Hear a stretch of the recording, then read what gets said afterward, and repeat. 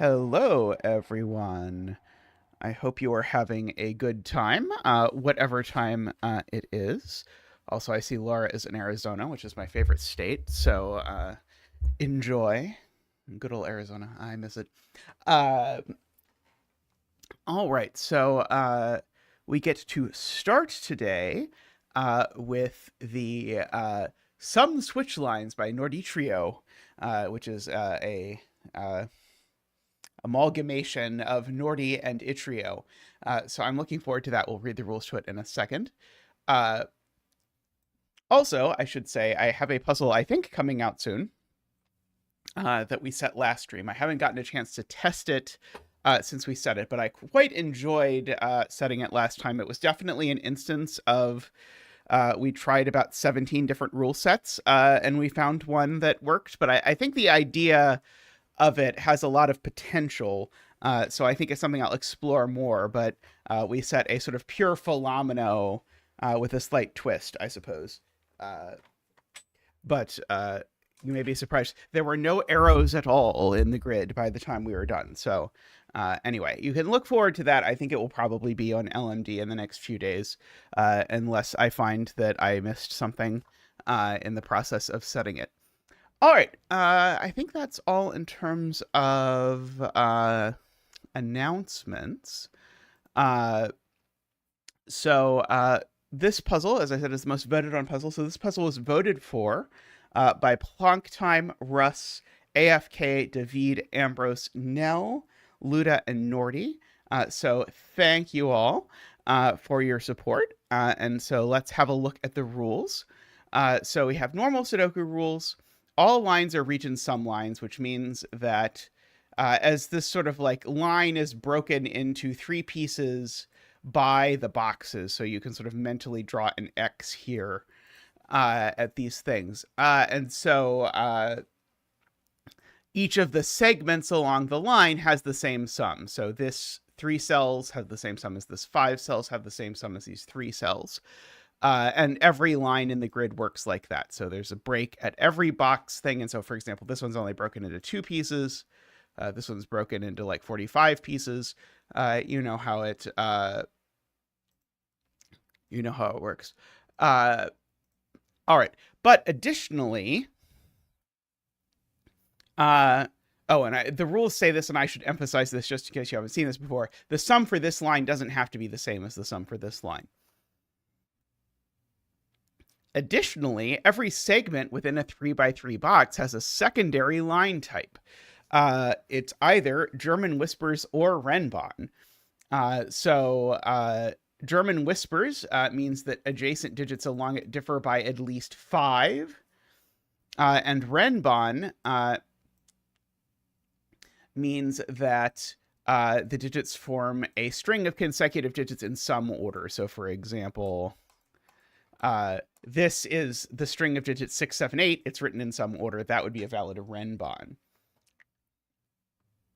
And every time the line crosses a border, it switches between German Whisper and Renbon.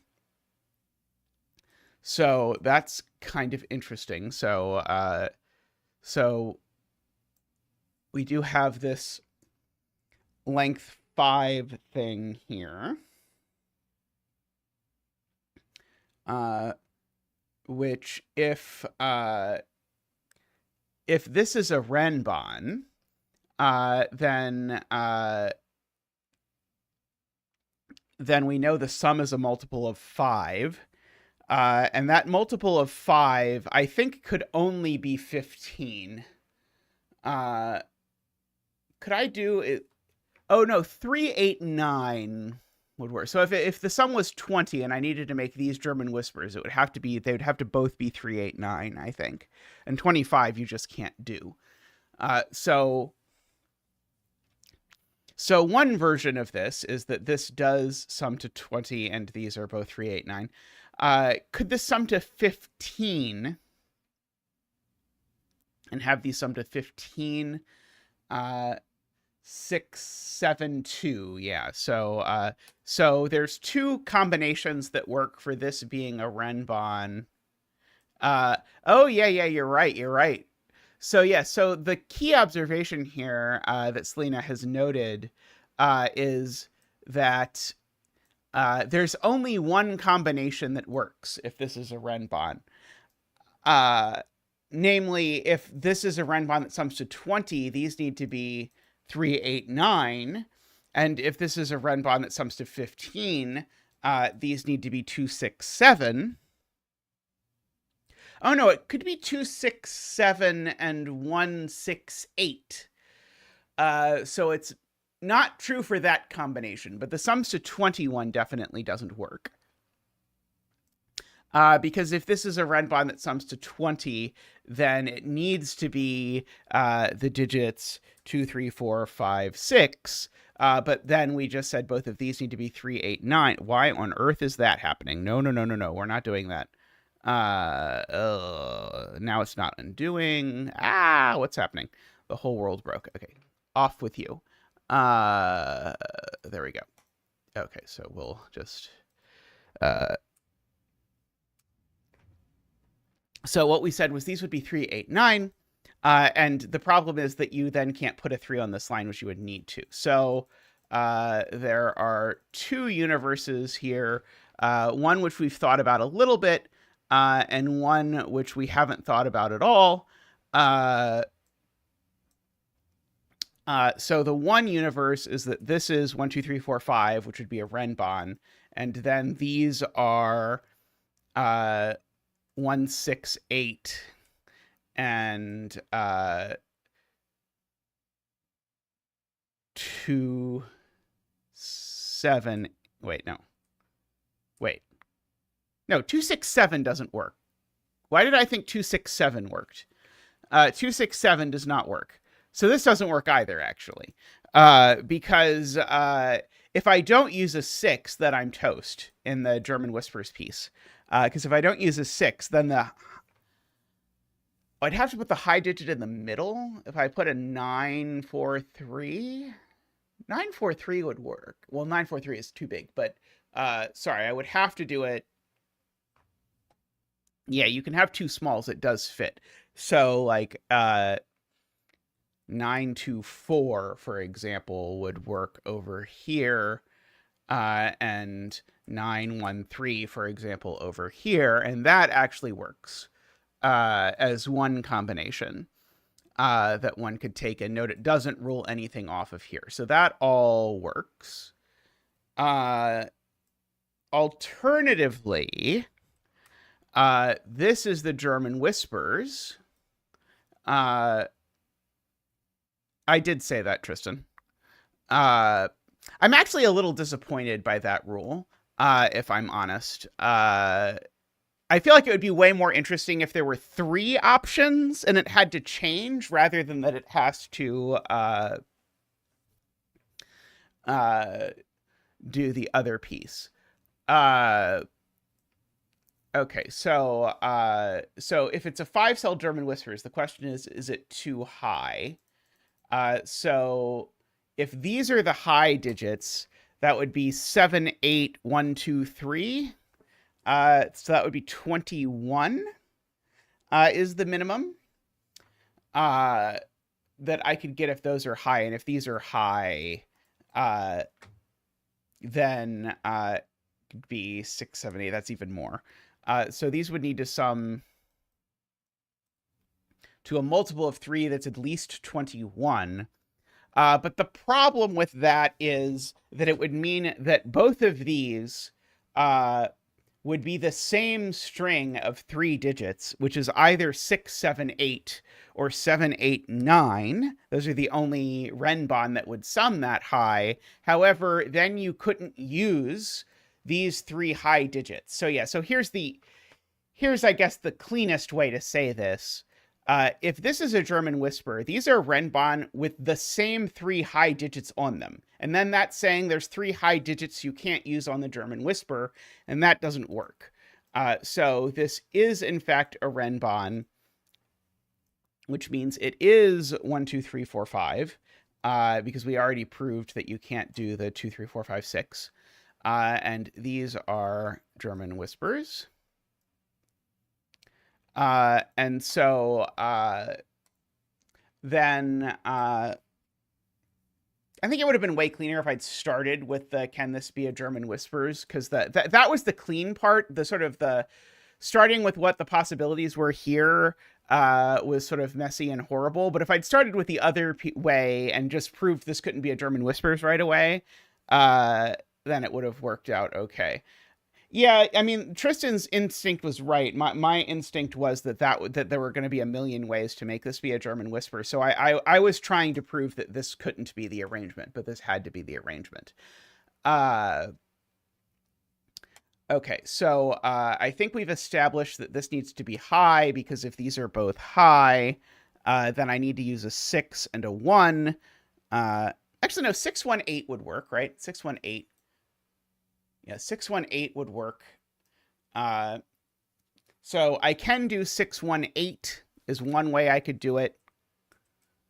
And the other way is that I can use 2 lows and a high. And so I could use like a 924. Can I use an 8?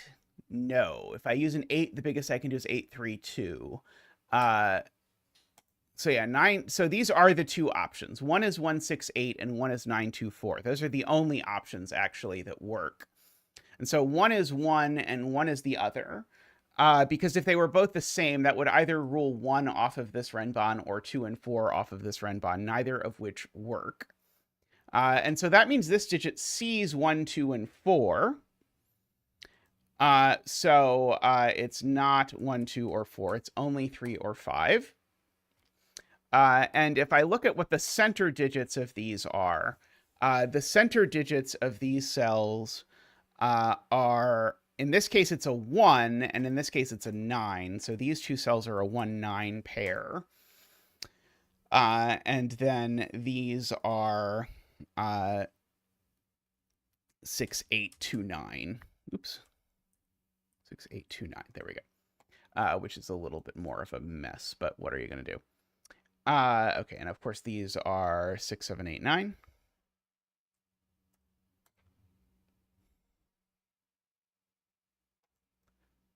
Oh, I just wrote the wrong cell. Yeah, sorry, the 9's in the middle. 2, 4, 6, 8. There we go. Okay. It's 2 evens. Okay.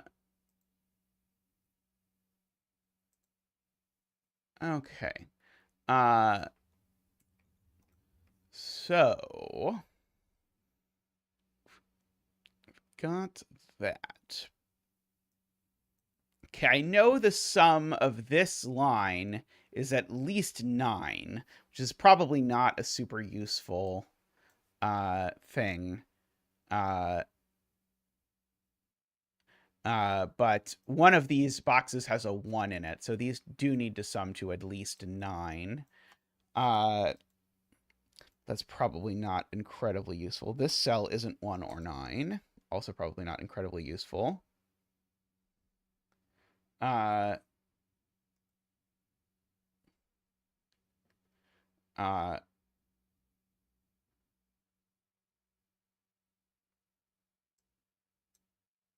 Okay, so Selena is noting these two things are definitely the same. They're either both Renban or both German Whispers. And so if they're both... I regret deleting these, by the way. I'm going to put them back.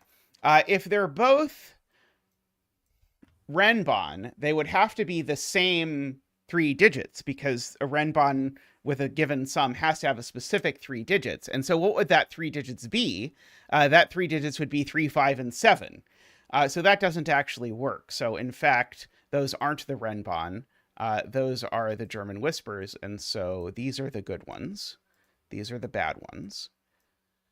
And so we've got a sum which is odd and divisible by 3. Because this sum is odd. This sum is divisible by 3. So 9, 15, those are the only options, actually, because we also know it's at most, at most 17. But so it's, the sum is either 9 or 15.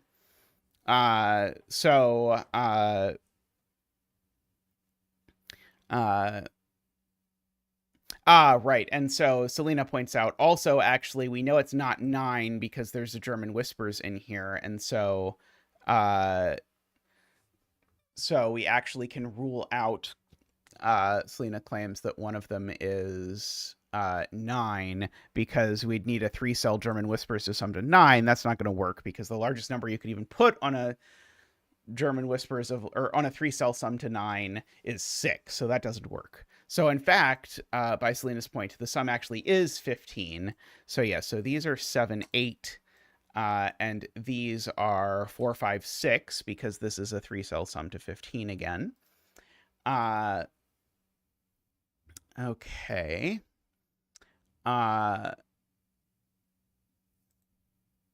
So that means this cell's now down to only 4 possibilities. So this cell is now only 2, 3, or 7, 8 because it sees the 1, 9 pair and sees the 4, 5, 6. Hey, Droilier, how are you doing? Yeah,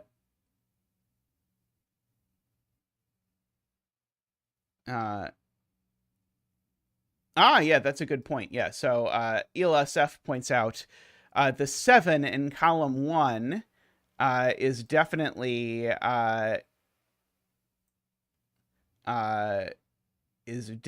here because the 7 in column 1 needs to be over here in general. So that actually is the 7. And we can bring out Zach for the 7 dance.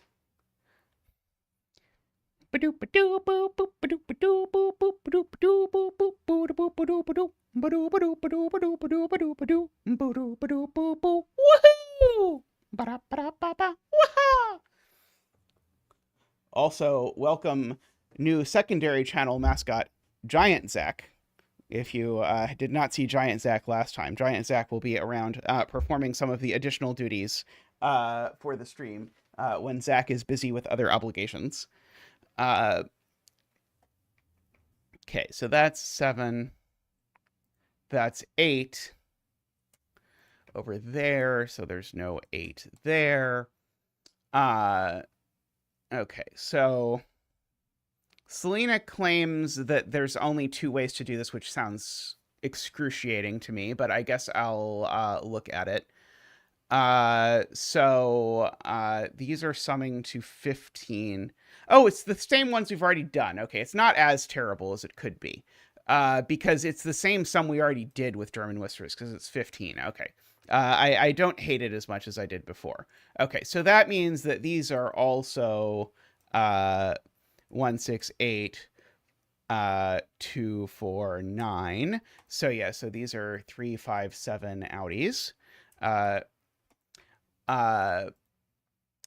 So no 8 there. So there would have been, I guess, another way to sort out the 7, although ELSF's way was much cleaner, but it would have worked. So we know like the 5 in this row is down here. And the 5 in this column is down here. So we've got that. Also, yeah, we can ask where 8 is in column 1. And so these are a 6, 8 pair. So we can sort of bounce this up. So that's a 6, 8 pair with a 1. And so this is a 9 with a 2, 4 pair. And so that means that's the 1 and that's the 9 over there. 1, 9, 2, 4. These are 6, 8. These are, let's see, that's not 8. Hey, Itrio, how are you doing? At least I'm guessing you're Itrio. Maybe not. But there are a lot of letters in common. So we end up with that. Okay, so there's a 1 living down here, corner marked. There's a 9 living over here, corner marked. Let's see. Are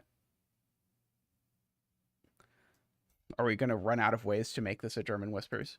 That would be very funny to me.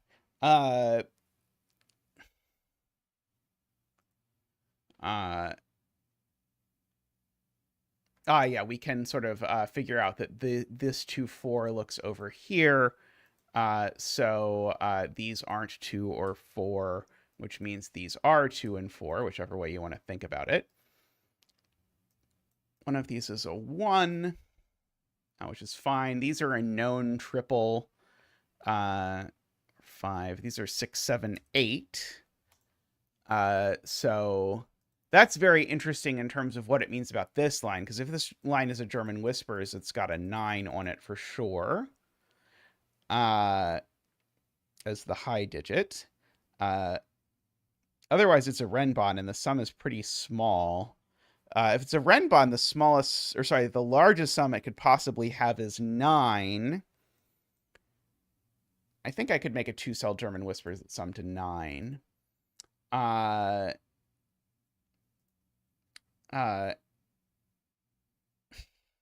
Hey, Artie, glad to help. I hope you're doing well.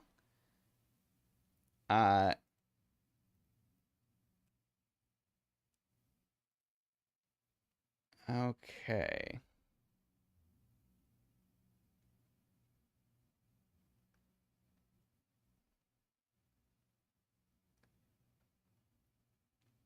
Yeah, there's lots of ways to make the sum of the German whispers 9. Did I say that wrong? There's only one way to make the sum of the Renbon 9.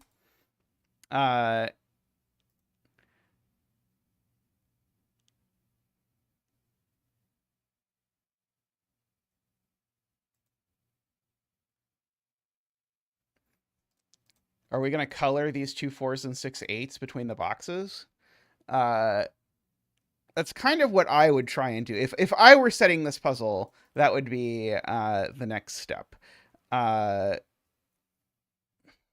is a 6, 7, 8 triple. Wait, is there?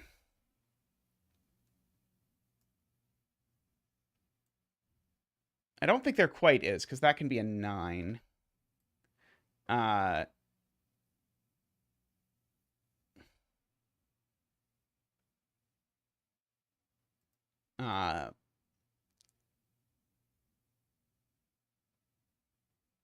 do know one of these two is 9 for what it's worth.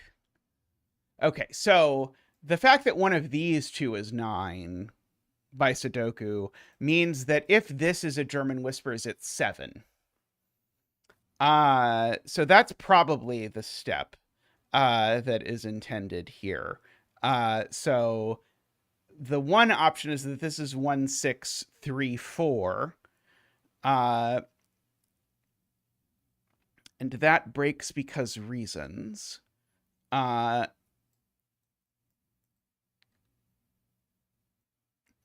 These really want to be Renbon. Actually, I'm noticing, because if these are 4, 5 or 5, 6, that actually works Sudoku-logically with this box. If these are Renbon, they definitely have the 5 on them.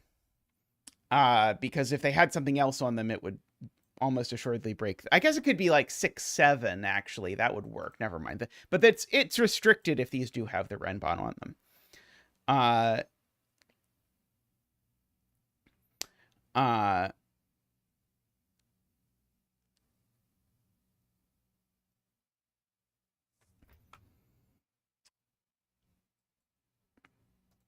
Oh, yeah. 4, 5, sum is too small.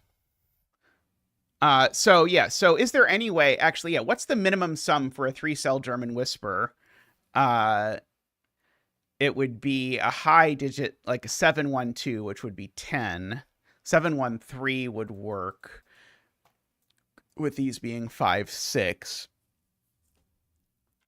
I was hoping that we were going to rule 5 off of this, because 5 definitely can't be on it if it's a German whisper. But 5, 6 works fine. 173 doesn't work, because 173 is not a valid German whisper. You're right. But 182 would. So the point is moot, unfortunately.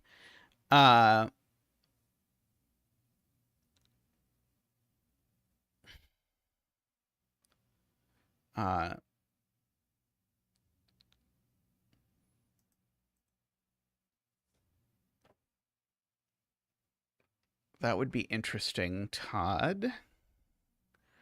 But it really feels like this being only 1/6 with this being 3/4 is the thing I'm supposed to break. It would put a 3 over here. It would put a 4 there.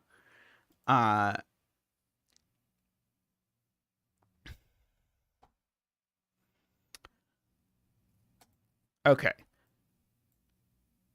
Here's an observation. This cell can't be 7, 8, or 9. I guess we don't need there to be a 7, 8, or 9 on this line immediately, unfortunately. It's a little bit of a shame. I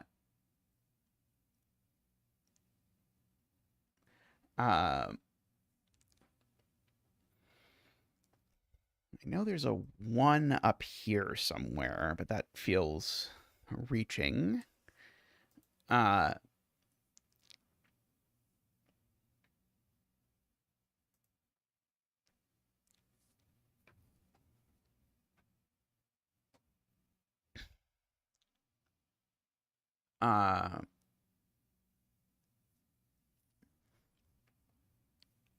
I was just trying to say if I knew I needed a digit on this that was 7, 8, or 9, I knew that cell had to be 7, 8, or 9. That was what I was going for, Emma, but it's not quite true because they could be 5, 6.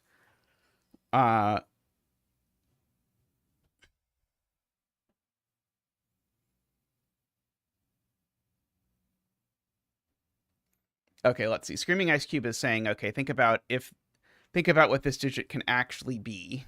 So 2, 3, 4, 5, 6. But then think about if this is a whisper, this is a renbon, so it'd have to be divisible by 3.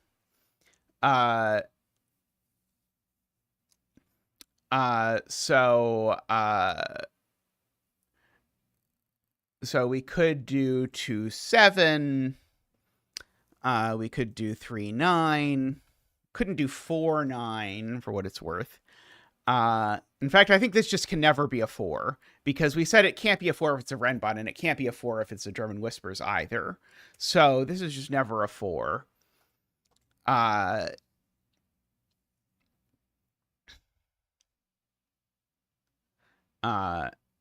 Oh, it can't be 3, 9 by the 9 up above, right? So this is just never a 3. So this is only 2, 5, or 6. So this is either 5, 6, or 2, 7. I think is the moral of the story here.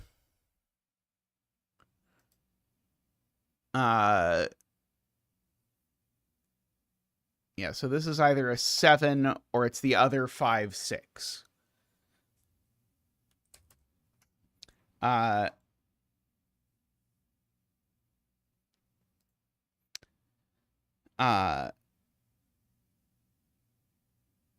So the point is that if this is a whispers, this is a whispers, and that's 2, 2, 7s looking into this box, which makes this digit have to be both 2 and 7. Okay, so it is the thing that I was trying to make work. So yeah, so the point is the only valid combination, if this is a whispers, is for both of them to be 2, 7, forcing 2, 7 there. So they can't be. So instead, they're both renbon. Which indeed makes this 5, 6. 5, 5 there. And now I think we said the only way this works is for this to be 8, 1, 2. Like that. That's not an 8 anymore.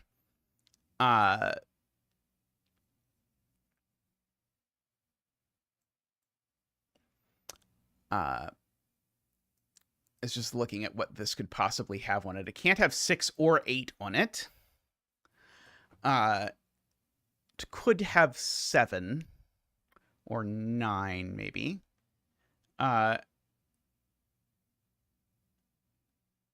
Oh, 6, 7 is possible. Yes.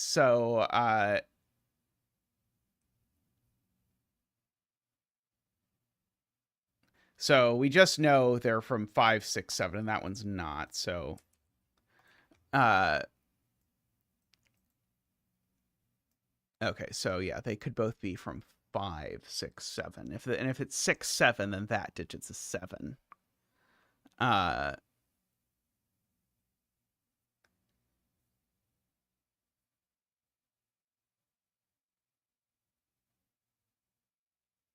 uh,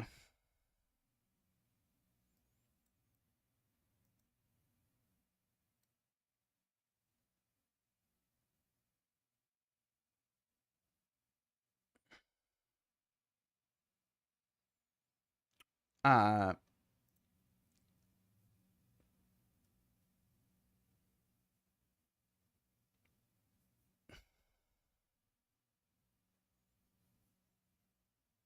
oh yeah, I can see a horrible way to prove that it's not 5, 6, 7.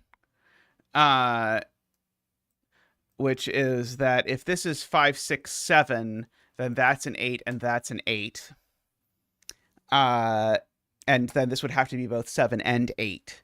But I can also do it much better by noting that this is a Renbon that definitely has a 6. So in fact, that's always an 8 and that's always an 8, which is better. So we end up with that. And so now those 8s place this 8.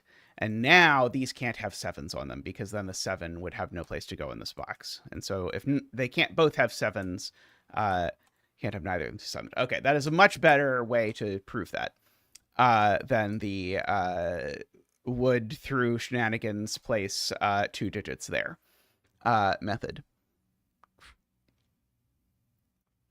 Okay, there is an 8 up here. Ah, right. Remember also that that means that that's an 8, 1, 2. Over there.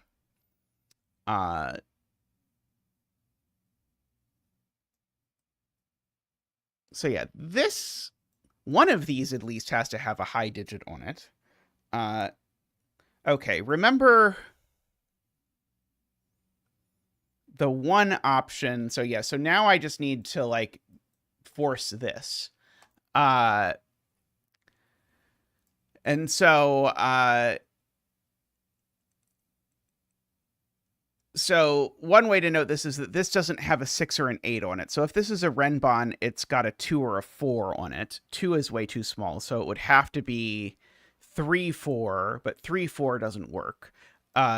So yeah, so I guess the other way to say it is if this is a whisper, it has a 9 on it, so the sum is at least 10. But that just doesn't work down here because there's no way for this to there's no way for this to end up being because there's no way for this to be a Renbon with that sum because it sees 6 and 8. So this can't be a whisper. This has to be a Renbon, and this is a whisper. This is why I really wish the rule wasn't this way. I really wish there were 3 options for the line. Because I just don't like the, oh, well, if this is that type of line, then it forces this to be that type of line, and this would be this, and this would be this. It's just, it just makes every step in this puzzle feel like a really messy case checking when I feel like the idea of the rule is genius and it didn't have to be that way. If the rule wasn't forcing the strictly alternating between 2 things. Like I like the like can't be the same idea, but the pair thing feels pretty messy. But I'd love it, I think, with 3 types of line, because it would I think it would make that sort of thing happen less often. Anyway, it's a minor point, but that is so anyway. So this is uh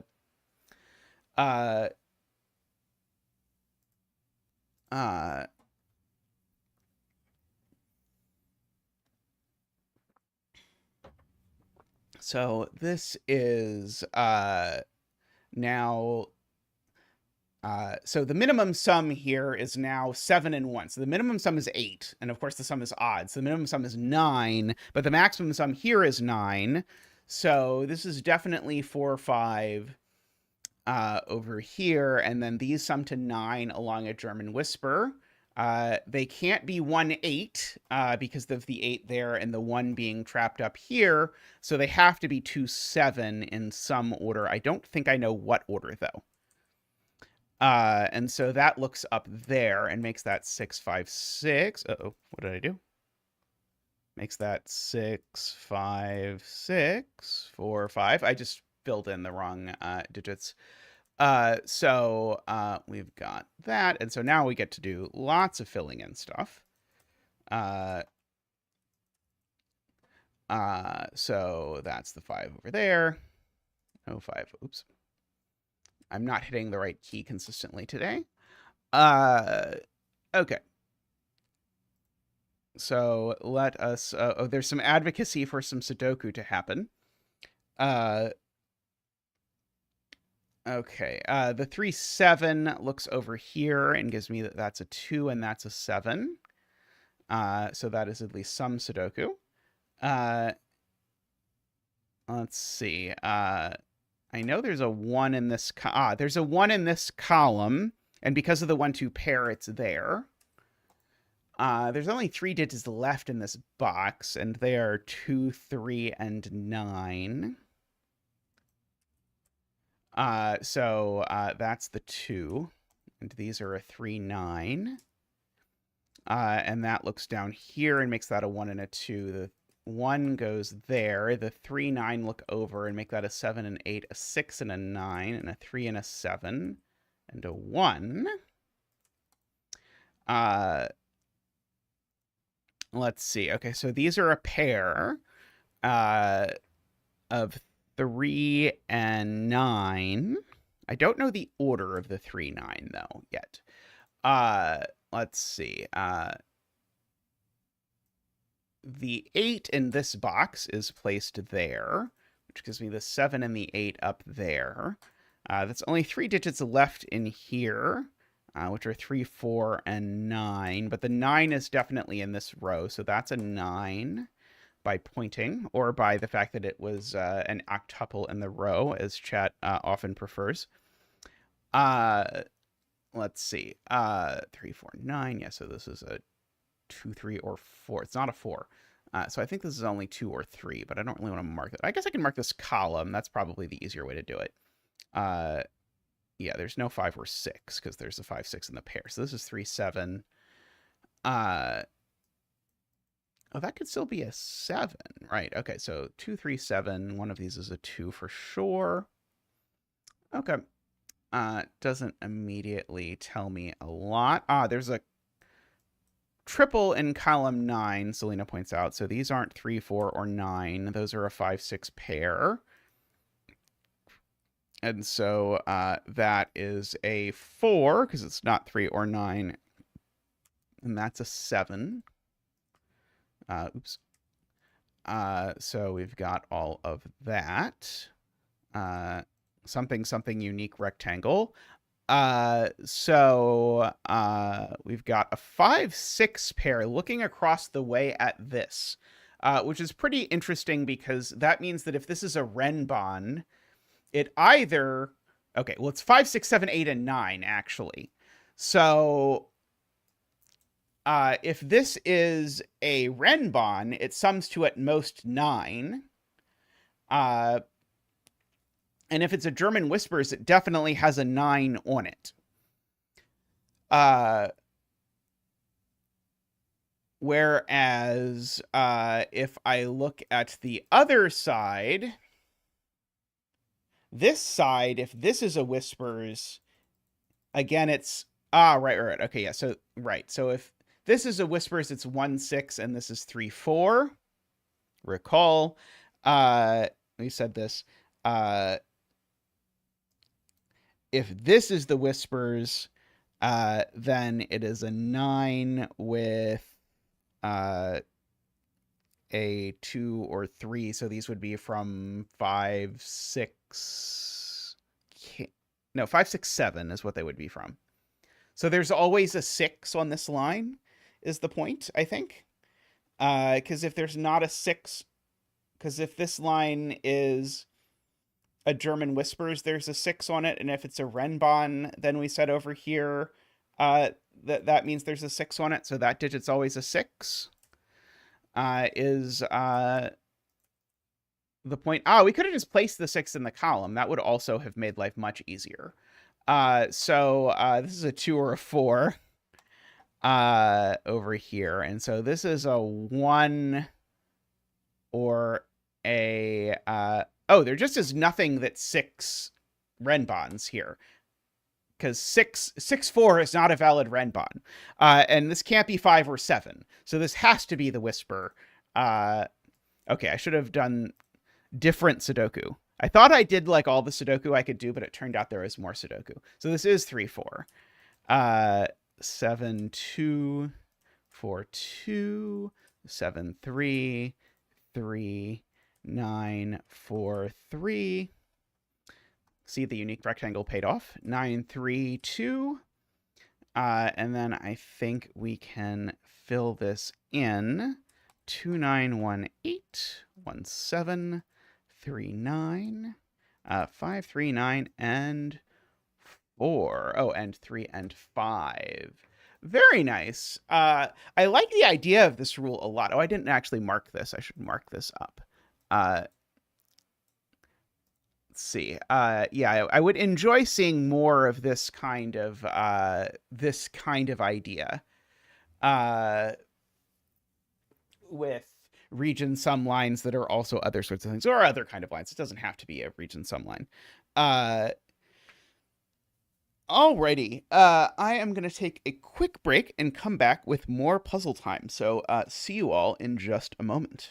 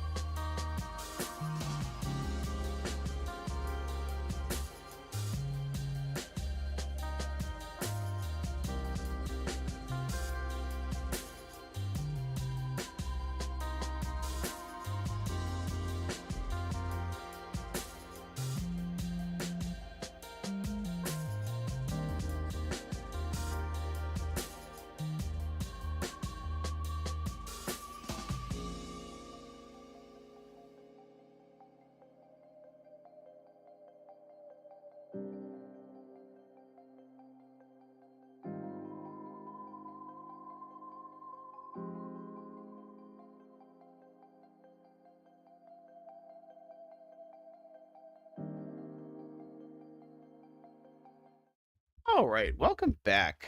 Let's attempt a big grid with arrows puzzle.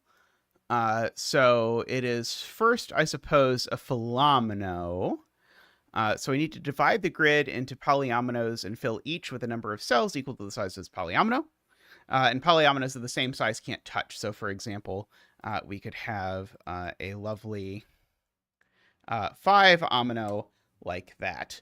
And all the things in it would be 5, and I would just have to make sure that whatever omino I put here could not also be a 5-omino. So we've got that. We also need to shade some cells so that all shaded cells are orthogonally connected and all unshaded cells are orthogonally connected. No 2x2 area can be fully shaded or fully unshaded. So that's Yin-Yang. And just to warn you, Yin-Yang is a little bit weird in that sort of like it nominally only has 2 rules, but there's 2 sort of insta consequences of it that are not at all obvious. One of which is that if green is unshaded and gray is shaded, this combination is immediately forbidden. And that's not at first clear, but the reason why this is forbidden is because I have to connect the green to the green because there's only one connected group. So I either have to connect it that way or have to connect it that way. And the problem with both of those is it then makes it impossible to also connect the gray to the gray. So no checkerboards or Battenbergs or whatever you want to call that pattern. And the other is a similar-ish conclusion about what the border looks like, which is that if I look at how the border gets broken up, I can't actually do this, where around the border it alternates one way and the other, and that's because of the same actual argument, which is that if I connect the unshaded to the unshaded, I then become unable to connect the shaded to the shaded. So in fact, the border has a really simple pattern where it's either all shaded, all unshaded, or one string of both. And there is a really ugly border parity rule that I hope we never have to use.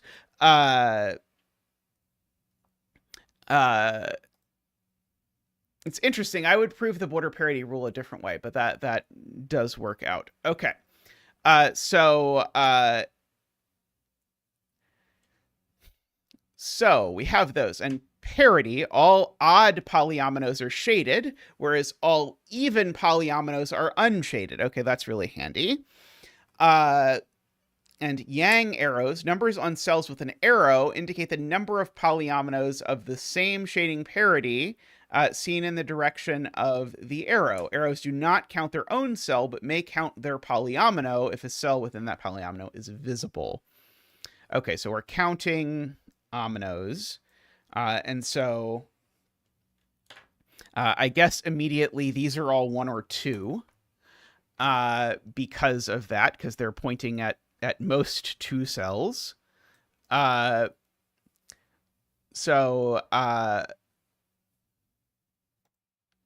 This being a 2, I guess does work, actually. Because it would be saying that I have... No, this being a 2 doesn't work. This being a 2 doesn't work, because it would say both of these are even, but they would be 2 different even ominoes. And that's a problem. Because those 2 things would have to both get out, and they would have to both... Oh, no, could they get out in different directions? If one got out that way and one got out that way?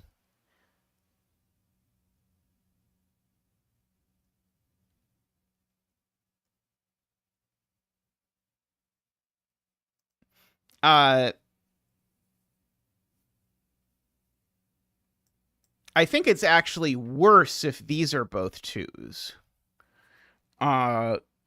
Because what I see is if these are both 2s, oh, maybe it doesn't quite... Oh yeah, these being both 2s just breaks right away.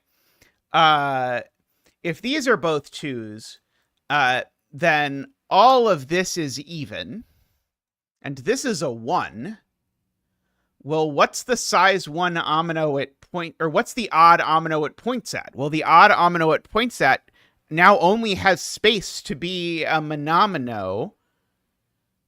Oh, I guess this could be a monomino pointing at a monomino over there, but then that does, so in that instance now, that's the lone gray cell, and it breaks because of the border. Okay, so, oh, and the monomino is isolated. That's all. That's a much better proof. I was about to prove to you that it broke this arrow because it meant that the border went unshaded, shaded, unshaded, and so therefore all of this was unshaded, and that therefore this arrow was a liar.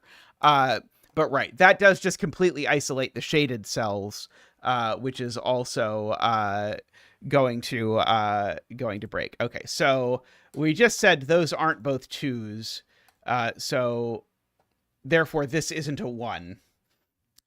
Because if this was a 1, those would both be 2s. So this is a 2. 2 is even. And let us do the 2 dance. Ba-boop-a-doop. Boopa, boopa, boopa. Ba-doop-a-doop.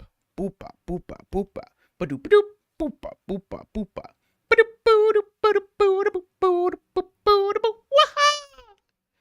Thank you, Zach. Thank you. And we know that this points at 2 different even ominoes, and they're different even ominoes, so I can draw in a line there. I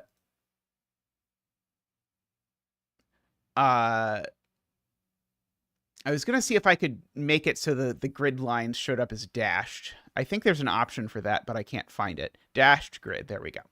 That'll make this much nicer.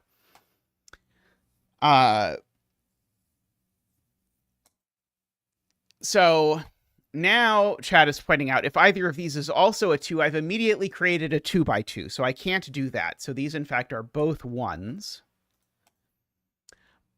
because of that. So we can draw in those 1s like that.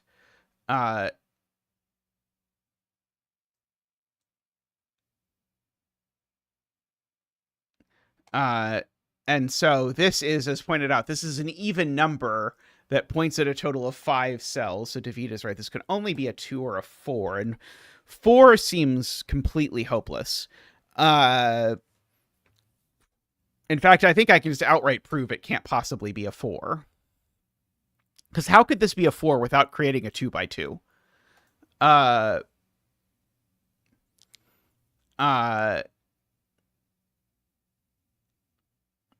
do not know.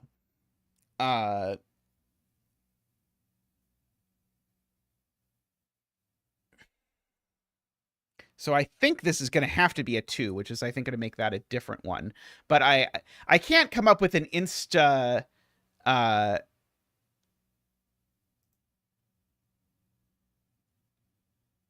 thing.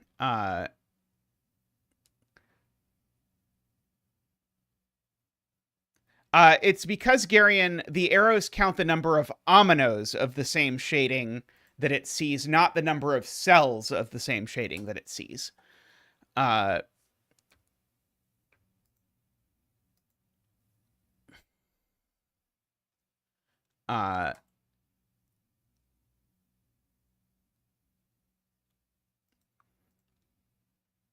Funnily enough, I now know this cell is not a monomino.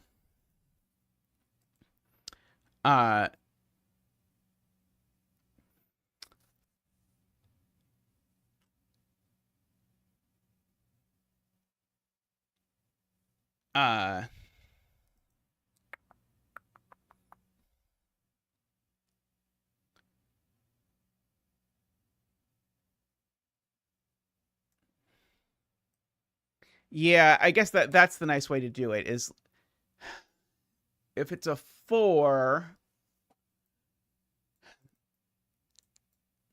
it could be the 2 on the ends, but it would still have to be 2 of these 3 cells. Okay, so there we go. So if it's a 4, oh crap, no, I can... I can prove it, but it's so ugly. The way I'm sort of I can't think of the nice, elegant way to say it yet. This is a 1, 2, or 3. Uh,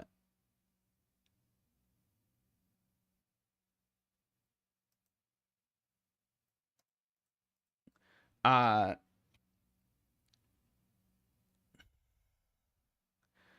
was checking to see if it broke if this is a 3, but I don't think so.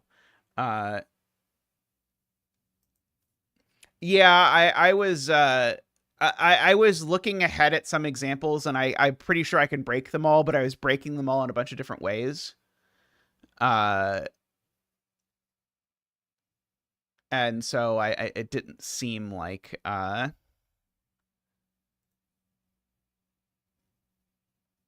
it was going to be nice. Yeah, this is 2, 3, or 4.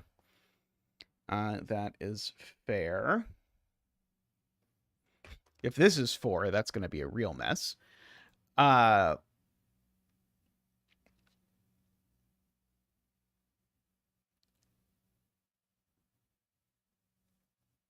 Yeah, I think we could break them all, but I don't think I can do it without really egregious case checking. I think it might be able to be done without egregious case checking, but I think I'm going to spend more time trying to figure out the way to do it without egregious case checking than doing other things until we get back there. This is a minimum of 2, which I keep wanting to use, but I don't think I can. I do know there's a border break in here. Oh, no, I don't know that. Sorry, I don't know that, because these could all be even. That is an option, because it's number of ominoes, so even if this is a 2, these could still all be even. At least as far as I can tell.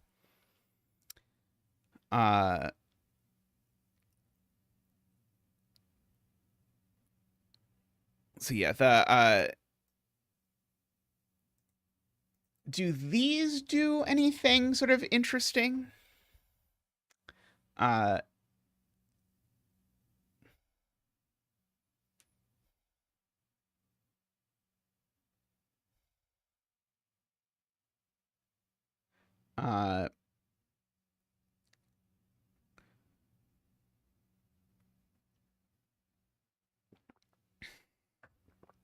The problem with that, VJ, is that the ones on the side don't have to grow upwards.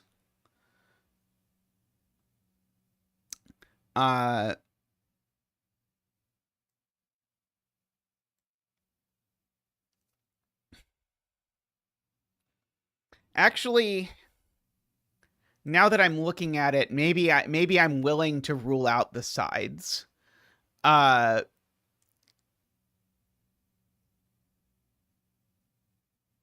So I guess I think I can do this by cases on this cell. If this is gray, then this cell definitely isn't a 4, because all of these would be different ominoes. They would all grow up. We'd have 2x2s all over the place. If this is blue, that's gray. And now I still need to choose 3 of these to be blue. Or all 4 of them to be blue. And either way that we do that, yeah, this is still messy. We're gonna end up with, if all of them are blue, then we need 3 blue cells out of these cells, and that doesn't work. And if one of them isn't blue, then we now have 3 blues next to each other, or 2 blues next to each other that do that. So again, I think we can prove it, but it's not a nice proof. Uh,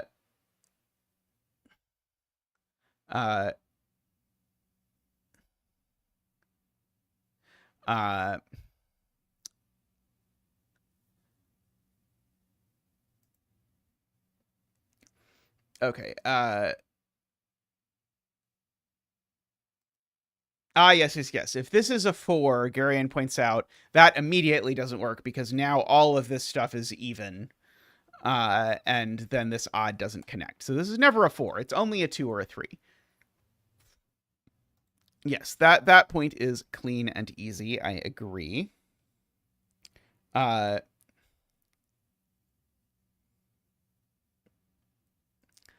uh,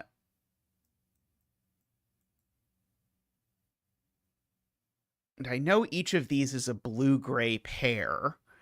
Uh,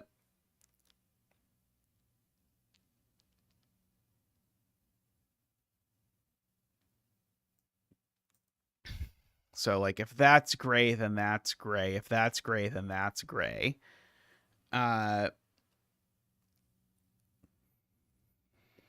So I suppose, like, in my proofs, I can use the fact that that either this is double gray or this is double gray. That is true. I could draw borders. That's a good thing to do. That'll make my life easier. In the case that these are double gray, that certainly isn't a 4. In the case that these are double gray, now these two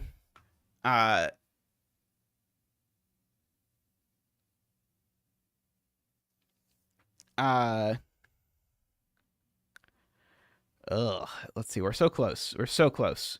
We just need to prove that this doesn't work if these are both gray. That this can't be 4. Uh,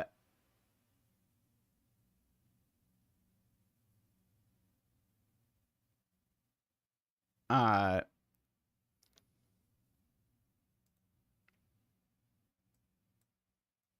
and the two ominoes can't grow up like that. That still looks okay to me.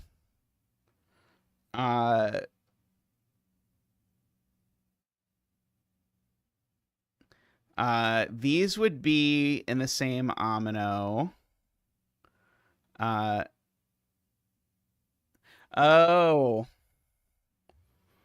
So these would be in the same omino. That would be in an omino, which would then have to be the same as that omino. And then these would need to be separate. Okay, so so that's the that doesn't work. Or alternatively, and maybe this is easier, I think David has an easier proof. This gray has even size, so it would need to grow, and the only place it could grow is there or there, both of which assuredly break quickly. So this is a 2, is the point, which means that this 2 ends here, and in fact goes there, like that, which makes this a 2, which makes this a 3, which makes this gray.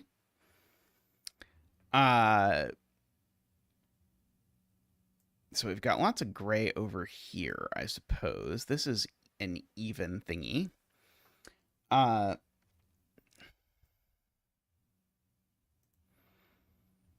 Yeah, I still couldn't find something I was super happy with, but I was definitely convinced that this couldn't be a 4, even though I felt like it was pretty messy the way we did it.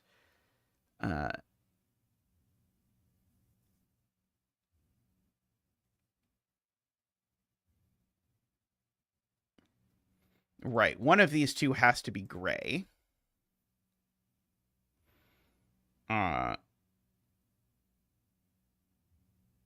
Because this blue is going to grow. And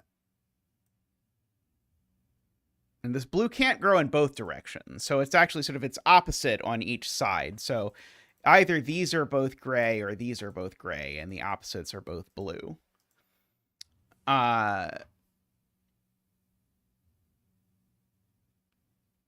Let's see.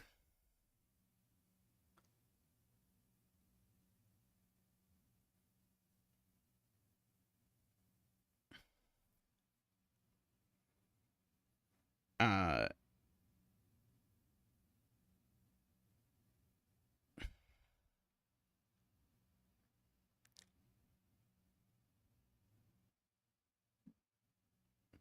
uh, let's see. Yabervin says if this is a 3, all of these are shaded.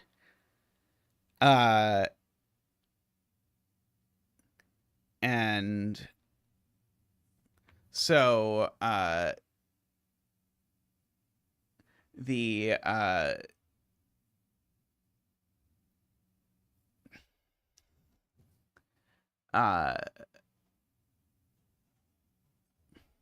the 1 not to be a 2. I I think I'm missing something. Uh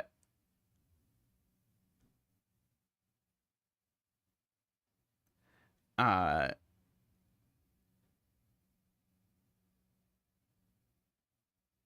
Why would it make row 10 column 6 a 2?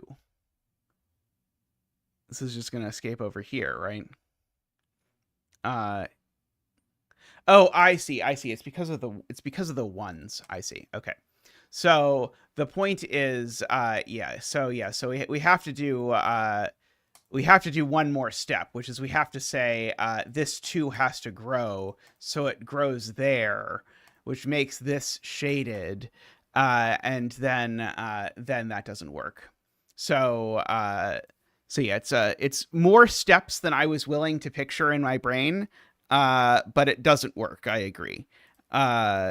So this is not a 3. It is a 1 or a 2.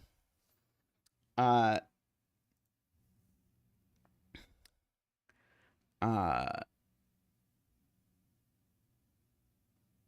I think if I told myself the right thing that I know about these, I think I could probably do that more coherently in my head, but I haven't found the right sort of pithy wording for the thing I know down here. Uh, uh, let's see. Uh, uh,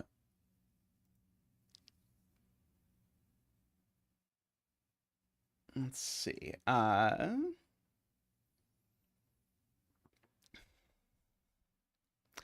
The 4 here is was a really sort of strange thing where it's like it obviously can't be a 4, but no proof of it is nice. But I feel like most solvers would have just written a 2 in here and gone on with their lives rather than trying to torture themselves trying to come up with an elegant proof that it couldn't be a 4.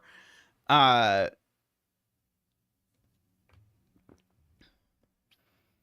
uh,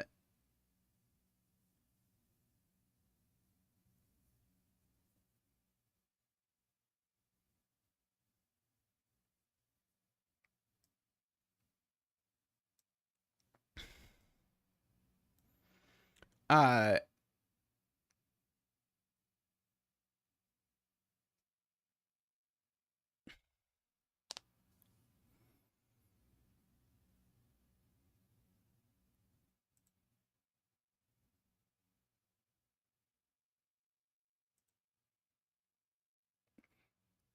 okay. That's an elegant point. I'm very happy. These 2 are in the same omino. Because either it's even, in which case then this number is big, and so these 2 are in the same omino, or it's gray, in which case these things are in the same omino. So that's helpful.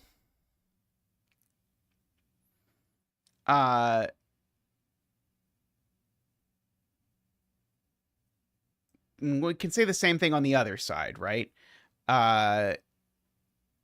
If this grows this way, then it grows more because it's not a 2, and if it's not gray, then it's not. So yeah, so these are the same color.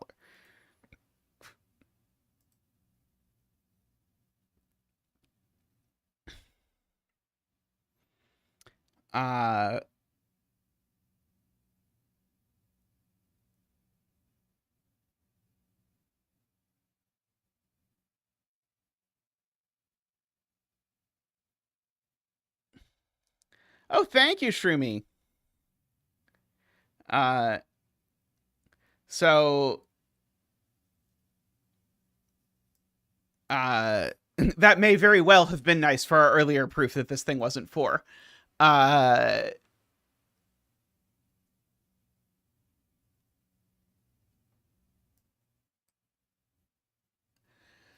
uh, so I see. Okay, so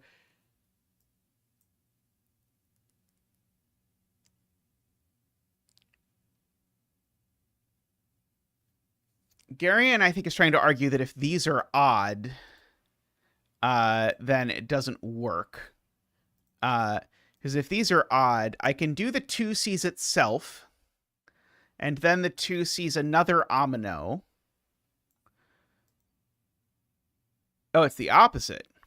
Garion's trying to argue that if these are even, then now this is odd. And it's an odd that has to go out at least that far. I see. Okay. So now this is odd by 2 by 2. Apparently my visualization of yin-yangs is terrible today. And so that breaks once I get to filling in these two as both being distinct even ominoes. So that doesn't work. So these actually are shaded. Which means this is unshaded. It means this is unshaded because of the 1 there. Means these two have become unshaded because they've grown. What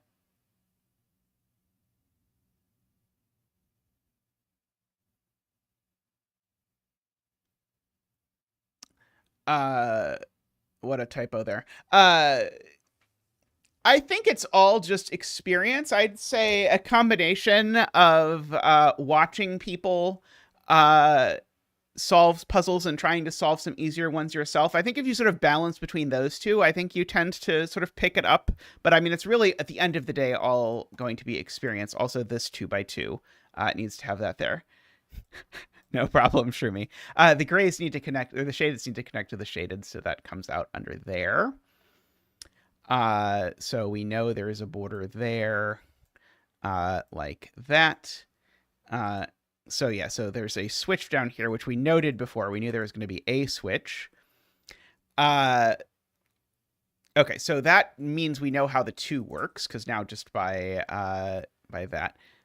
Yeah, that's a good piece of, or a good recommendation. Rangsk has a series called Sudoku Adventures, which are like 5 to 10 minute videos that will probably take you 30 to 40 minutes if you solve them yourself, but then you can solve them yourself and then see how Rangsk thought about them. That's a really great place. And Rangsk also does the New York Times Hard every day. So if you want to sort of do raw practice, that works. Okay, and I guess I should keep in mind that these two are the same omino. So it's going to be awfully hard for this to be a 3, actually, because of that. Oh, and these are all in the same omino as well, I should note. Because, again, of this thing. So I should mark this. I should actually draw the border here, too. And the border here. But that means so far, this arrow has only seen 1 omino all the way up to here. Oh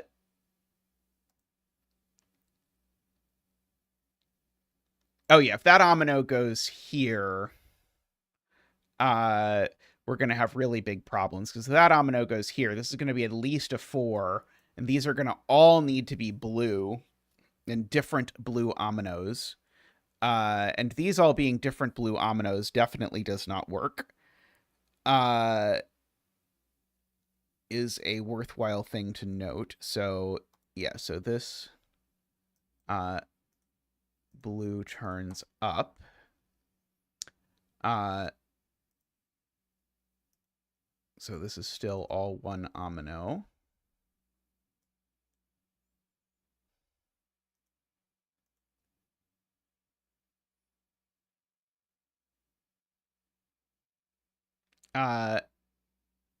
Right. Okay. So The point is, this cell can't be shaded, is what VJ is really saying. Because if this cell is shaded, remember the border only has one connected component of unshaded stuff. And so there would be no more unshaded stuff in the rest of the border. So this is definitely unshaded, which means that's unshaded as well. 2 isn't odd, so that means that's shaded as well. And so this is unshaded as well. And all of these are part of the same omino.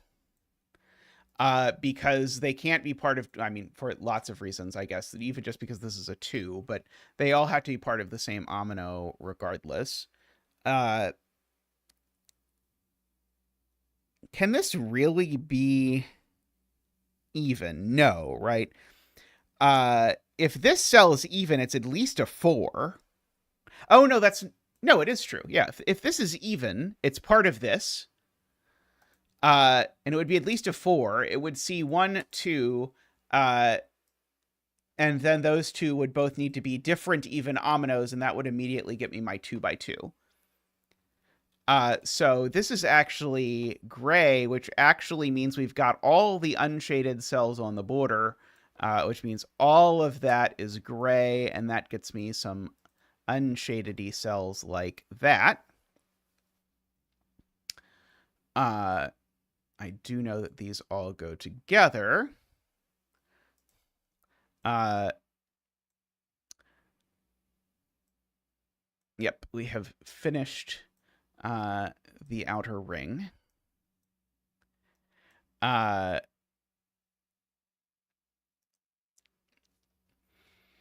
Okay, so now this number is a 2 no matter what. Whether it's odd or even, it is a 2. And hence it is even. Funnily enough. So that is gray. And in fact, we can fill in that 2 as well, because the 2 needs to be of size 2, shockingly enough. It can't be a 1 because I broke it. Did I? Oh, it could be a 1 in the universe where this comes over here and this is all like one giant omino.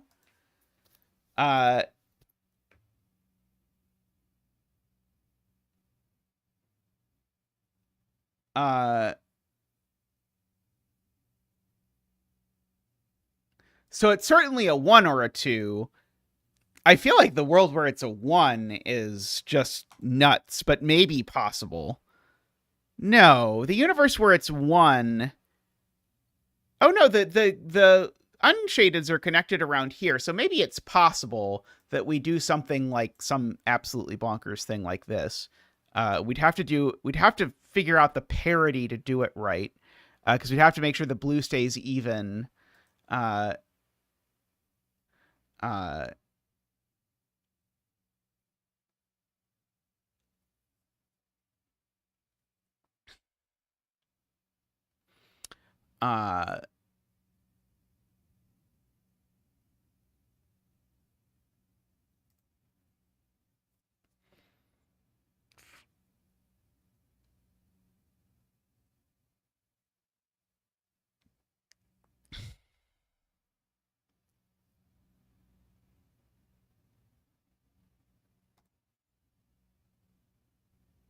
Why is this a 1?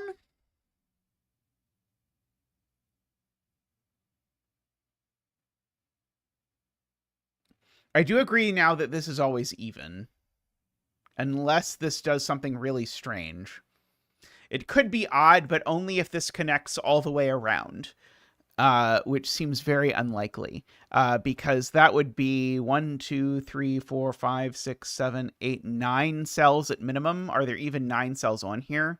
2, 3, 4, 5, 6, 7, 8. No, there are not.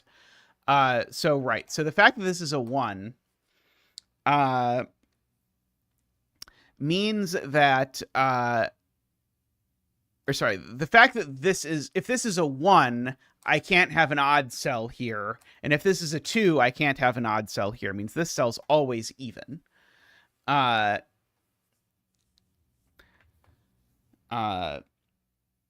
now that means that this is always odd, which means this is even. So this is a 1.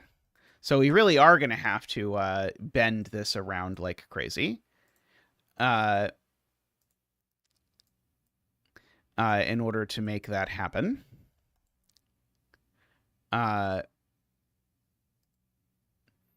So yeah, so... Oh, well, 3 isn't even. I'm going to make the note.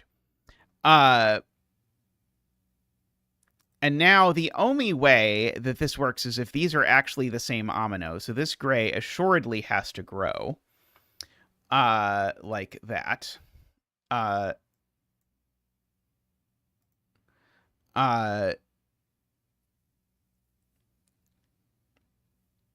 This blue amino, sorry, this blue amino has to grow for lots of reasons.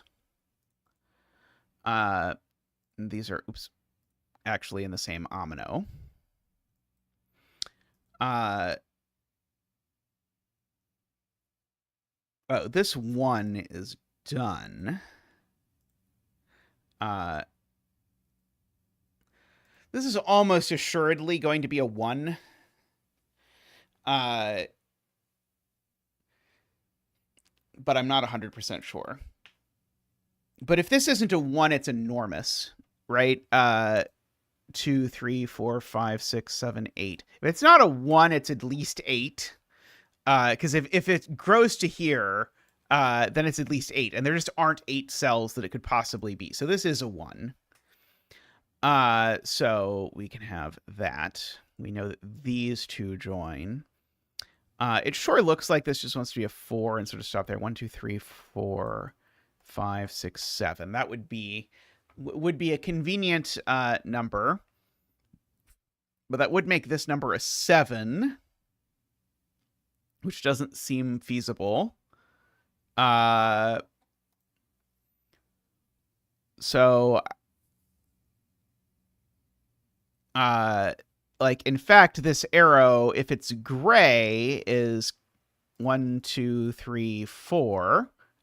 This just can't be gray, because if it's gray, it's a 4. So it's even. And as an even, it's 1, 2, 3, or 4. Yeah, it can't be as big as 5. So it's an even number that's strictly bigger than 2, but no more than 3 bigger than 2. So it's got to be 4. Uh-oh, that breaks.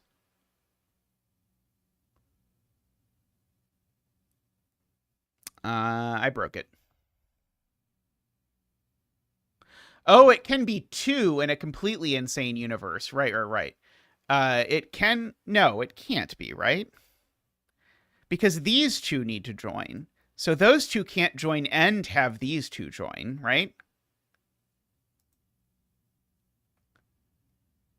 Oh, it's these are going to join?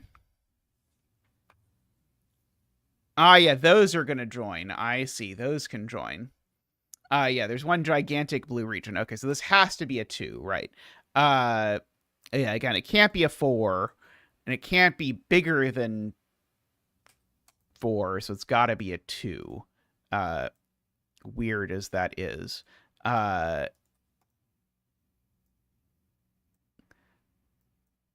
So we again know this gray definitely comes up. This gray comes up. And now...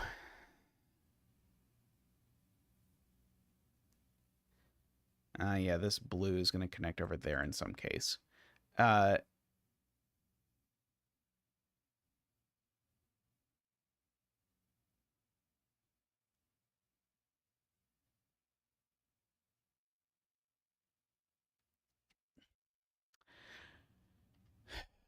Oh, could this have been a 3 is a good question. It's possible this could have been a 3 if the gray does something. Right. Yep, it would make a gray 2x2. Right. Uh, yep. Okay, so those are still in the same amino. We still have a border here. This is a 4. Uh, uh,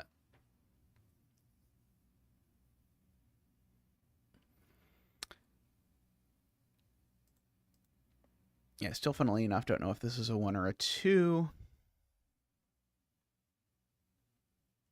Right. I know that these are all part of the same amino.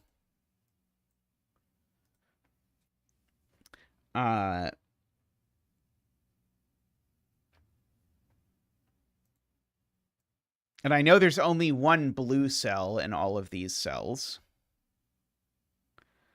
I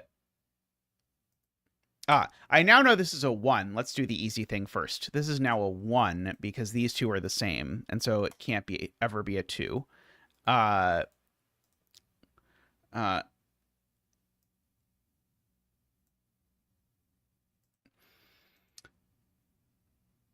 Emma's claim is that this giant region is not taking that because this region has to connect to that region. So the only place for it to go is there, which does indeed make this cell gray,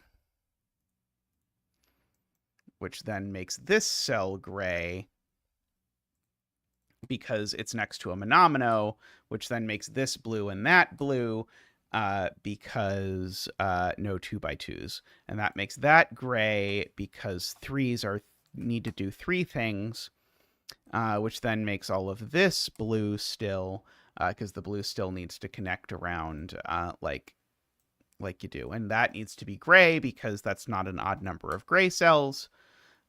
So we have that. All like that.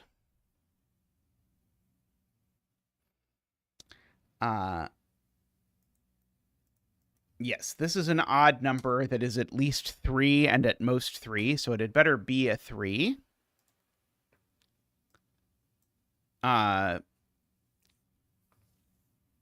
This blue still needs to grow. I don't know if the amino grows, but the blue needs to grow because the blue needs to connect to the blue.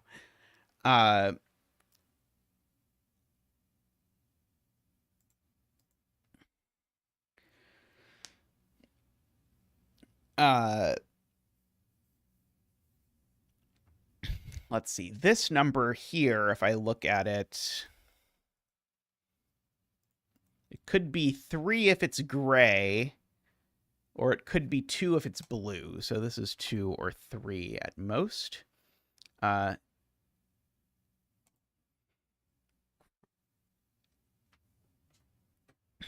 Martin says this cell is gray. I'm not sure I know why. Oh, because of this 3 being 3, right. Because this 3 is a 3, this needs to be gray. Because we currently only see 2, because remember, these two are connecting to each other. So in fact, this is gray, which means that's also gray.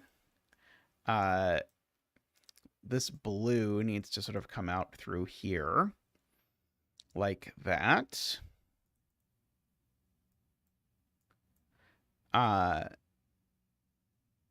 Okay.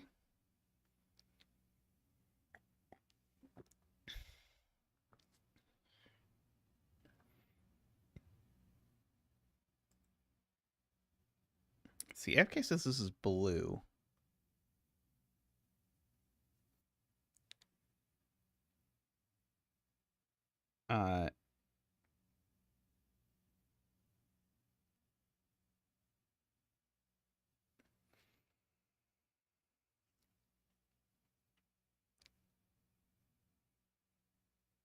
can't be 2.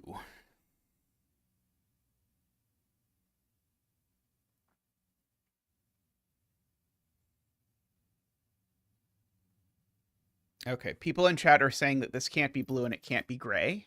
So that's always great to see. Cannot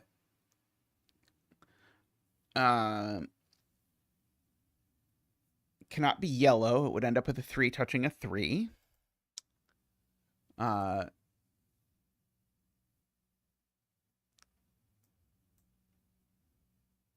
That's a good point. This 3 omino definitely can't grow to there, because if it is, then this thing needs to grow and be too big. Okay, that is a fantastic point. So this 3 omino finishes here for sure. That is a great great spot there. So my whale continues up here. We have officially licensed the whale. So now, if this is gray,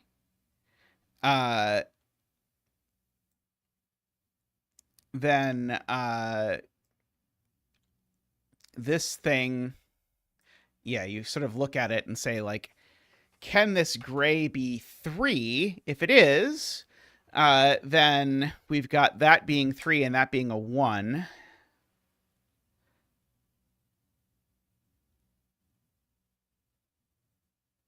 No, it already is. It already is 3. Sorry, this would just be blue anyway.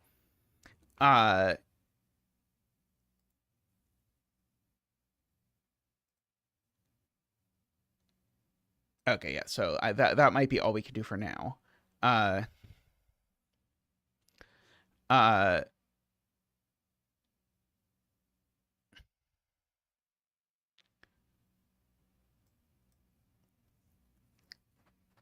That's true. Okay, that's another good spot. So Jim has another good way to see this. This cell can't extend, this omino can't extend left, because if it does extend left, now it's a greater than 3 gray number, and the only place it could extend is there, but that doesn't work. So this omino, in fact, doesn't extend there, but needs to extend. So it definitely extends to include this cell, at which point it becomes a 3. And at which point, oh, do I need to worry that this could pop? No. This can't be gray, because if it's gray, then it needs to grow out. Oh, no. It could be a gray 1, but if it's a gray 1, then it's not the same thing. So this would, if this is gray, it needs to be a 1 end to connect to that, and it cannot do both.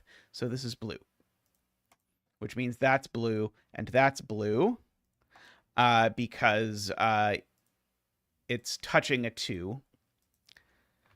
So all of these are part of the same thing, but the thing is probably not the whale, but it could be the whale. Who knows? This blue omino certainly can't take that cell, right? Because that would be saying that this thing was at least a 4, which is not possible. So this omino doesn't go that way at the very least.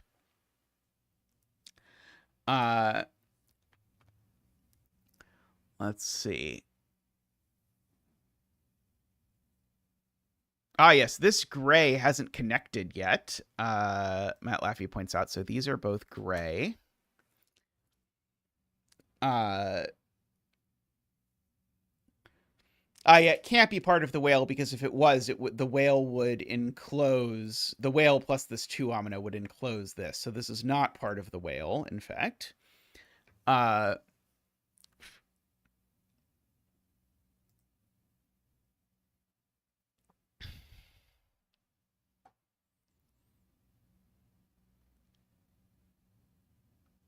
This number here is at most 4, but it can't actually be 4 if it's even, and 4 is even, and it can't be 3. So this number here is only 1 or 2 ever. Okay, if this number is odd, it's a 5. And if it's even, let's see, those two are the same.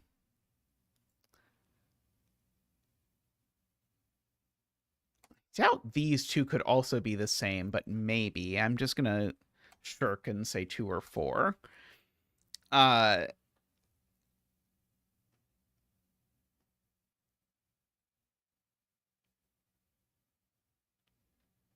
Yeah.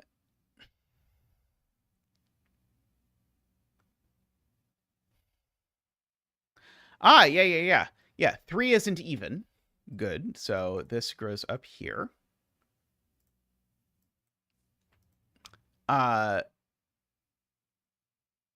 Yes. So the whale can't escape through these arrows, is the point of some in chat. So these are both whale.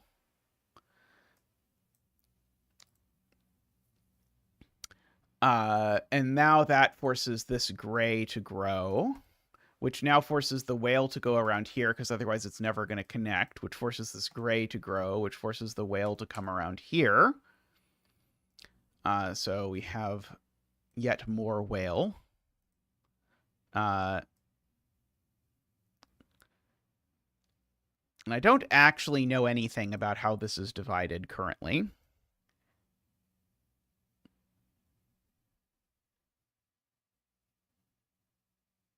Oh, sorry, I cheated there. I don't know that this needs to grow 2. This could only grow 1, because this could be a 1 and a 3. So that's gray. I was assuming this is 1 monomino when I extended it there, but that doesn't have to be the case.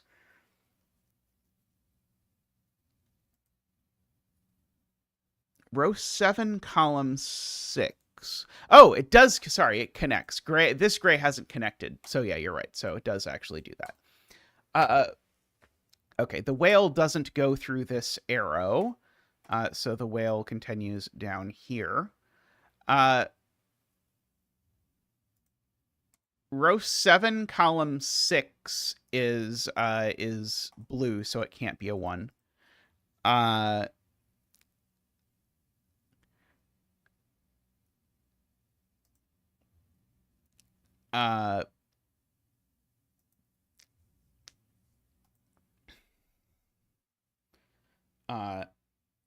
Because if it was gray, this 3 count would have broken. Okay,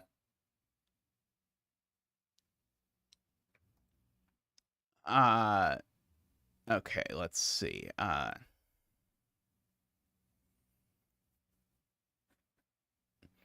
Column 6 has some 4s. Good point.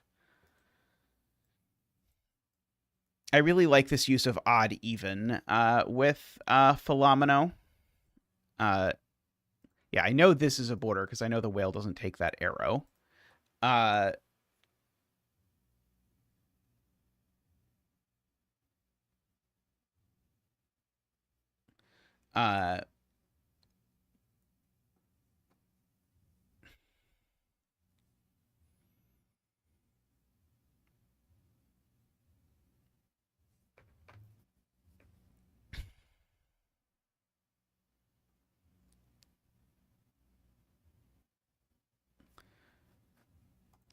This number is even.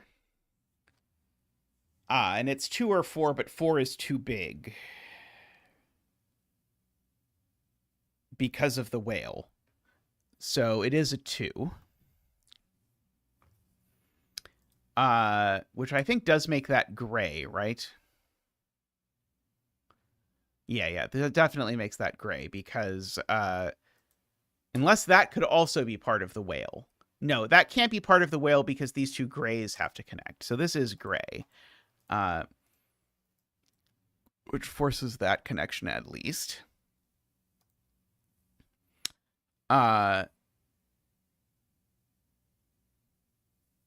Which makes this blue now because of 2x2s.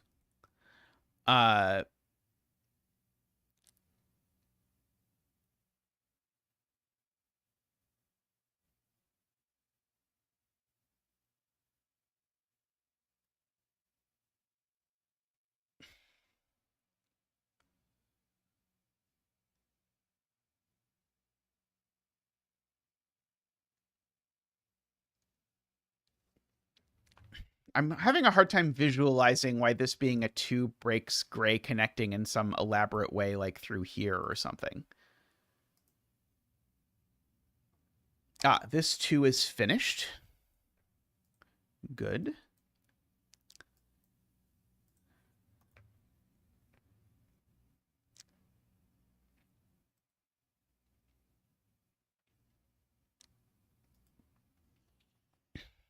let's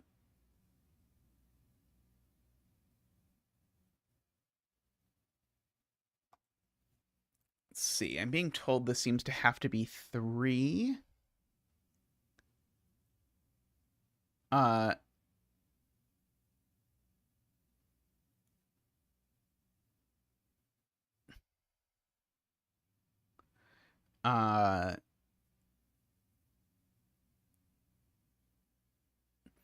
Oh, I see. I see. I didn't actually sort of note that this is the piece that's actually connecting over here.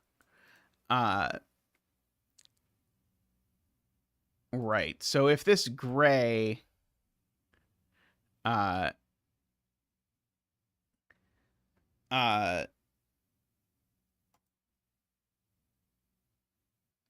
I'm trying to figure out the nice way to say it. There's a nice way to explain it. I'll think about it. So this seems to be a 1 for what it's worth. So all of these are definitely in the same amino. This is 1,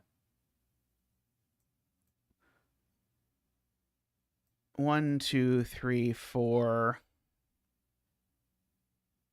So this is a 5, I think. Am I 100% sure that's not the same as that? I don't think I'm 100% sure of that. So this is certainly 3 or 5. And I don't think it's 3, but I don't want to be tasked with proving it.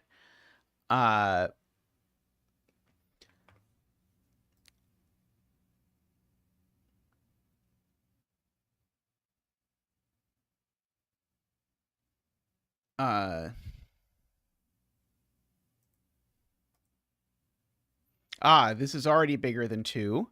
So it must be a 4. Good, because it already sees the 2 and the 4. And therefore, it must be a 4, which means this must be blue, at the very least. Row 11 has some low-hanging fruit, I am being told. So yeah, the fact that all of these are part of the same amino means that this number is at least 5. How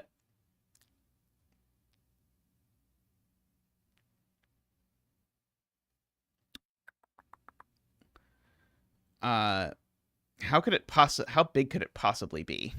I don't know. 7 seems too big, is my instinct.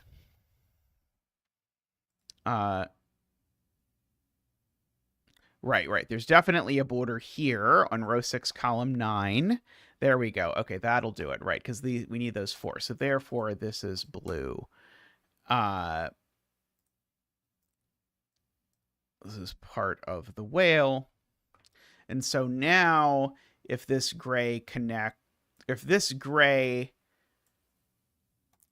blue, then this gray has to connect out, and no matter how it connects, it definitely separates those two. I agree. So now this has to be gray. Which I think if I'd have been willing to pause and think about connectivity earlier would have been more clear. 3, 4, 5, 6. Okay, so this is going to be a 1, 5 is what I think is going to happen, but I don't think I can prove it yet. This is gray by avoiding a 2 by 2. So that makes this definitely part of the 4, because it's got to be part of something. The 4 grows, and in fact finishes. Like that. My amino over here, 1, 2, 3, 4, 5, 6, 7, 8, 9, 10, 11. It's currently at 11, but there's no reason it has to stop. This gray has to continue up, which finally finishes, well, it doesn't necessarily finish, but finally connects our whale at least. Okay, so now this is 6 total. It's a sum of some number of odd numbers. Well, it can't be 6 ones. And so there's at least a 3 or a 5 in it. You can convince yourself no versions that have a 3 in it work. So it's got to be 1, 5, and we actually know how the 1, 5 works. like that. The blue over here needs to continue because, oh no, sorry, that's not true. It doesn't need to connect. I lied. This is countable now. 1, 2, 3, 4, 5. It's now just is 5, which actually makes all of those 5. Like that.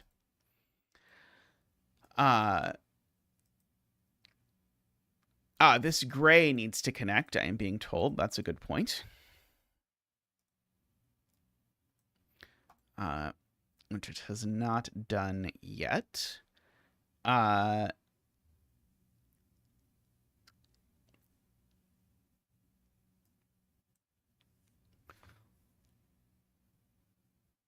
see, this is going to be 1, 3. And one of these two is going to be blue. Which means this is always a 2 regardless. It's just a question of, is this a 2? It is a 2. So if this number is blue, it's a 2. And if it's odd, 1, 2, 3, 4. If it's odd, if it's odd, it's a 4. So it is a 2. Making that also a 2. Making this gray. Oh, it doesn't even necessarily have to be a 1, 3, I think. What could I possibly do in row 11? Oh, you just want me to fill in that these are 5s. I get it. I was trying to avoid that if I could possibly avoid it for long enough. I think this number is countable. 1, 2, 3, 4, 5. Okay, this number is countable at a 5. So that forces this to be a 5 because if this were a 7, it would include that. So this is a 5 and that's a 1 is forced. Which then forces this 5 up there. Yeah, I was hoping to avoid an argument about that this couldn't be 7 just by counting, and I successfully put it off long enough that I got to avoid it by filling in this digit. So productive procrastination, or whatever you want to call it. Let's see. Well, this is at least 2. Technically, at least 3, because it's... yeah, okay, so this is at least 3, and it's odd. And so if it's not 3, then it's at least 7, and there's no possible way it could be 7, given that there's only 6 worth of cells. So this is a 3. I was just afraid of how messy it was going to be to try and argue what the maximum number of odds I could cram in here was when I still had this part all unfilled in. That was my concern. Why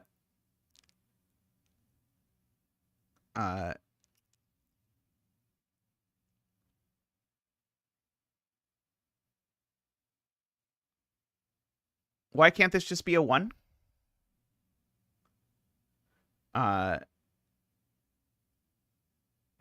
Okay. Row 5 has an arrow that I'm being told I should look at.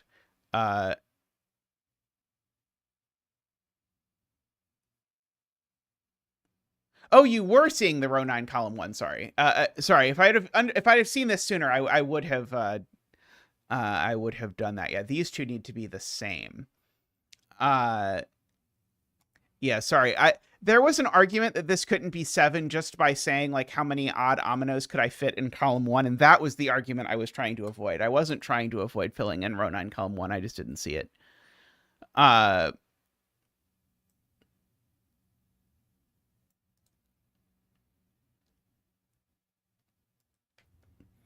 Okay, so this number, yeah. So this number here is now... at absolute most, 1, 2, 3, 4, 5. It's at absolute most 5, and it's odd. But it's at least 2. But I think 5 pretty plainly doesn't work. because if this is a 5, then what 5 cells does it take? I would have to fit it in those 2 cells because a 5 can't touch a 5. So therefore, this is a 3, and the only 3 cells it can possibly take are those.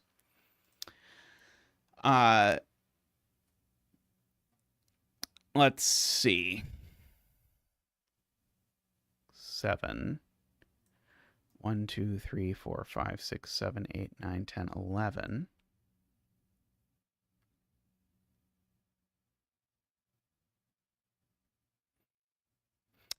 It's because this is a 3. I was like, how on earth am I ever going to decide what this is? But they need to connect because of the 3, right?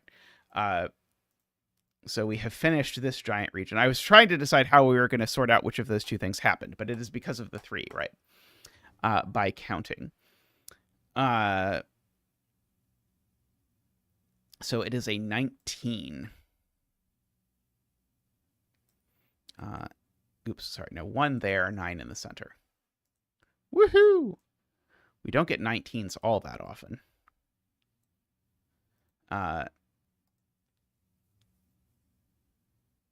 Row 4, column 1 needs 1 more odd.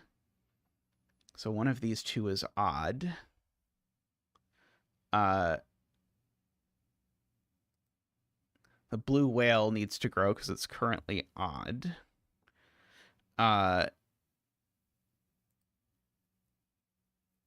Okay, so this is 2 or 3, right?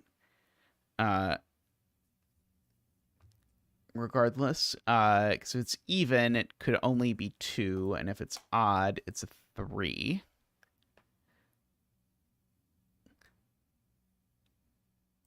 And in both cases, this is even. That's the point. So this is even regardless of what this is. Because if this is a 2, this needs to be even. And if this is 3, this needs to be even. Okay, so this is a similar argument to our earlier process, which has now made this gray by 2 by 2 stuff. And so the fact that it's a gray number seems to make it a 3.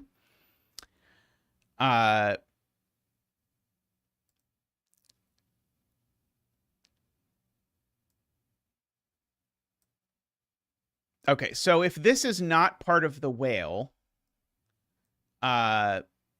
then this thing needs to be larger than 2, and it grows up like this, which makes this at least 4, but it's a liar because it only sees 3. So this is part of the whale. At least that cell is, and that cell as well, actually.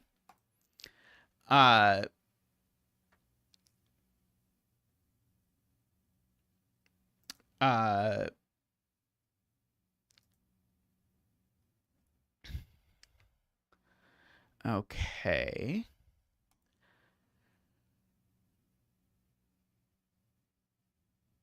If this is even, it's a 2. And if it's odd, it's a 3, I believe. But this being an odd 3 doesn't work. For funny reasons. If this is an odd 3, it makes this odd. But then it can only be a 1. But then these 2 3s grow, and now I've got a 5-cell 3. So none of that works at all. So yeah, that is very amusing.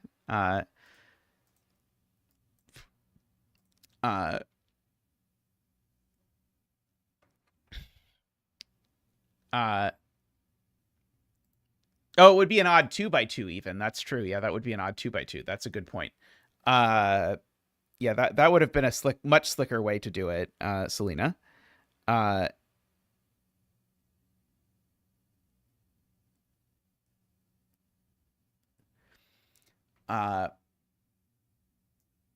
Very cute. So if this is blue, this is Garian's point. These 2 3s connect up like this, which is a big problem because these well, this cell in particular, to say it as simply as possible, can be nothing. Because it can't be a 1 or a 3 because it'll touch both. And it would be at most 3. So that doesn't work. So this isn't blue, it's gray. And in particular, therefore, these 3s need to connect across, because if they don't, then that would be 3 and we'd be all there. Okay, so we can draw in this. Okay, we can draw in that.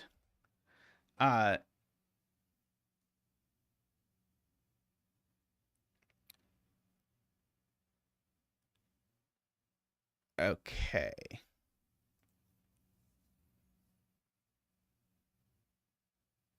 So I know one of these at least is even.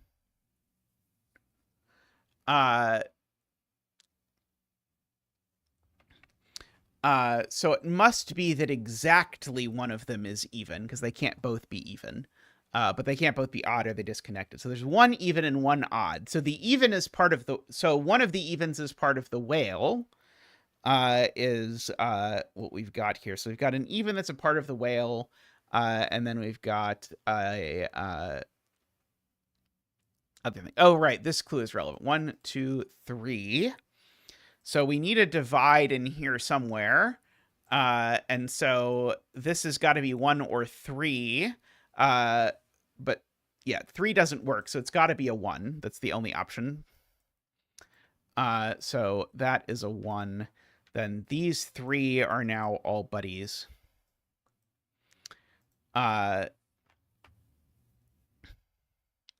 Okay, so now if that's blue, it breaks, because if that's blue, this has to be a 1 in order to keep these at odd and odd. So that's not blue, that's gray, which makes that blue. And so that is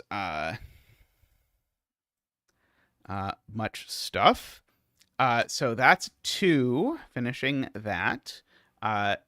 This is the whale. It's been reported that the whale is a 28.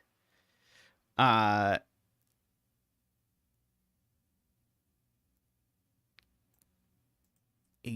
2. Trying to take the reins from microstudy for biggest omino in a Philomeno puzzle, I believe. And let's see. So right. So so this isn't a 1. So at least those 3 are together. But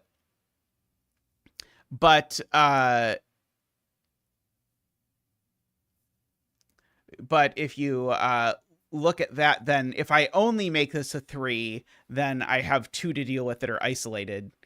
So indeed, that's a 5. Very nice.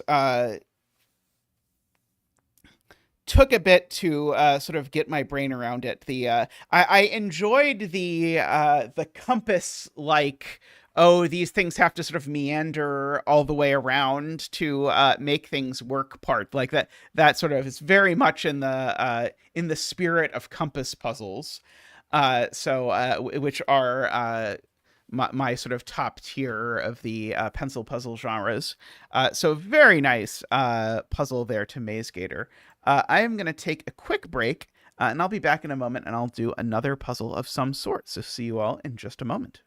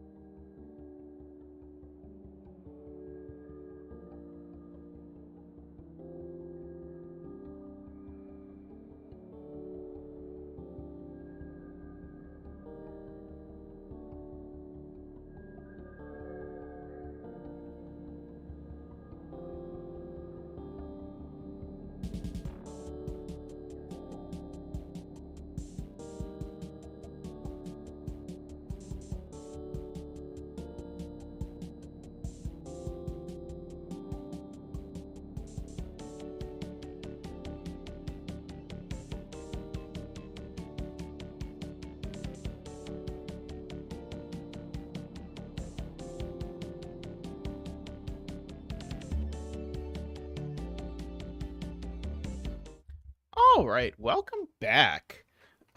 Next up, we have a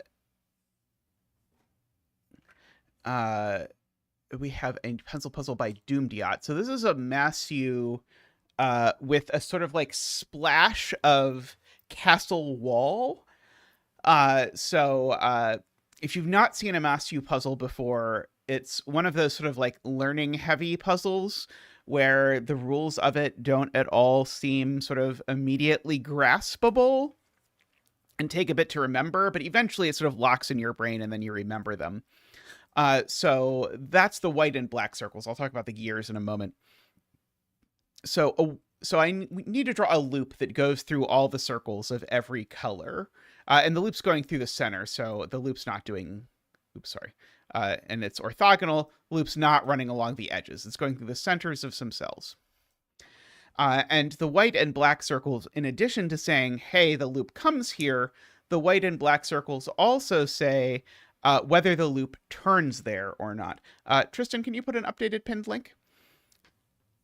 So white circles mean no turn, so it goes straight through either horizontally or vertically. Black means it does turn, so it either does that or any of the other variations. Now, if the rules were just that, it would be easy to remember. But there's an additional requirement, which is that on a white dot, it must turn immediately after. So remember, white dot means it goes straight through. But on one side or the other, or both, it needs to turn immediately. So what it cannot do is this. This is forbidden.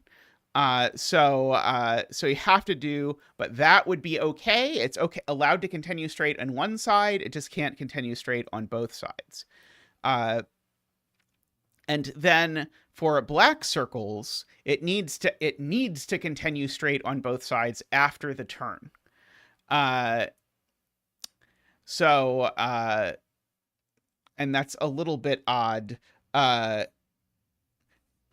me. That's part of like why it takes a bit, is because the black circles and the white circles aren't really exactly symmetrical. But anyway, but Selena has a good sort of summary there for you.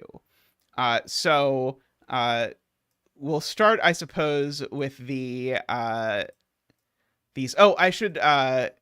By the way, actually note what the cogs do. Those are the castle wall part of the puzzle. The gears visited by the loop must alternate between being inside the loop and outside the loop. And so a gear is visited when the loop travels directly from a cell not touching that gear to a cell touching the gear. All gears must be visited. Okay, so we're visiting this gear at this particular moment. I'm just sort of extending the corners here, like that. One of these has to be a turn. I am noticing. Okay, this white circle, we can only go through this way now, actually. Because if we went vertically, we would crash into the loop. I can't close the loop, so I have to do that. In this white circle, we get to apply the turning rule. Oh, I should absolutely turn on row column numbers. This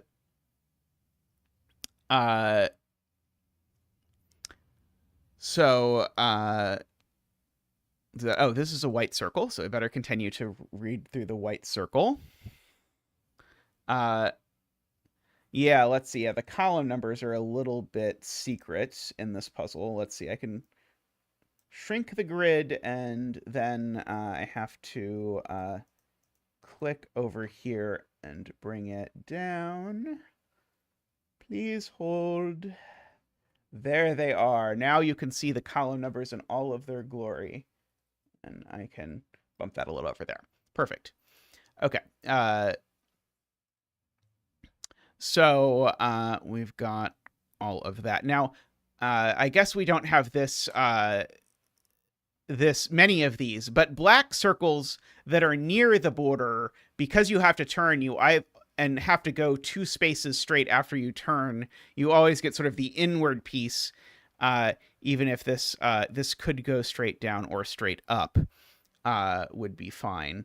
at least at the moment. Okay. So, I wish there was a nice way to mark whether these gears were inside or outside. But this gear now, I guess I don't know if this gear is inside or outside. It's going to depend on how this turns in a second.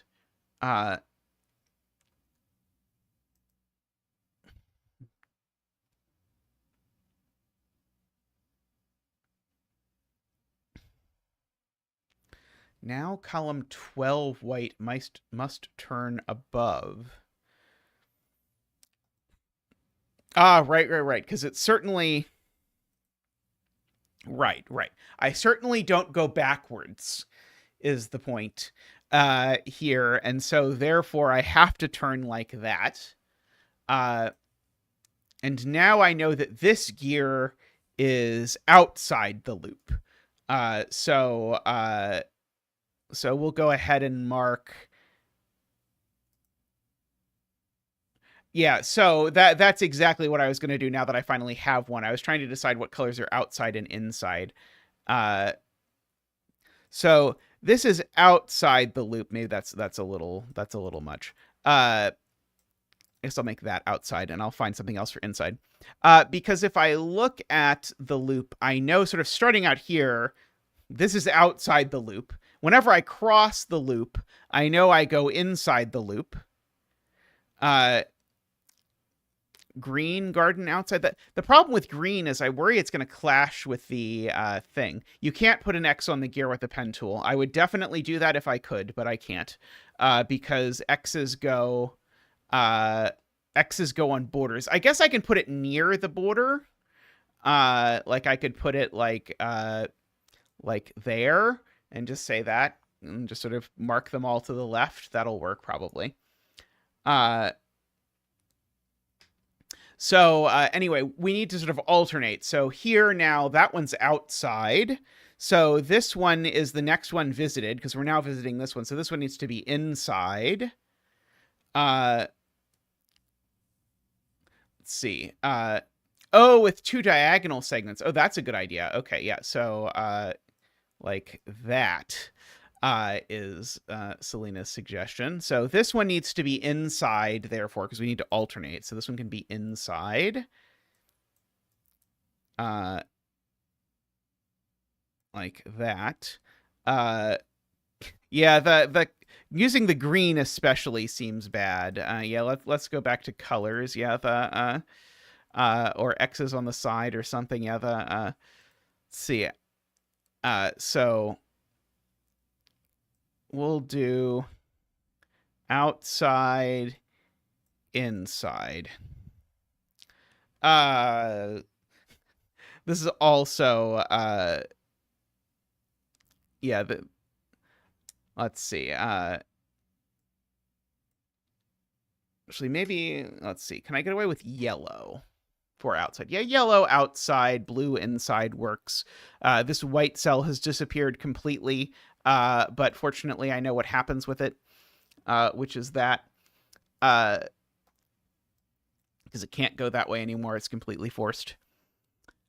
Okay, so we got all of that happening. Okay, so now this one, if you look at it now, it's connected directly to this. So this one needs to be yellow, which means outside. And so I can't traverse this white thing like this, because if I traverse this white vertically, this is going to be inside by sort of counting from inside to outside. So I can't put it inside. So this white needs to be traversed this way. And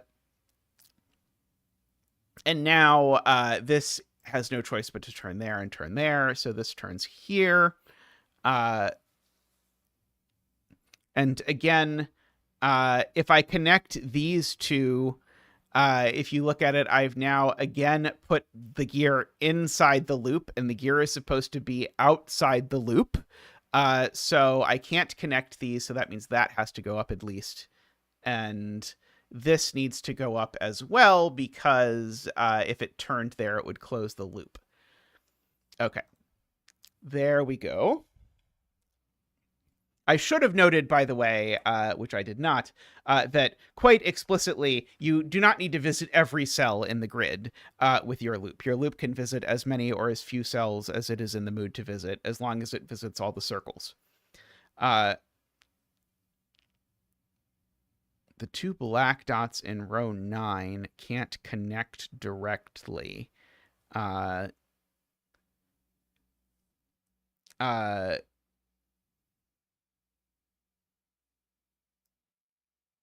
It's because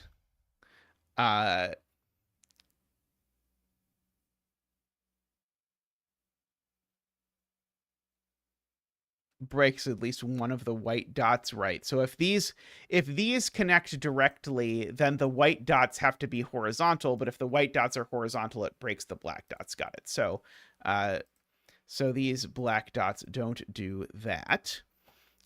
Which means that we get to extend these each in those directions. Okay,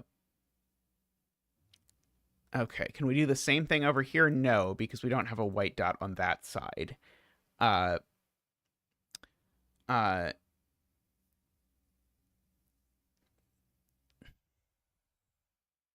think the gear can be visited twice. At least by my reading of the rules. I don't think it's now forced that this does this.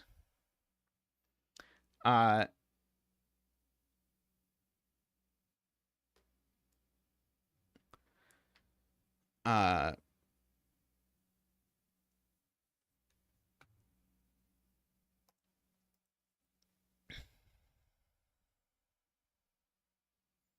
see.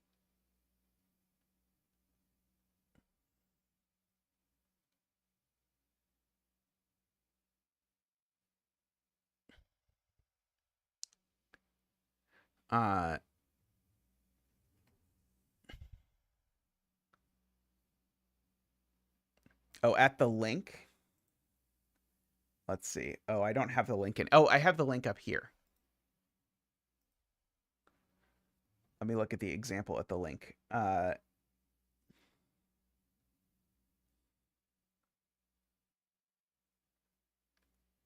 Yeah, so if you look at the example here, one second, let me pull it up and see if I can get it on screen. Oops.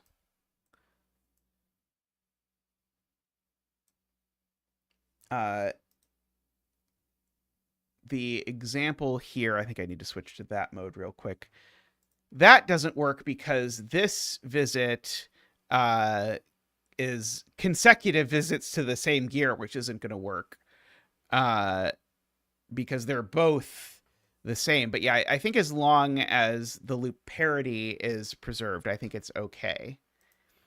Let's go back to this.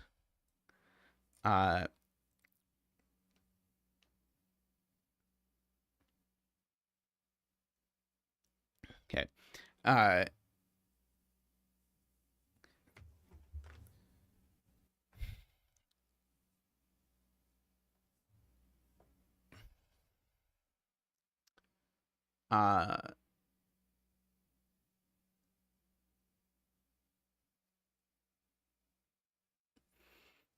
I'm trying to understand the argument that these can't connect directly, but I do not understand the argument that these can't connect directly as it currently sits.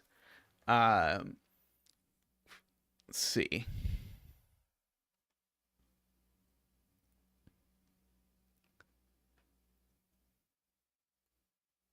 I'm trying to see if any of the gears were connected in terms of how they were going to get visited, but I don't think there immediately is.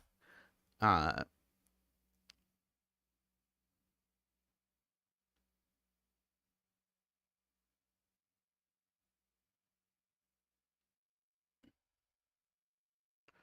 this can't go left? Uh,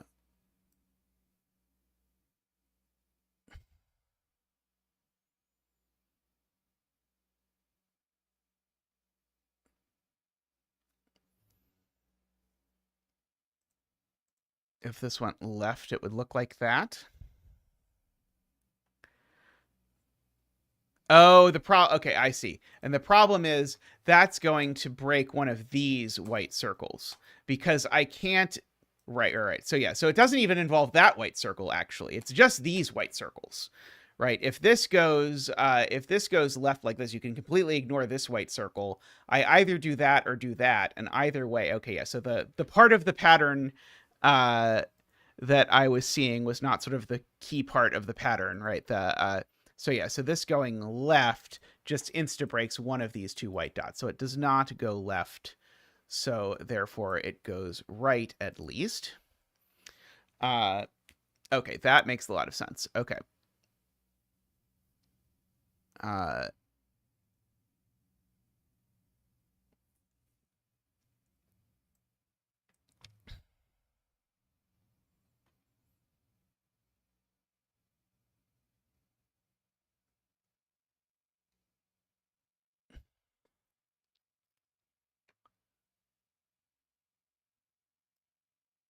Let's see. Garion says these can't both be horizontal.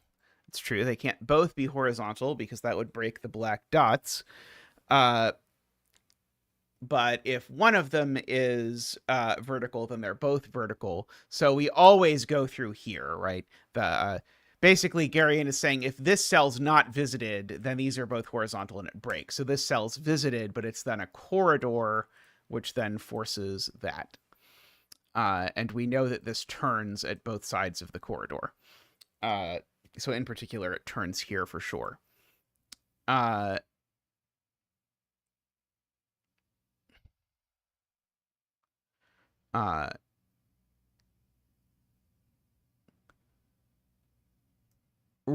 If it goes right one further, then it goes right another further, and then goes right another further. And so we've now got we've now broken this white dot because it's gone through this white dot too straightly. And so that doesn't work either, is Math Pesto's point, because the white dot drags it straight through into another white dot, which drags it straight through, and then this has too many straights.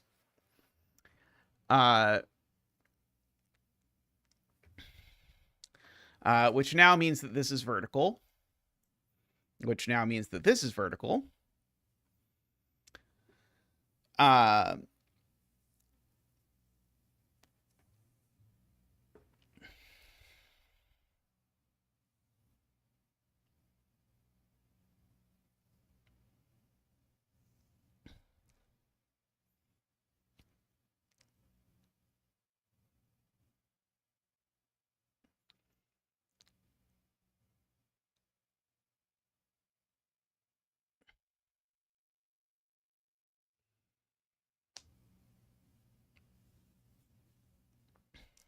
Let's see. What else can we say? We do have to be a little bit careful with our not to create a mini loop down here. But I don't see any deductions out of that just yet.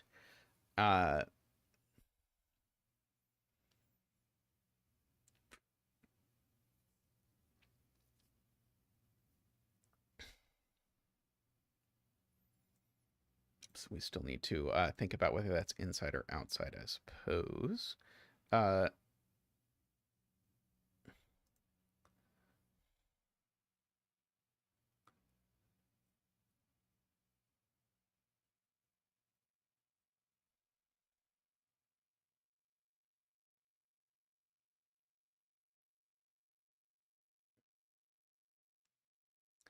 If this goes up, then owing to this white dot, it also goes right. So let me just draw this in. If this black dot goes up, I can't break this white dot, so this goes right, which does that.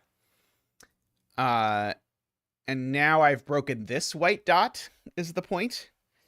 Yeah, this white dot now there's no acceptable pattern for. In fact, even if I ignored this white dot, just these two black dots together with that white dot That white dot, I think, is enough to break it. So that doesn't go down, it goes up, which means that this white dot goes horizontally. Uh, uh,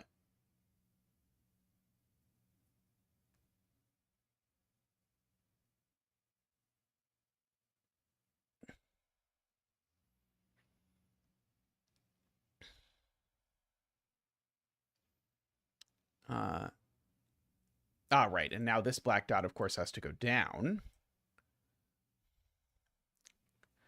Uh,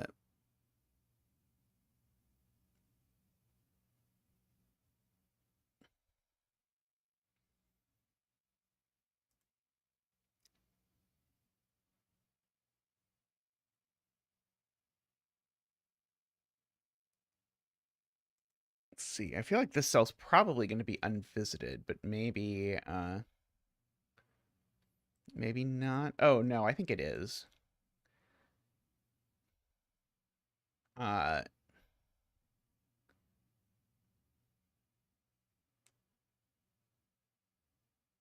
oh, maybe we could just get away with turning there.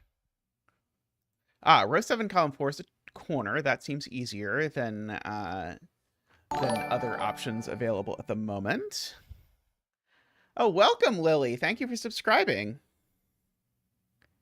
I hope you are having fun.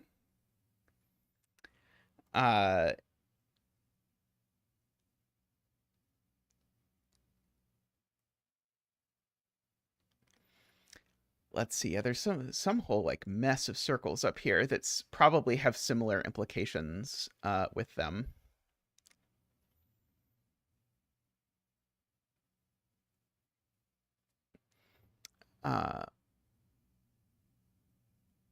But I don't quite understand it yet. Maybe someday.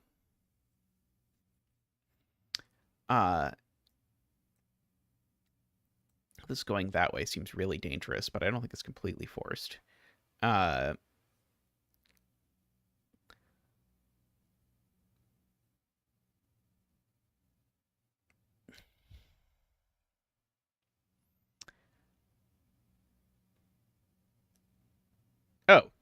Sorry, this isn't a black dot. I was about to argue something about by the black dotness of this cell, but this cell isn't even a black dot.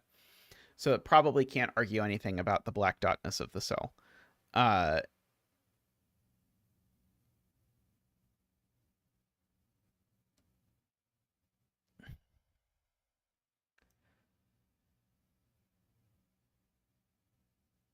If this cell is in, because of the black dot, it can't go that way. So if this cell is in, it definitely runs horizontally through there. Otherwise, this cell is just out. So either this cell is out or... so that doesn't quite... I was thinking that was going to give me like an X I could mark in the grid, but I don't think it quite gives me an X I can mark in the grid, unfortunately.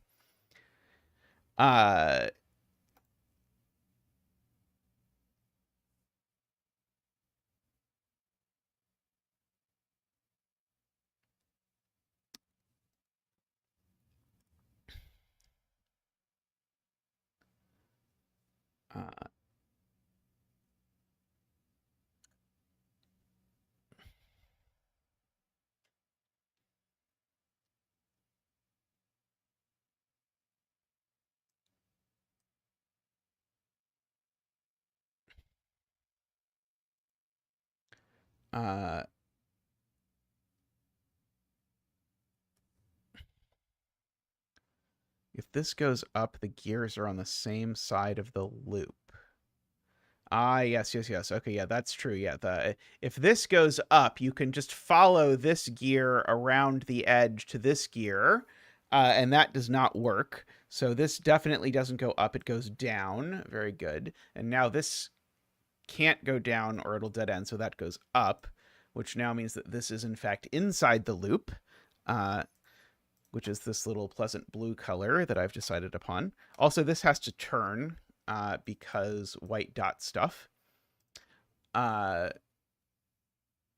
Just white dots doing white dot things.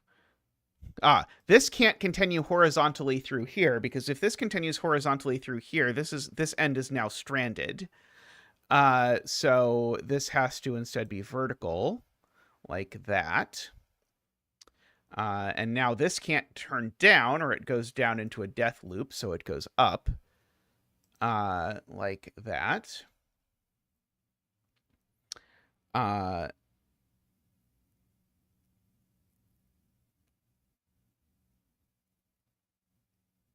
Okay, if these connect, then the loop or the gear parity thing is correct. Row 6, column 5. Yes, row 6, column 5 we can definitely do.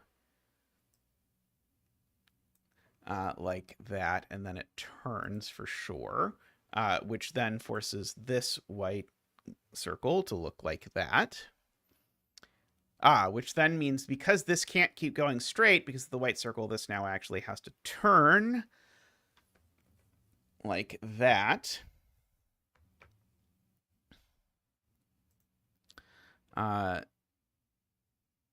That's right. This cell's now unvisitable. Actually, you can just sort of count it this way, like start here and follow around. So we're on one side of the loop, the other side of the loop, the other side of the loop. So if you want, this is outside, inside, outside. So this thing is definitely outside of the loop.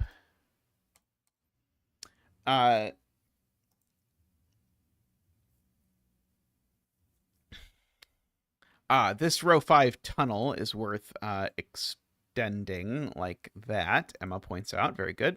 This is now a corner, so it needs to go back like that at least.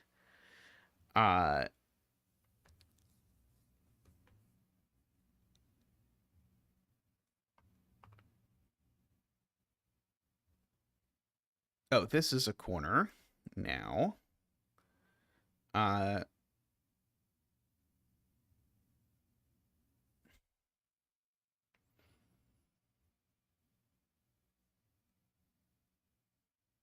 Right. These can't connect because that would be a yellow to yellow kind of connection.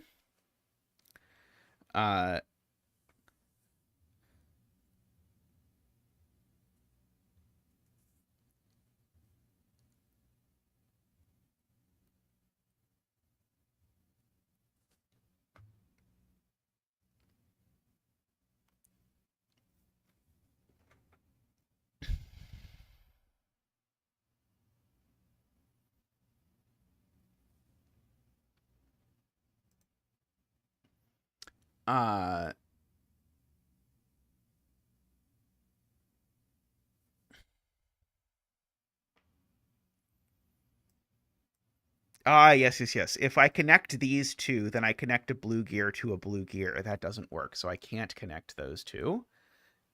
So this bounces around like that. If I connect these two, it's still connecting a blue gear to a blue gear, so I connect those. Which now tells me I need to make sure this is a yellow gear, because it's directly following a blue gear. And yellow gears need to be outside, so I need to not take that side, so I can do that. That forces this white circle, actually. This now we need to make sure stays a blue gear, although I think it's, oops, sorry. The blue gear, but I think that's already pretty much guaranteed. I don't think I can screw that up if I try. So if these join, it's okay. If they don't join, it might prove to be problematic later.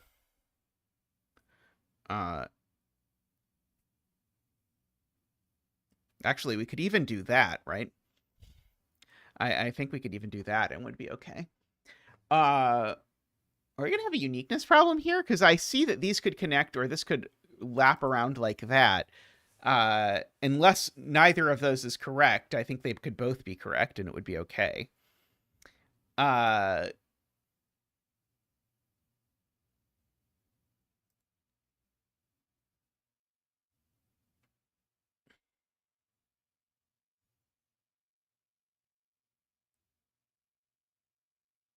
Oh, wow. Yeah, that's true. Yeah. MathPesto points out if this connects down, this gear becomes unobtainable because the only way you could get there is to turn in, but the in turning in, you would close the loop.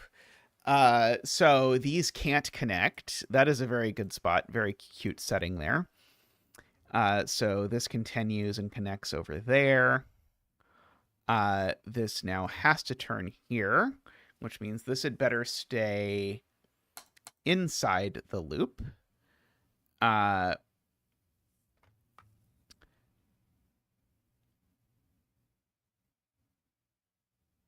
Okay. This can't connect over, right? If this connects this way, then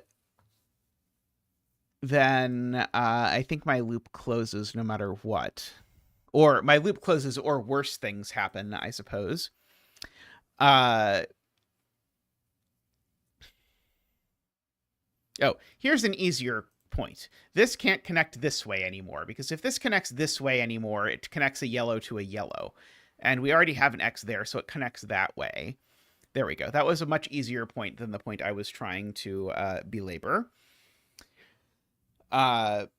So now, if this wraps up, what you see is I put the two gears on the same side, so it can't sort of bounce up. It has to connect over like that. This is a corner, so it comes over like that. This is a white dot, so it does that. This black dot can't run that way, so it has to run that way.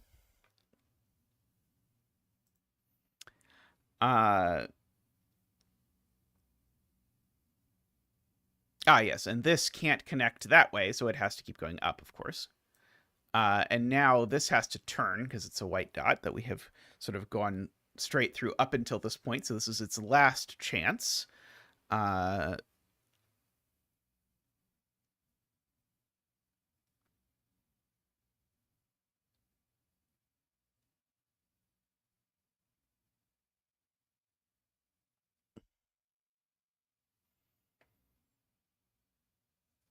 Right. There's no way for this piece of loop to get out without going through this black dot. So therefore, I need to make sure that black dot does black dot things. It needs to come down. If the black dot went up, it would be... No. Is that true? No, I don't think I'm right.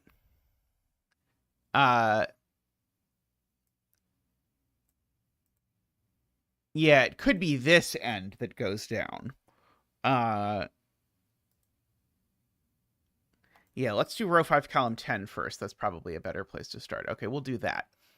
And now, yet again, this loop end needs to get out, and the only way it's going to get out is through there, which forces that. And now I can't have this leave, because then it would need to alternate, and it can't. So it needs to stay like that.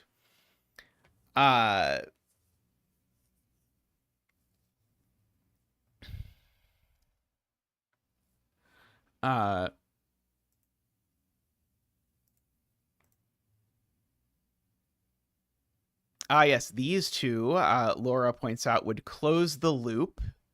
Good eye. Oh, this is just a corner, by the way. So that is plus. Oh, and this is a corner. And it's a corner that if I follow along this yellow... Sorry. If I follow along... Oh, we have visited a gear twice now. Yellow. This is blue. So this needs to be inside the loop.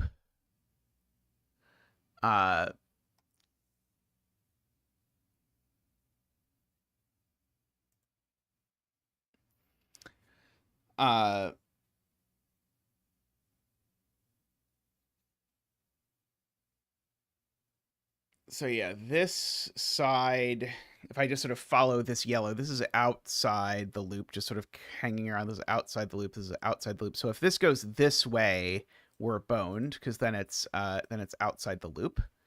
And likewise, if this goes that way, we also put this outside the loop. So we can only go this way, which now forces that to go that way, forces this circle to do that.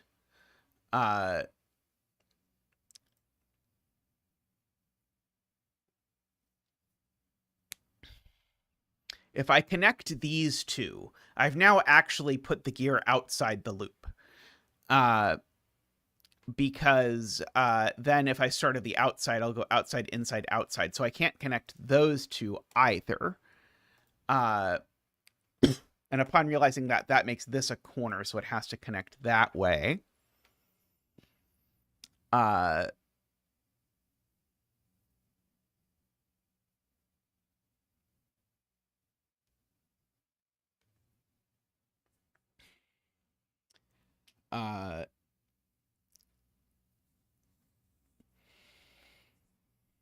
Okay, so there's a double... right, I can't connect up, because if I connect up, I visit and leave this gear.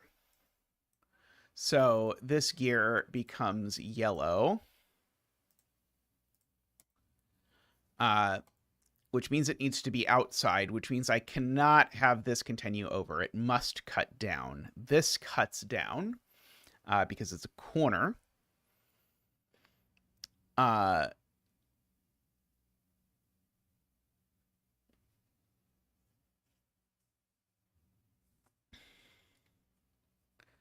This direction is coming from a yellow, so these can't connect because that would be a yellow going to a yellow.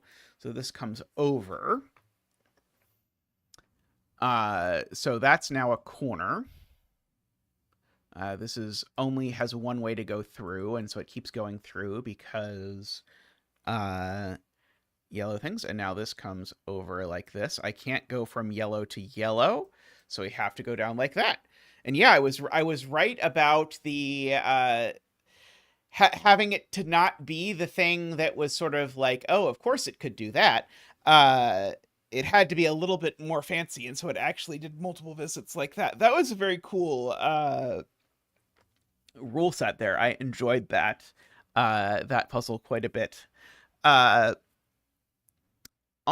I'm going to take a quick break, and then I'll be right back, and we'll do one more puzzle for the day. So see you all in just a moment. Well, there wasn't really a uniqueness problem. I just observed that there was going to be if this loop did something or other. I don't remember exactly, but there was something there. Anyway, I'll be back in just a moment.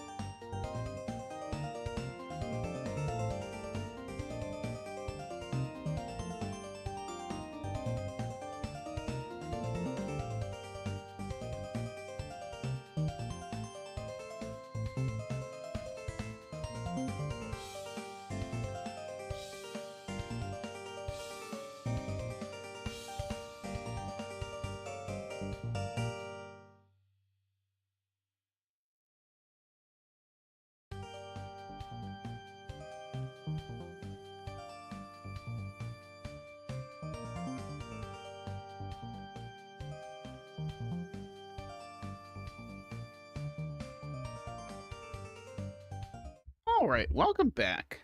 Last but not least, let's do what is branded as an easy Ubon puzzle. So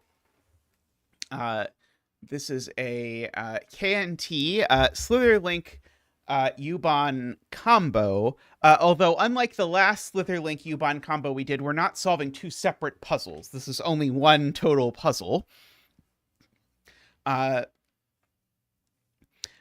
So we are, it's not that easy. I think it was like 3 stars, I think is what it was listed as. Yeah, so we have to draw a loop network. So it's kind of like a loop, except it's allowed to branch.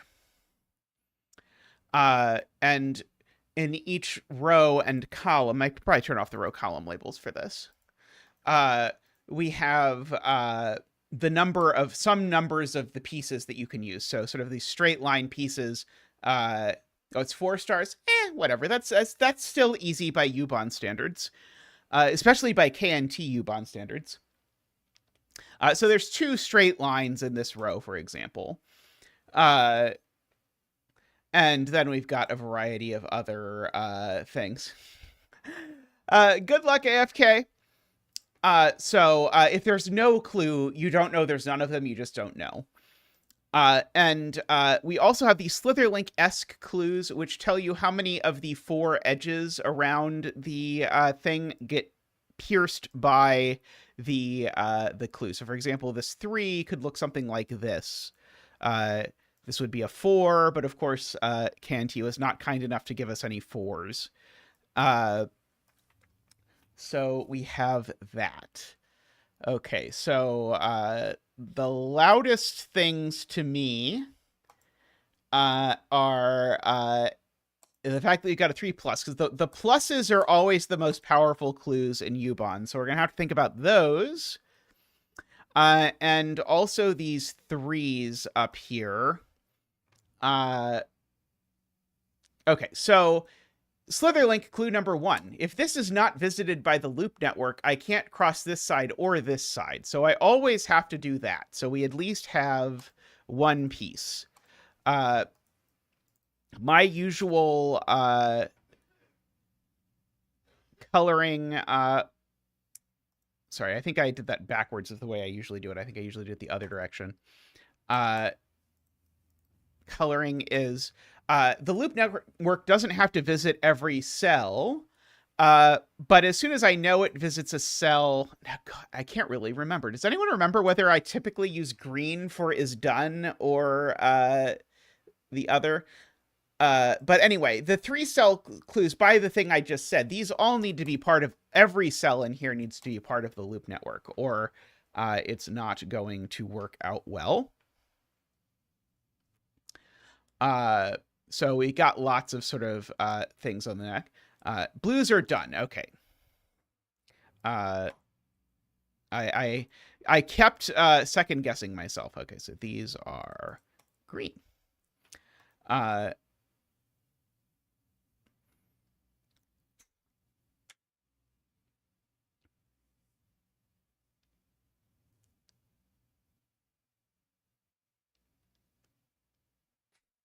The top right Slitherlink clue as well, combined with the 0 on top.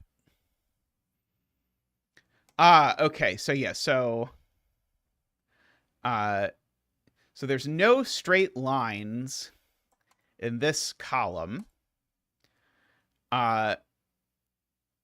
So if this is part of the loop network, what is it?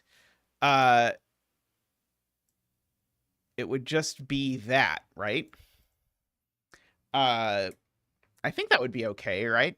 I guess what you're saying is it definitely the loop network definitely doesn't cross this edge, because if the loop network crossed this edge, then it would not be able to cross this edge, and it wouldn't be able to be a straight line, right?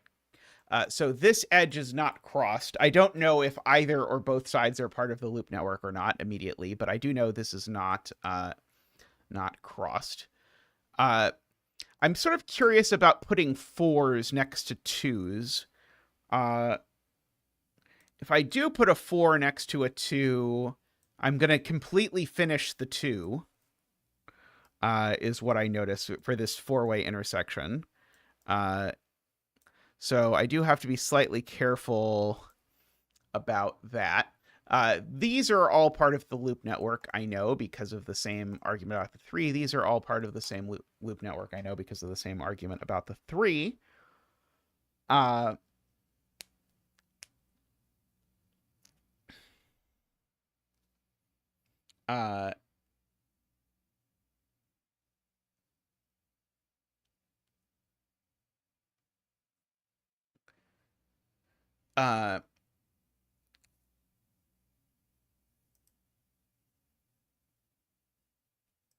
Yeah, so this is not a T, so it doesn't go both directions. And if it doesn't go both directions, that means one of these two is the thing that's missed by this 3, so the other 2 are definitely part of the 3.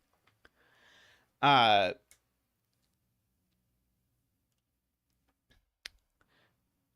now this cell definitely connects to one of these 2.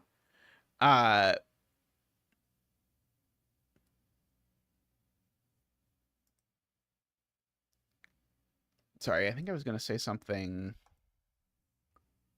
wrong there.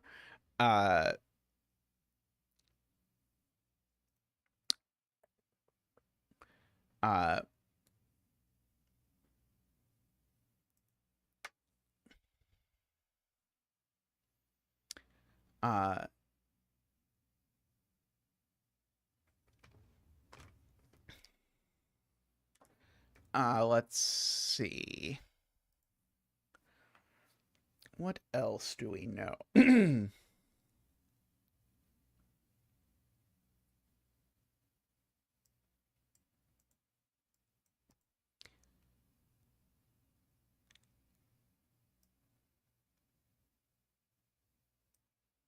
Okay. So yeah, so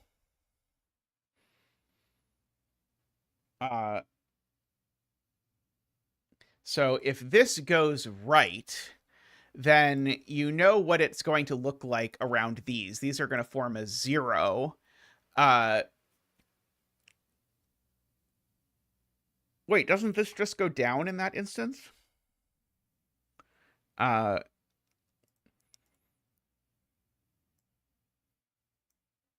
just looks like that, right?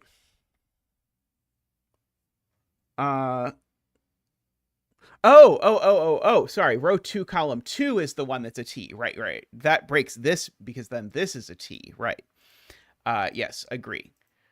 So this can't go right, which means it does do that.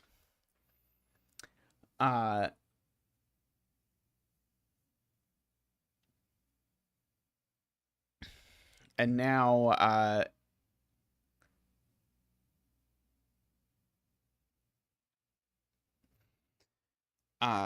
and now this isn't a T, so it goes one of these 2 ways, which means I need to use all the others in order to make that work. And sorry, the easier one was this 3 needs to be finished. And so now this 3 is finished. Okay, and so this is done, this is done, this is done. Oops. At the very least.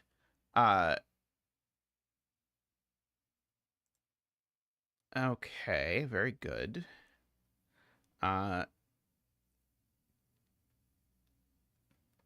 We still have 2 4-ways running across here. Of course, neither of these cells are where the 4-way is. This cell isn't where the 4-way is. None of these are where the 4-way is. So 2 of these 4 cells contain a 4-way. And note, if either of these 2 cells contain a 4-way, both the cells next to them do too. So I think that means that both of these two cells have to have loop on them, right? Whether they're part of the four-way or not. Because if, for example, this loop cell, this doesn't contain loop, none of those cells can be four-way, and that one can't either. Now there's just not enough space. So those both contain loop. That was the only straight segment in column 1 is a really good point to make. Let's see.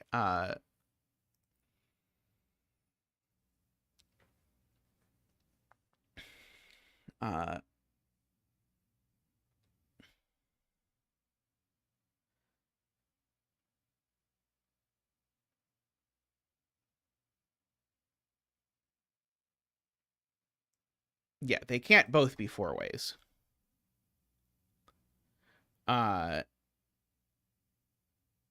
Because 2 four ways would break that. But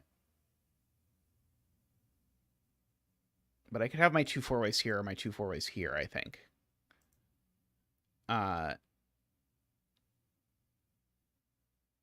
So I don't think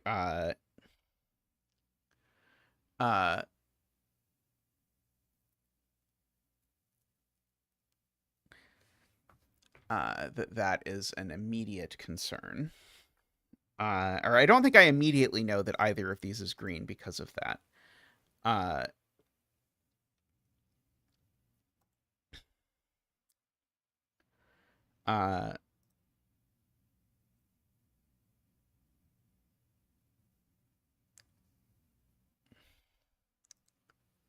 Let's see. 5, 6, 7, 8. Yeah, these are 10 by 10.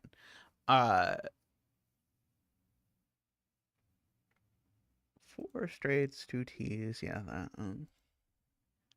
Yeah, we've got our.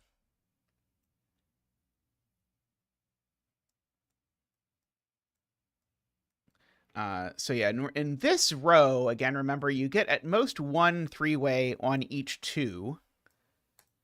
No 3-way in either of the, or sorry, 4-way. At most 1 4-way on each 2. So that almost but not quite gives us something, I feel like. Because we've got these sort of 2 spaces of wiggle room.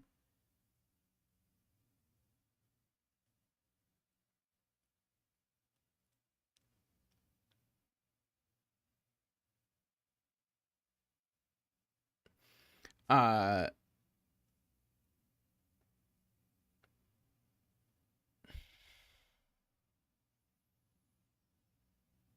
Martin is claiming this can't be a 4-way.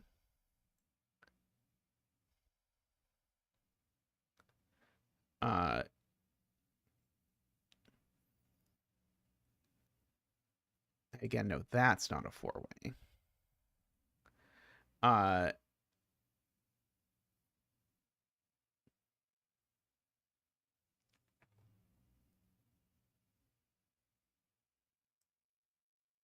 Yeah, I guess if I look at what cells the straight lines can go in row 1. Okay. I now understand Emma's point, I think, which is that we need two 4-ways in these cells. Those 2 4-ways both put a pointy uppy piece into row 1. And we need 2 straights in row 1, which both don't have a pointy uppy piece. But that's 4 in 4 cells, so these are all part of the loop network. And so my assorted straight pieces and T's are here. So all of this is part of the loop network, regardless of what happens. Oops.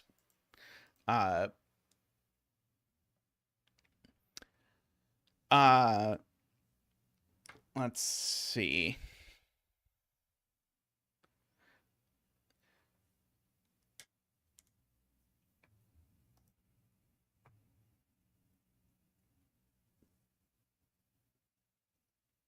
And so for each of these cells, either there's a pointy up bit or it runs strictly horizontally.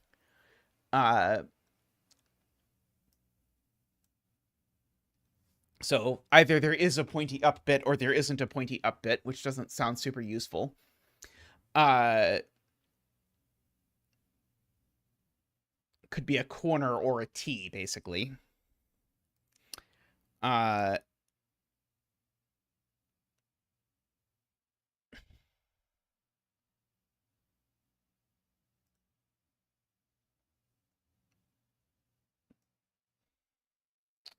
Right. Okay. So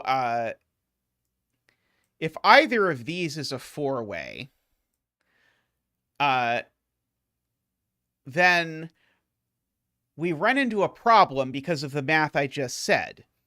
So if this, let me just draw this in. If this is a four-way, then we've just said this cell is either a straight line or it's a pointy up from the four-way, but it can be neither because the two is done. And exactly the same argument applies here. So in fact, actually the four-ways are the other two cells. They're that one and that one. This can all join the loop network. These are done, of course, because there aren't any connections I can add to them. And these two both need to be my straight line segments because I need two straight line segments and there's just nowhere else to put them. So that forces that. These are done.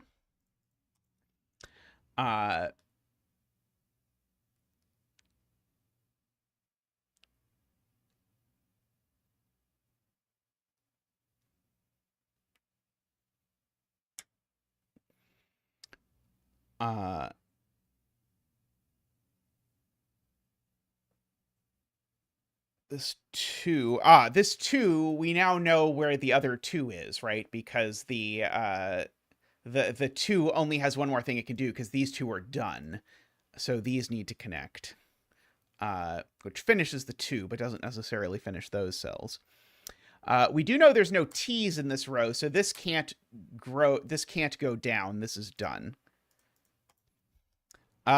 Because it would become a T if it grew. Actually, these two as well. These two would both become a T if they were done. Or sorry, if these weren't done, they would become T's, and they can't do that. So those are done as well. Let's see. Oh, we've got our two four-ways, of course, in this row. Shockingly enough. Let's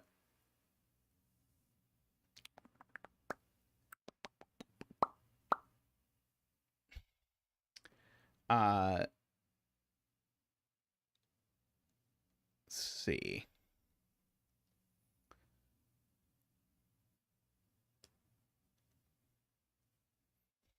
So this could be the 1T in the entirety of this this column. It probably isn't, but I don't quite see how I know that yet. One of these is not a corner, at the very least, because there's only one corner in this whole row. And spoiler, there's always an odd number of ending pieces. Sorry, there's always an even number of ending pieces in a row. And by what I mean by an ending piece is a piece that starts or ends a horizontal segment. And there's two kinds of those. One of them is a corner, and the other kind is a vertical T, so one that looks like this. So that means there definitely is a vertical T in this row. And there could be more than one vertical T in this row, but there's at least one. Because of the fact that this one is odd. Likewise, in this row, there's at least one vertical T. And in this column, and in this column. Let's see, there's no straight lines in this column for what it's worth.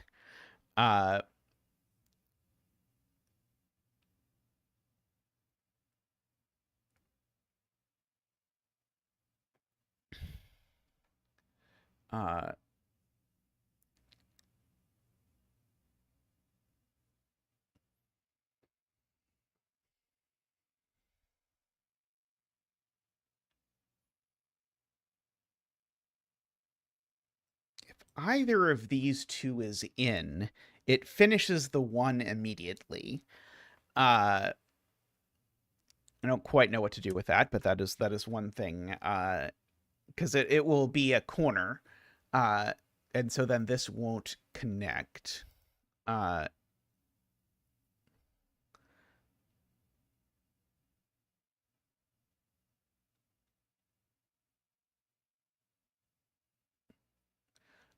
I don't quite see what to do with that yet.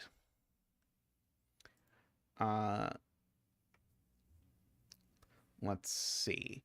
Have I learned anything about where my 3 crossings are in this row in light of what I've done here? I don't quite know that I have for sure. Uh,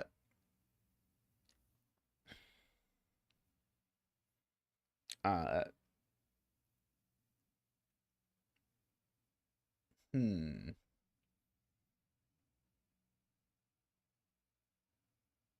Ah, yes, this one's done.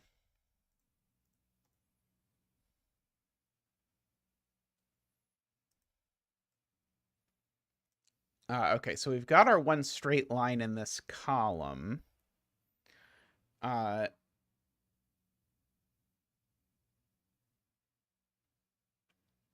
So that means I can't visit this cell at all. Because if I visit this cell, it forces a straight line here. Because let me just show you. If I visit this cell, that becomes a corner, but the 2 is done, so this becomes an extra straight line down here. So this cell is just not part of the loop at all. And therefore, I need to have loop segments in both of these. I guess I could have greened these 2 right away. Anyway, these are both now corners, so they're done. I love KNT puzzles because I feel like in almost every KNT puzzle, I know as soon as I see something that it was the thing I was supposed to see, which is not true of most setters, I would say. That's the only corner in this row. So that means this thing grows legs. So it either becomes a T or a plussy. I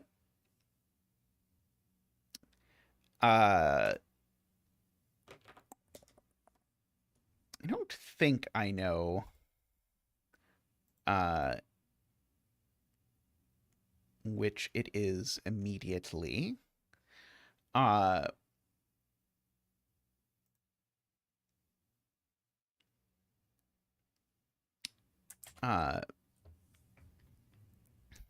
see. Yeah, there's 3 corners in this column. Yeah, we know absolutely nothing about this row.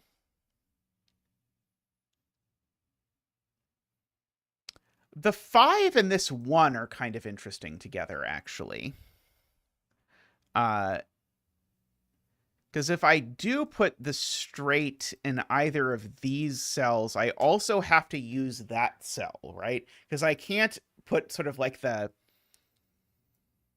L ending. So basically 5 straights is going to look something like that. And maybe it's 3 straights and 2 straights or whatever, but the point is there's sort of an L ending it, and I can't put that L there. So the question is this 1 actually going to do enough to me to stop that? And I guess, funnily enough, there's sort of like 2 different ways to sort of see that, because we've also got this 1 here, although I guess we sort of needed the 1 there. So if this is not part of the loop network, this and this are also not part of the loop network, does that still work? Because in that case, I've only got 1, 2, 3, 4, 5, 6, 7. I've only got 7 cells left. So if this is not part of the loop network, actually all of this is forced to look exactly like that.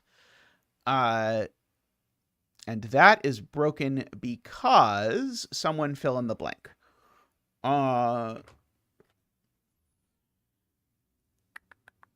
I mean, maybe it's not broken, and maybe it's the thing that's going to happen. But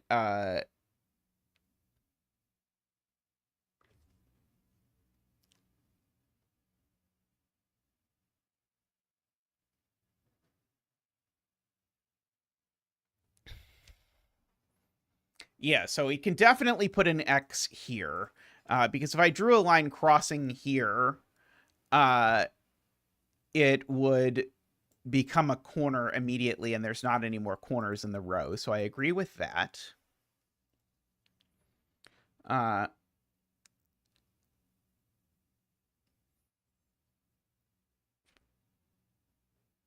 Puts us straight in column 9 right there. Yep. So the thing I said is if this is not in the loop network, then it sort of cascades to say, oh, I think I went one too far, didn't I?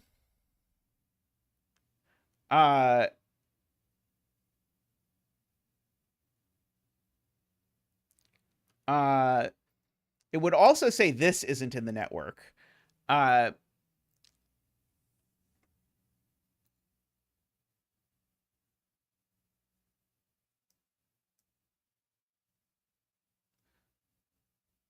But the point is actually the intersection of these two zeros and the 1. I think we could have done this from the very beginning. This thing here, if it's in the loop network at all, yeah, I think we went overboard. If it's in the network at all, it's not a 4-way either, right? So if this is in the loop network at all, it's a downward pointing corner. Otherwise, it's just not in the loop network because there are no options. It's not a 3-way, not a 4-way, not a straight line. So if this cell is in the loop network at all, it's a corner and it can't be that corner. So that means we can X this line, which means that's not in the loop network at all, which means that's not in the loop network at all. And so, am I wrong?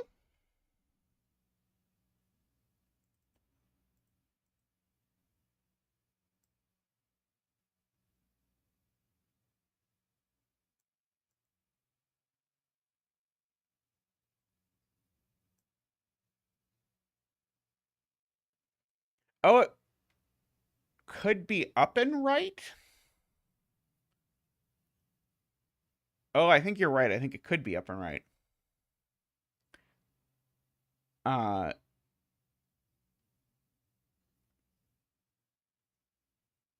uh,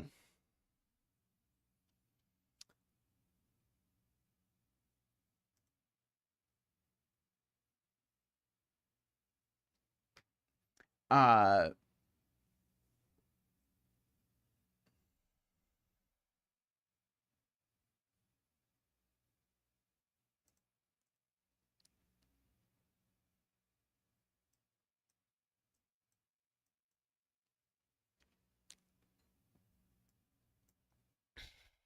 right. Okay, yeah. So the point is, if this does make this connection, then either this is a T or that's a T, and both of them are broken.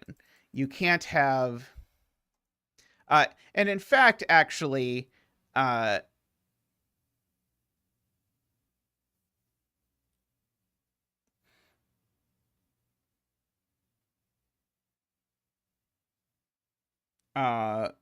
I'm trying to see sort of the more elegant sort of like the. I think it's really a problem of if the loop does this, maybe it's not quite that simple. Uh,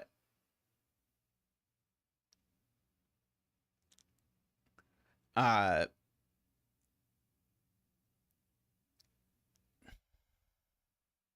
yes, it is this simple. You could just see the loop can't do this. Because if the loop visits either of these two corners like that, then the loop does this. And now the question is, what happens here? And the answer is that this thing, Maybe it's still a little bit messy, but the point is, yeah, we'll definitely have to have a T in order to even get out of the corner.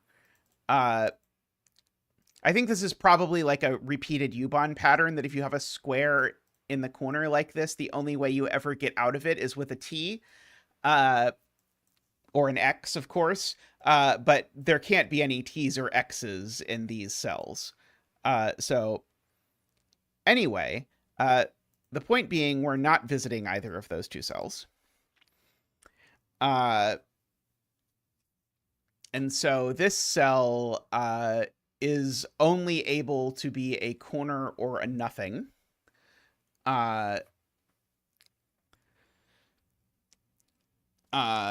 Because of that. Let's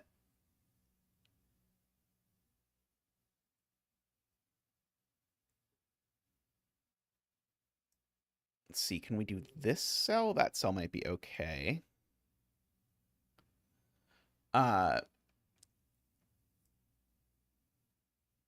Yeah, we've got 9 cells here left.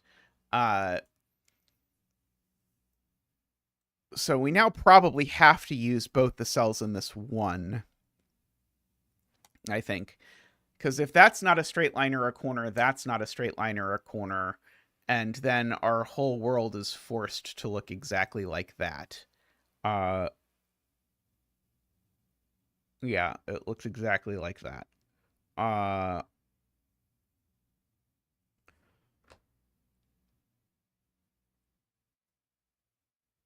Which is maybe okay.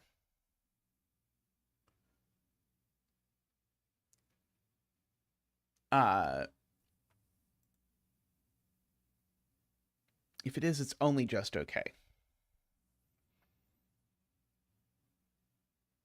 Yes, we can't rule this out of the we can't rule this out of the game. Is Emma's point, because we if we rule this out, we basically can't put anything in any of these cells, and then we don't have enough cells left. So we always visit this cell. And then from this cell, we always either visit that side or that side. So that's never part of the loop either. Or this edge is never part of the loop. So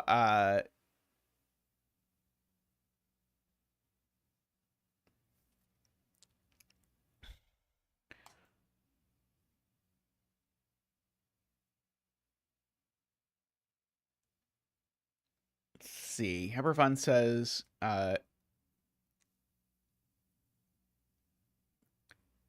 right. Okay, yes, right. Okay, so yeah, so Selena and Yabervan are pointing out this one says there's no more corners here, and this cell has 2 X's on it. So if it was in the loop network, it would be a corner. So it's just not in the loop network. And so now I can't visit this cell at all, because if I do, I'll come straight under it, and that will break this 0. So this cell's unvisitable, and now these 2 cells are unvisitable. And now I think this whole thing is forced, because now I need to fit in my 5 straight line segments, and I think I can only do that like this, right? That's 1, 2, 3, 4, 5. And so all of these are in fact actually done.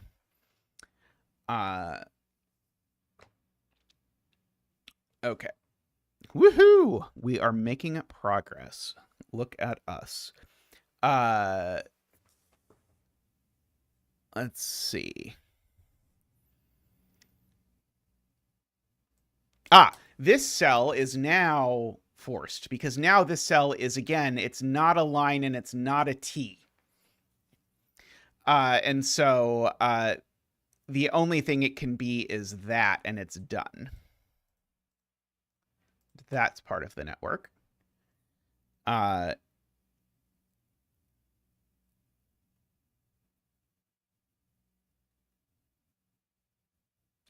These cells that aren't part of the, or that are part of the loop network but aren't straight lines, that means they always go that way, right? Aren't these edges forced by the fact that these things can't be straight lines?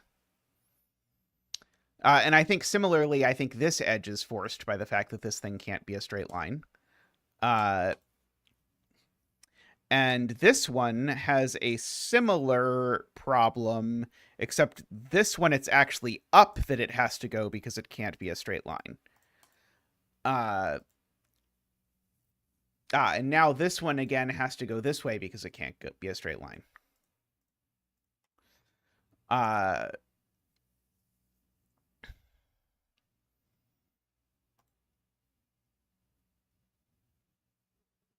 Okay, I think that was all right. Do we agree with that whole story?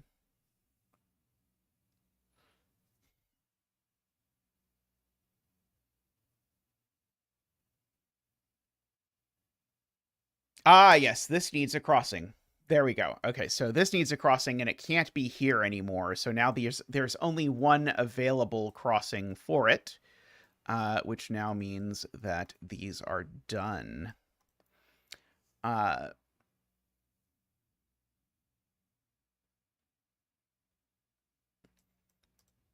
this either connects down or it doesn't.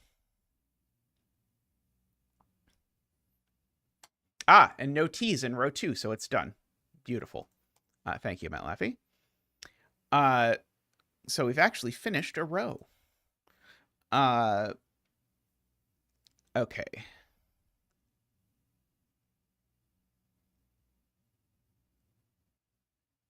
This is always going to claim one of the edges counted by the 2 at least.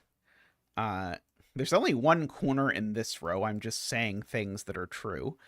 The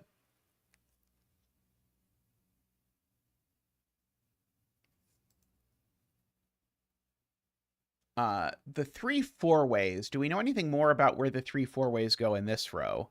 Well, not there or there anymore for sure. Not there. At most 1 per 2. But we still have the possibility that one sneaks exactly here, so I think it doesn't quite give us everything that we hoped and dreamed for just yet. But maybe it does eventually. I mean, as soon as I know this isn't a 4-way, I'll know there's a 4-way on every 2, which would be rather large, because it will give me a bunch of stuff. Like it will green all of these, for example, and give me a horizontal slash through each of them.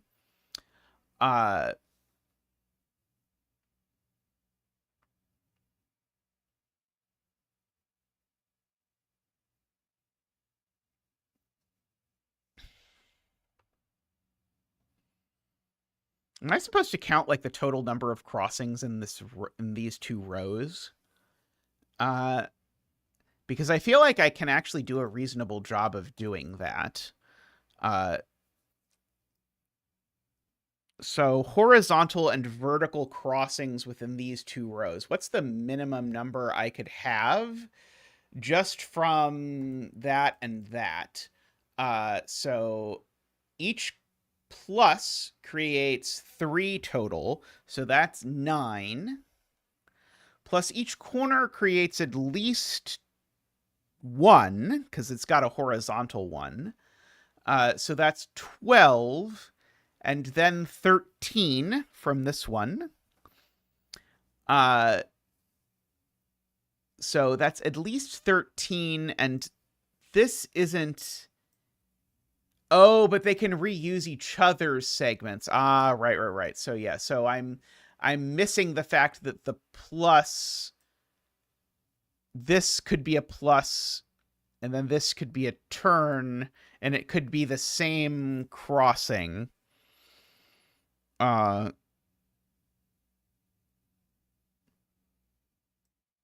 do note the pluses can't reuse crossings unless this is a plus, but maybe the point is I'm supposed to prove this is a plus somehow.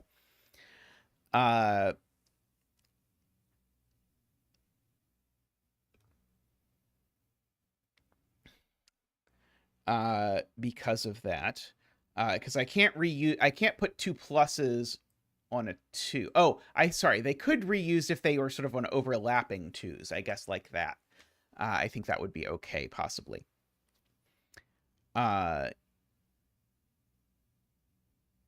Okay. 3 straight lines, and we've got one of the straight lines. Got one 4-way in this row. And it's so the one 4-way in this row is actually way more restricted than it looks, because it can't be in either of those places. It can't be on a 1. Can't be there.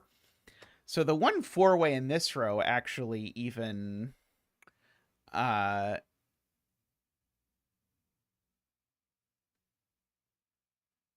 don't think I can have all 3 next to each other because of where the 2s are, right, Emma? So there's actually only 3 spots that could be the 4-way intersection in this row, I think. Oh, 5, 6, 7. Yep, sorry. Could be exactly there. Yeah, you're right. 5, 6, 7 would work. Yeah, so it's just this cell, and that cell are the only places that could be the 4-way intersection for this row. I'm trying to decide if that tells me anything. Don't think it tells me anything. I do also need a 4-way intersection in this column, which is also pretty restricted because it certainly can't go there. Certainly doesn't go up there or there. Hey, Kanji, how are you doing? The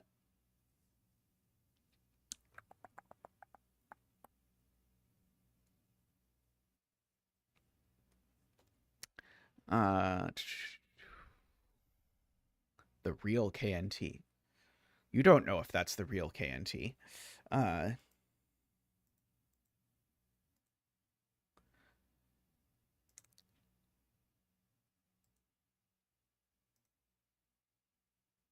God, there was someone who came in with like a nickname of a fairly famous center in rank stream once, and then it turned out not to be that person, and it was like, who on earth is doing this on Sudoku streams? I mean, KNT Ubons are the best Ubons. There's no question about that. Having done a number of people's Ubon puzzles, there is no question in my mind about that.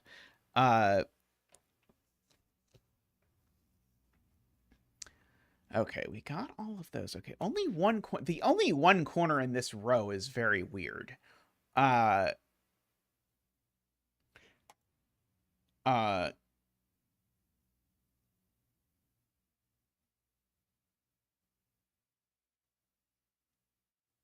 like, is it that one? Because if not, then that puts more pressure. If it's not, then this too can't have the 4-way on it.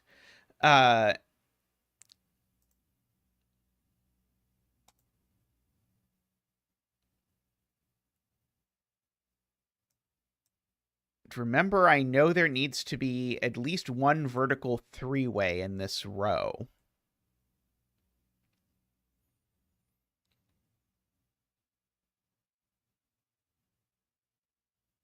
Is the point to think about the 4-ways and the vertical 3-way together? Because by the way, if you have not seen this before, the reason I know there has to be a vertical 3-way is because every horizontal segment of one or more segments in this row ends in either a turn or a vertical 3-way, and it has 2 ends, so there's an even number together. And so I need a vertical 3-way because this number is odd. And yeah, the vertical 3-way can't go immediately next to the 4-way on a 2.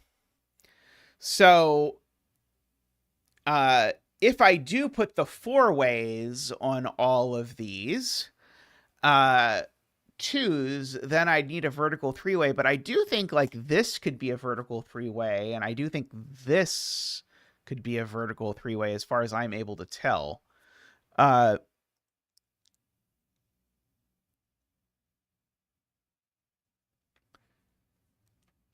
Uh,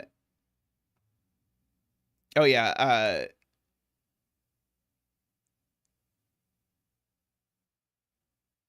Uh, Emma is pointing out that actually that's saying 7 of these remaining cells are definitely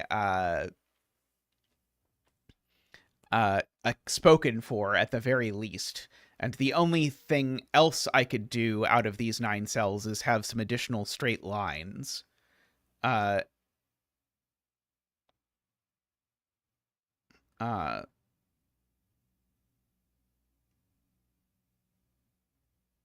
see, Canty says there's 2 spots in row 4 that just can't be crosses to begin with. That probably means that I missed a thing about the... I was sort of counting the nut that you could only put 1 X on each 2.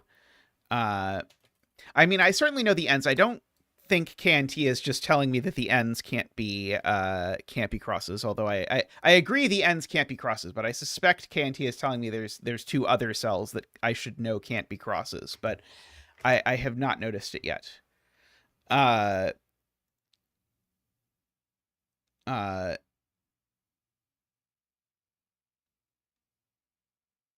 3, 5, and 7. Uh,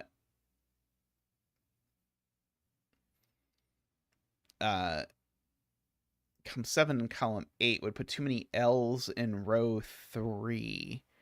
Let's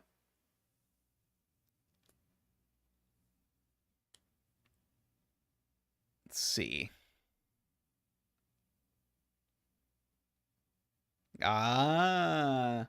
Row 3. Yeah, so row 3 has only 1 L in it. And so we have to be very careful with what we do in row 3. And so we have to keep in mind that if this isn't the L, then we also end up with sort of another sticky outy piece over here.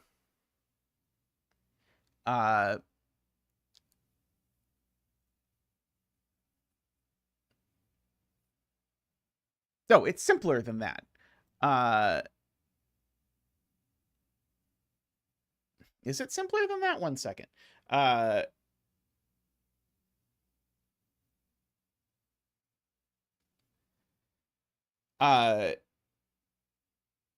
Like an X definitely creates an L if it's on a 2.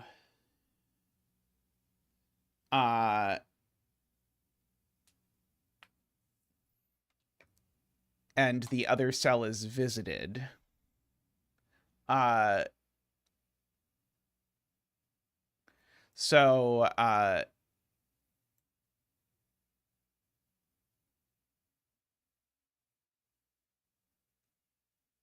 So this one I see plainly doesn't work because it makes this an L.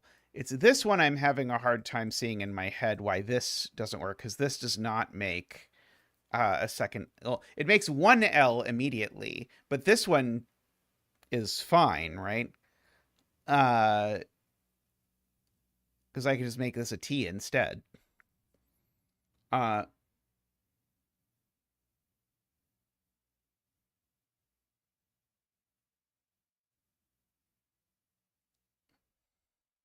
Okay. So the problem is different. The problem isn't the turns. Then the problem is that we've dead-ended this cell. Okay. So there's 2 separate problems. Is the thing I was missing, right? One of them is the problem with the amount of corners you get, and one of them is a problem with and one of them is a problem with creating a dead end. Okay.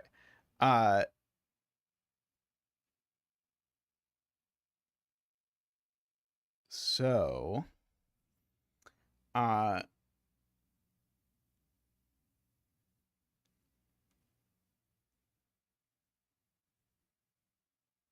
so if I put a T in either of these places, it's going to create a corner over here. Oh, right. That does immediately force this to be, sorry, by our previous argument, that forces this to be an intersection.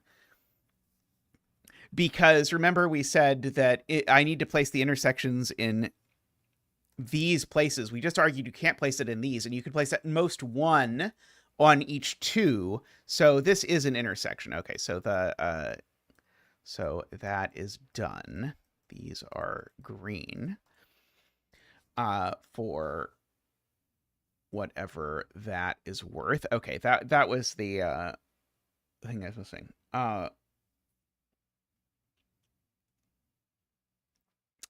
Okay. So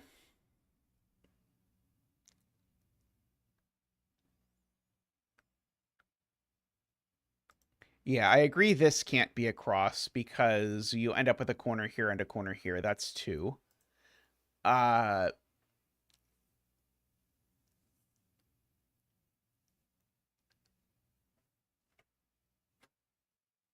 and I need one on each two. Right. I need one on the corollary of what I was saying was I need one on each two, and this one doesn't work. So therefore I need to use one on this one. So there we go. So we get that those are green as well.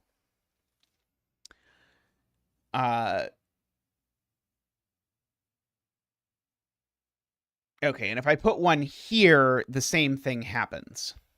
Where I create two, because I create one here and one here.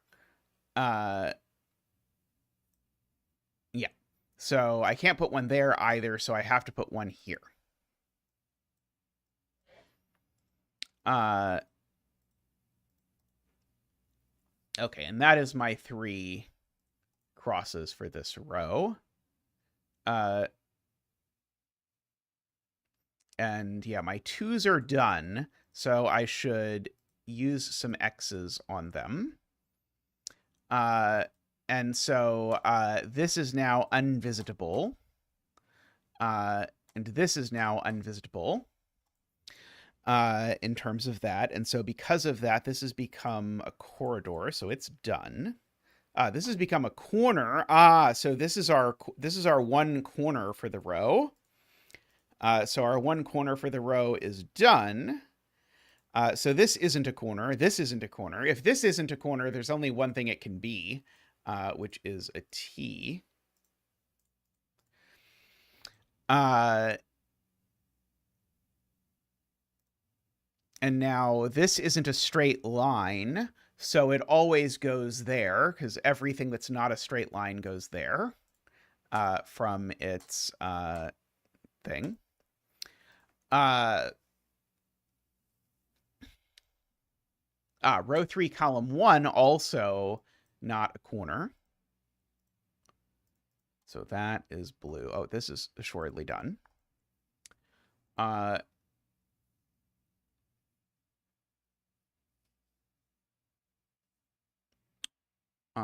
These I don't know what to do with yet. I mean, I know this isn't a corner, but I don't know which way to extend it.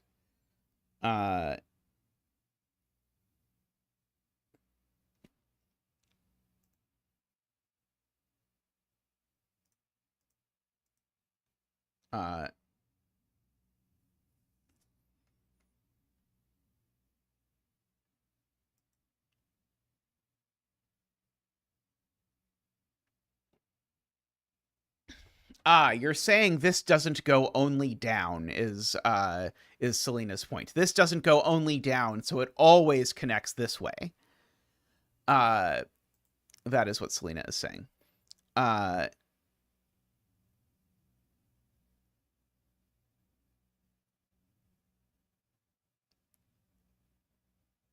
And now we're at no more risk of those things.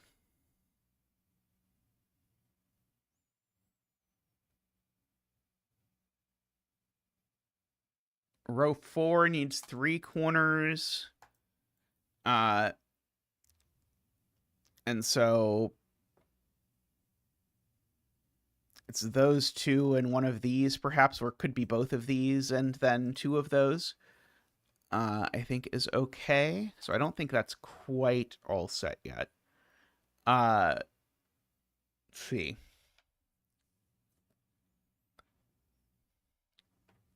Oh, 3 corners and a vertical T. Uh, right. If I draw this, so Naverio has a different way of seeing this than Selena. But the point is, if I make a horizontal segment here, I destroy 2 of the 4 spots that I can put my 3 corners. So I therefore have that going on.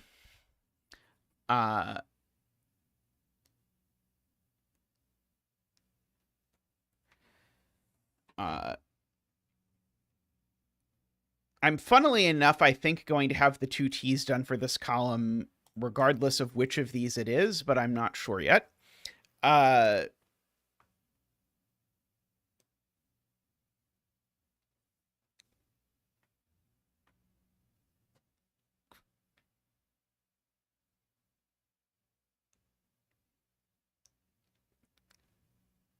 Is that true, Joao? I think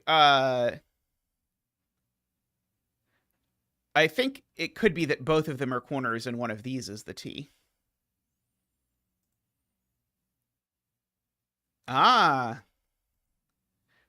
This column only has 1 corner, and we have used it, which is effective.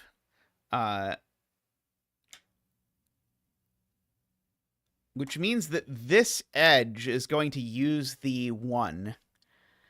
Because the only way this edge didn't use the 1 is if it was a corner going that way. So one of these 2 is in, which means that these 2 are out, is the corollary of that.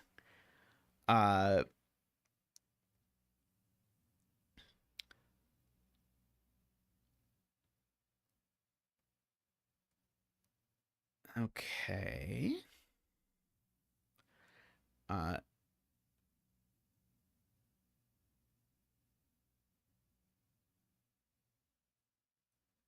if we go this way or this way, we either go both of them or also go down. No, we can't also go down, right? Right, we go at most one of these 2. So we always go that way? Is that the point if I don't include this? No, it could be a line. I don't include that.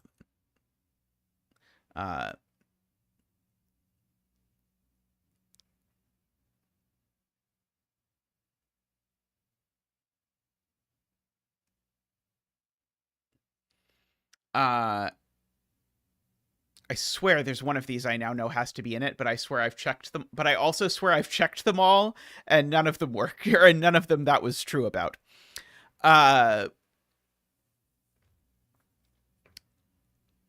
Let's see. Is the 4 in this row now super restricted? We know it can't go on either of the 1s. Can't go there.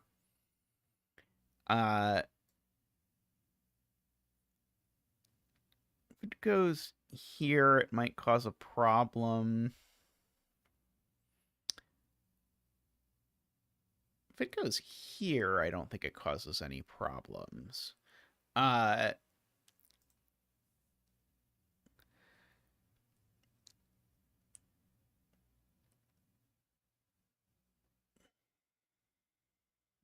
Straights in column 7. Right, we need to have 4 of them. And we're limited on where we can possibly put them, because we can't put one in any of these cells. Or there, actually. So, yeah, we need to make 4 straights out of the remaining 5 cells in column 7, which is quite interesting.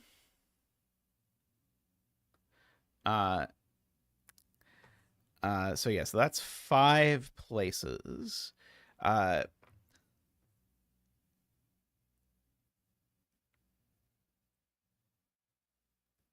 Selena asks if it's really possible that the 4 straights are actually the bottom 4.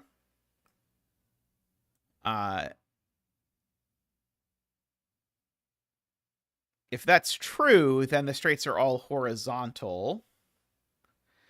And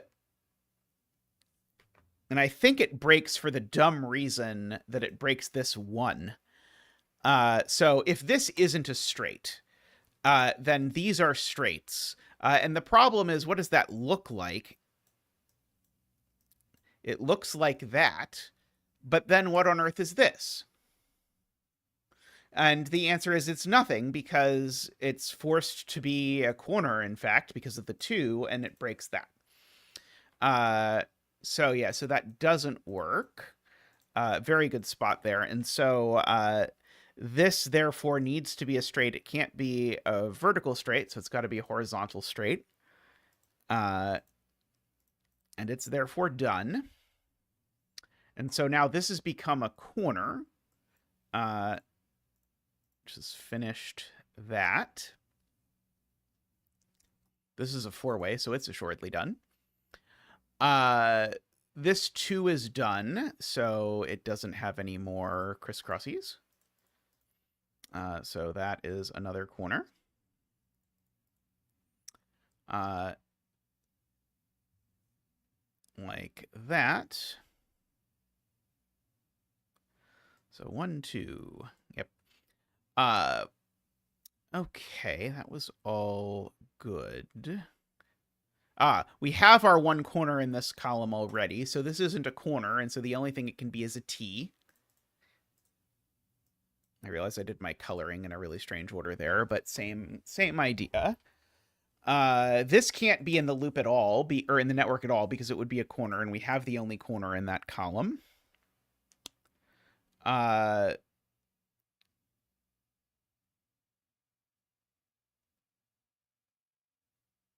Let's see, this column, right, we need 3 of these. Oh, we just need these 3 to be straights, right? Oh, no, not necessarily, sorry.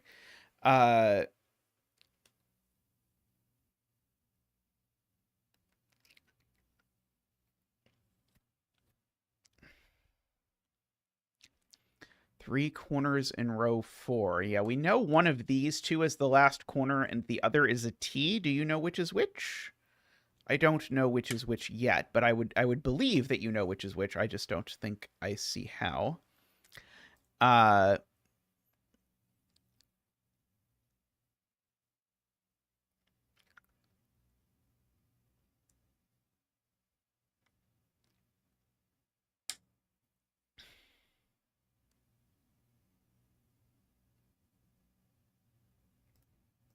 Oh, I would not have thought to count this, but in fact, if you look at what is left, I still need 3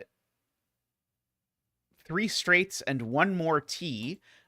This can be none of those, so these are 3 straights and a T for sure.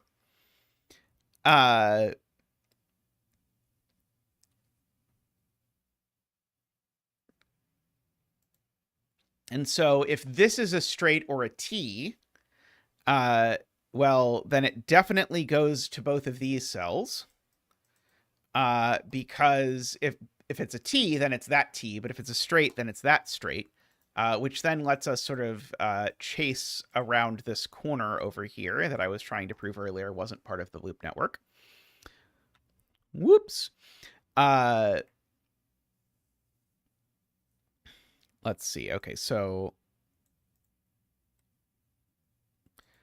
we've got that.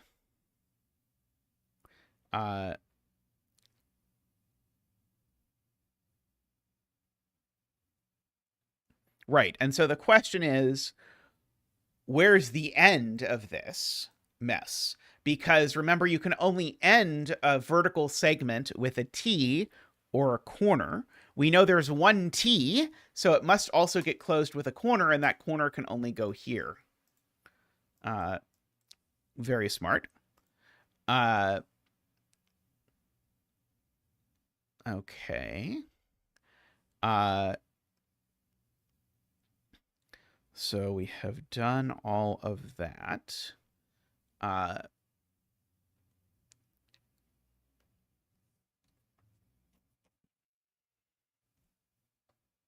Okay, so this is straight or a T.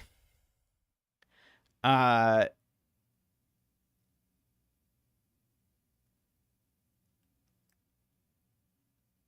if it's a T, it's this T, and if it's straight, it's that straight. So they're opposites actually. What options could be?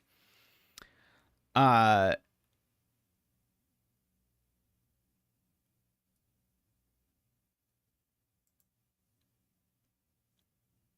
right. Okay, yeah. So Emma has a very helpful spot here. This row we have the only turn, so this can't only go left, so it must go up.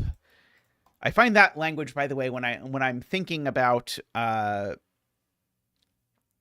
I find the can't only go blank a very useful sort of way to say talk to myself about what is happening in the world. And then exactly the same thing happens here with this cell. It can't only go up, so it also has to go this way. Spilling over down there.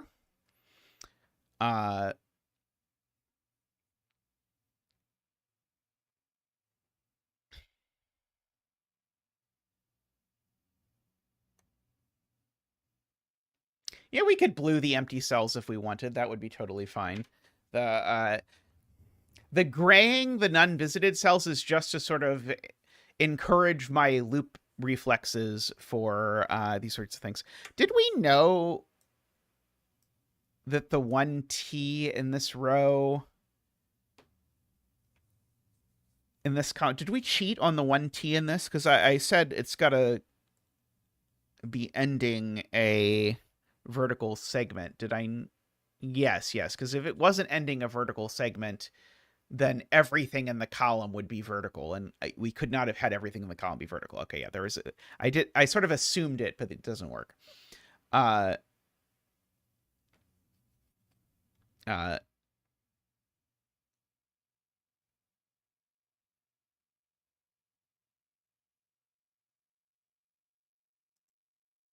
This can't be a T, or you'd break the to clue. Let's see, if this was a T, it would have to be a horizontal T. Yeah. Okay, yeah. So, so if this is a T, it's that T.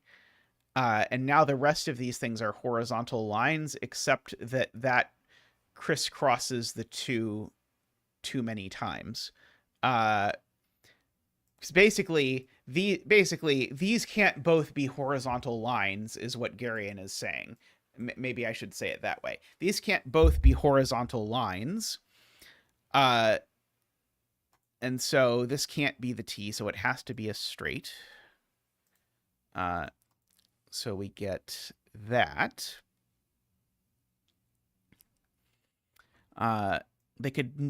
They could both be vertical lines, I think. I think that would be okay.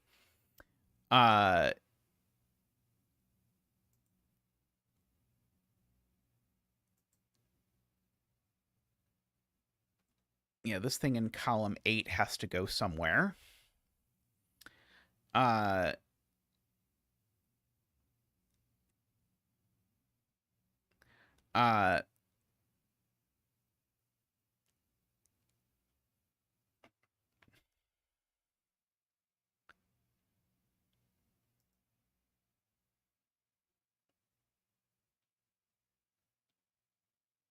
Yeah, we still do need a four-way in this column. Could be there or there. Can it possibly be here? I don't think so, although I think I have to count to see that it can't. Uh,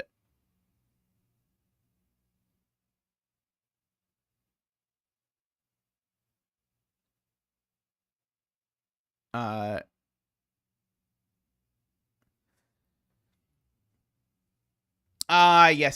yes. that makes an L here, which then ruins my whole thing about what these are. So yeah, so that can't be right. So one of these two is a four-way, and whichever one it is, funnily enough, forces this one to be the four-way. So that's now done, which now means this is done, because if it grew, it would be a four-way. The 3 is done, which means this is not connected. And so this has to connect up like that, which means both of these are done. This has to connect down, which means this is done. This is done. So this is forced to do that, if I'm keeping up on my coloring correctly.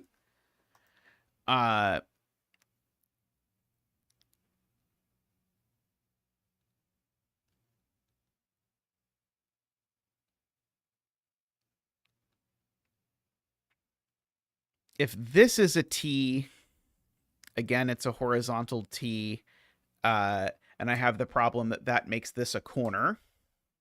In fact, actually, just if I make this path at all, I guess is the easier way to say this. If I make this connection, I definitely make this a corner, and that's not allowed. So I can't be making that connection.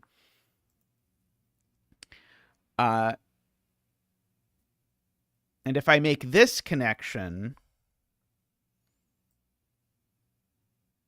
then I'm making this a corner, and that doesn't work. So I can't do that either.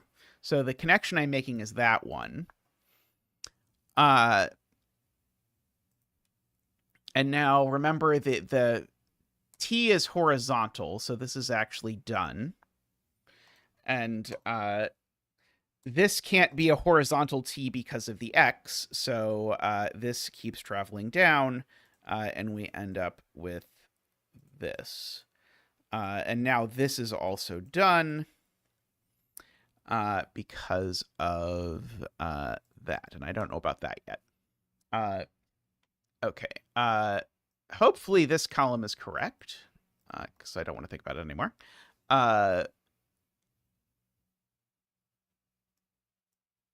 Are we done with our corners now? Right. Okay. Right. That was our T, which means we need this to be our last corner for the row. Because remember, we knew that we had 4 cells that were 3 corners in a T. We found the T, and then I forgot about it. Row 5 has its 1 plus now, so we can't put any more pluses into row 5, in case you are thinking about doing so. Yeah, you can always blue 0 clues. I'm always unclear which is more useful, to blue them or not blue them. That is the question, whether 'tis nobler or something, something, something. Let's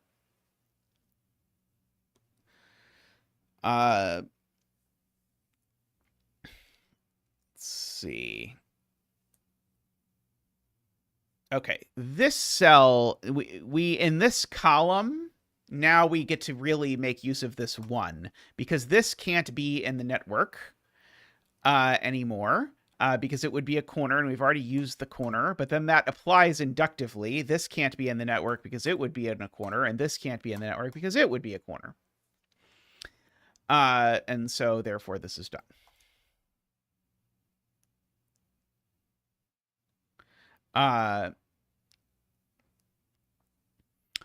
So we get all of that, which assuredly must be powerful.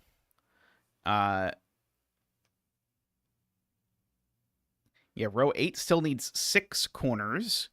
And I know 4 cells in row... Oh, sorry, no, I don't know 4 cells. I know 3 cells in row 8 that are not corners.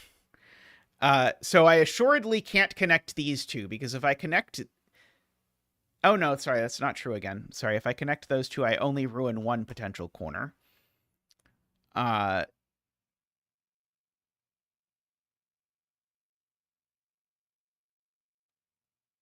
3 of these can't be corners.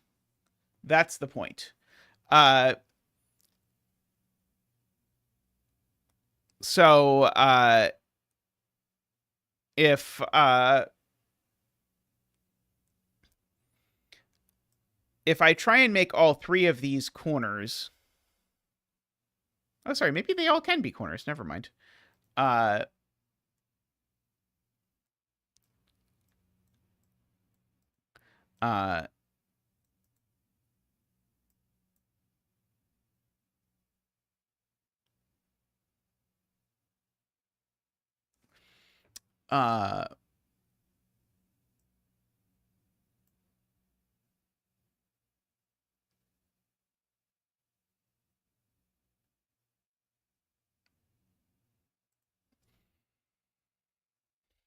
Okay, so if I connect these, I create one vertical T. So I need a second vertical T.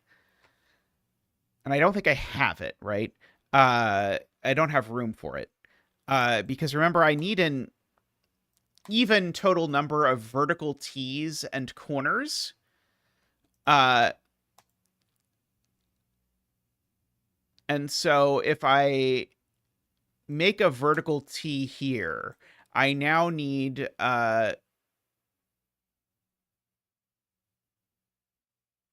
all 5 of these to be corners, which does not allow me to have room for my vertical T. So I can't make this a vertical T. And I have to have this be a corner. And these all need to be green. If these aren't all green, I have a very bad problem.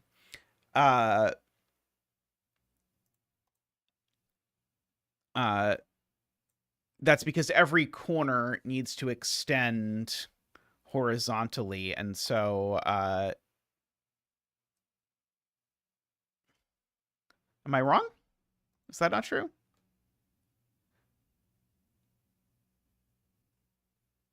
Oh, no, you're right. It doesn't have to.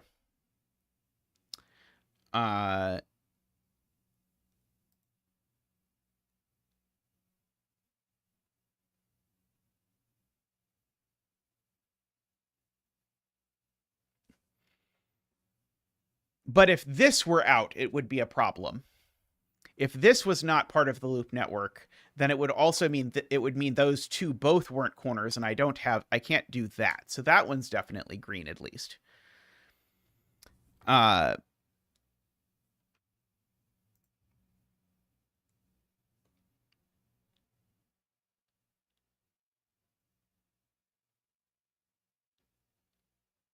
Isn't this cell going to be responsible for breaking both of the ones? Yeah. This cell, now that this cell is green, it actually is going to take both of these ones, because it's got to have exactly one of those two and one of these two, because it's got to have 2 exits. So that means the other sides of the one don't get anything going on them, which means this is just not in the network, because it would be a dead end, which means this continues over here, and this is done. And that's green. Let's see. And now if this is green, it just breaks, right? Because if this is green, it crosses here. Oh, no. That's okay. I think that's okay. Yes, the Slitherlink 3 is very handy now. Good point. So it certainly does that.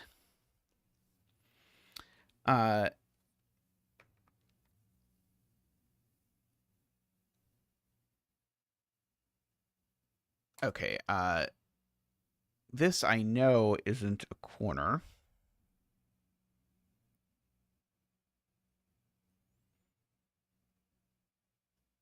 So it's a T or an X.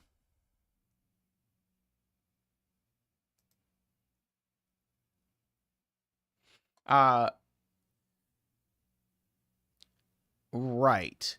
If one of these two is definitely not an L, because this is currently an L, but if this wants to be an L, it's going to destroy this L. And so therefore, remember we were off by 1 before, so therefore this needs to be part of the loop network, and therefore it is an L, and we actually know which L, which is my only crossing there.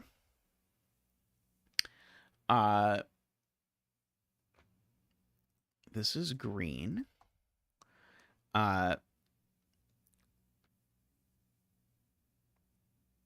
Okay, if I connect these two, I break 2 L's. And I can't break 2 L's. So I must not connect these two, which means I do connect this one, because the one still does need to actually do one things. And this one needs to do corner things. That is green. That's green as well. Okay, so there is 3 more, and I need one of these two to be a corner. Let's see, I need 3 straight lines here.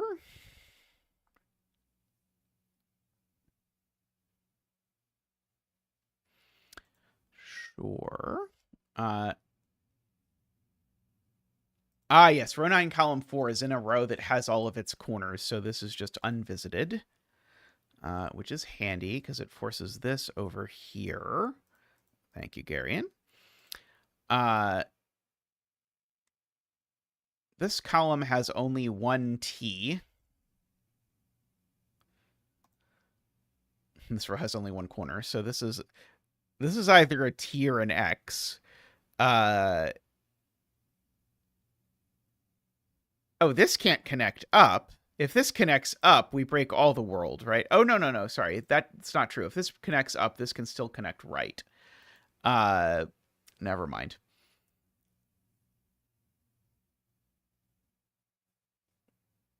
Yes, this is a corner if it doesn't go down. That's a good thing to say. So yeah, so this needs to do that, which now has made this the T for the column. Oops. Dear Lord. There were many coloring fiascos. Okay, so that's the only T for this column. Thank you, Matt Laffey. So now this cell is done, and this cell is done because they could only ever hope to be T's. This cell can't be a corner anymore, and the only way it cannot be a corner is for it to be this kind of T. Okay, and so now it's not a corner. So now this needs to be the last corner of the row. So that is done. This is a 4-way, so it's done. Like that. This 6 is now done. Yes,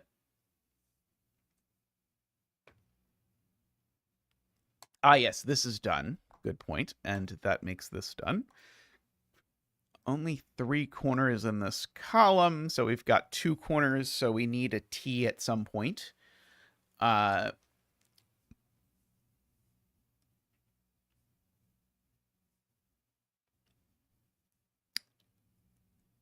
see.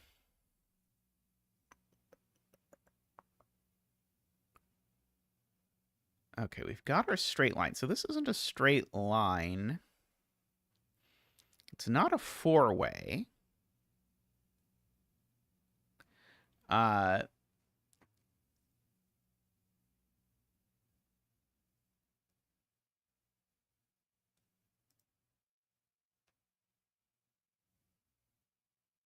Oh yeah, this is just a corner.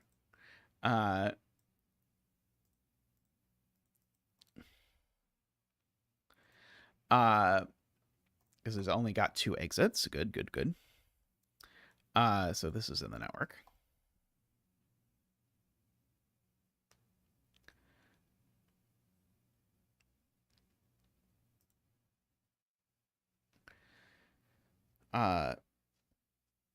Yes, and so wherever the horizontal T is, Selena points out, it's in one of these 2 spots. It definitely crisscrosses this 1.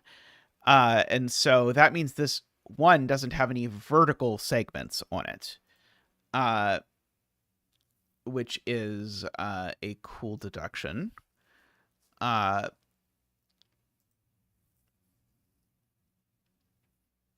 I would have thought did something, but maybe doesn't actually do anything immediately.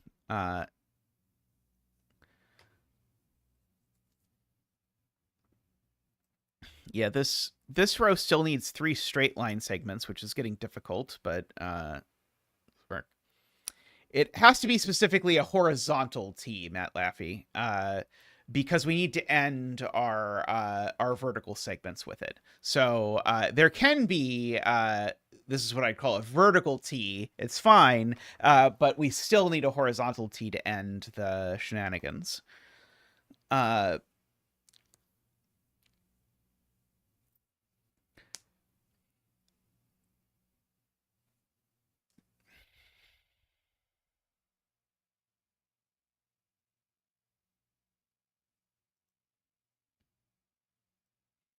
This doesn't go only down, for what it's worth. Let's see. Yeah, we know there's 3 corners. The 3 straight lines in this row. So like that could easily be 1.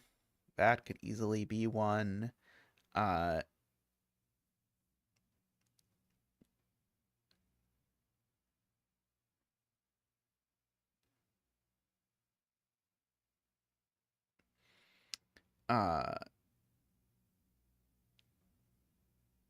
Row 6, there are 3 places for 2 lines.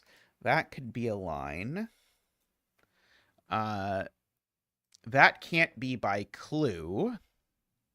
That can't be by thingy thing. This can be, and this can be. However, these two can't be lines at the same time because this one would have to be horizontal and this one would have to be vertical. So this is always a line, is Emma's point. And so we're forced to do that, which is actually quite nice.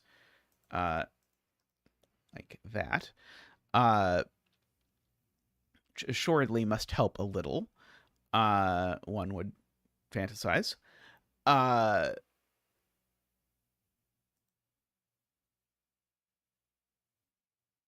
Okay. So this is definitely a corner, regardless of which way it goes. If this is in the loop network at all, it's a 3-way.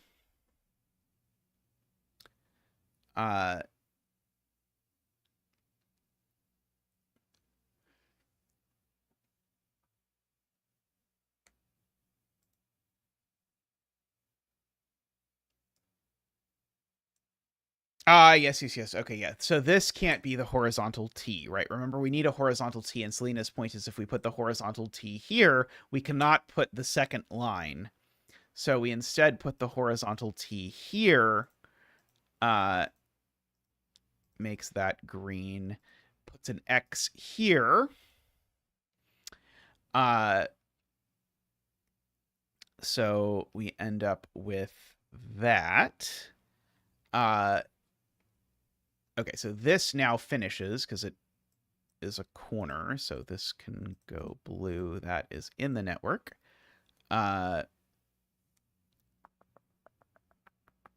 This only has one way to connect, which is that way.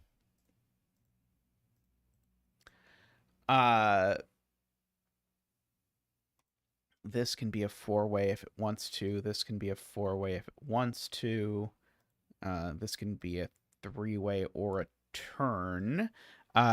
Until you contemplate, we do need another turn in this row. Clue says 1 4-way. Right, this can't be a 4-way. Sorry, that clue disappeared. Yep. Double check the row sometimes is helpful. So that can't be a 4-way because of the row. So therefore this connects down, which means both of these are now done. Okay, so my 3 is now done for my 3 corners. So this can't be in the loop network anymore, which means this connects over and this is done. This is like the only time in the entire universe where connectivity actually comes up in a Ubon puzzle. This needs to connect to the rest of the network.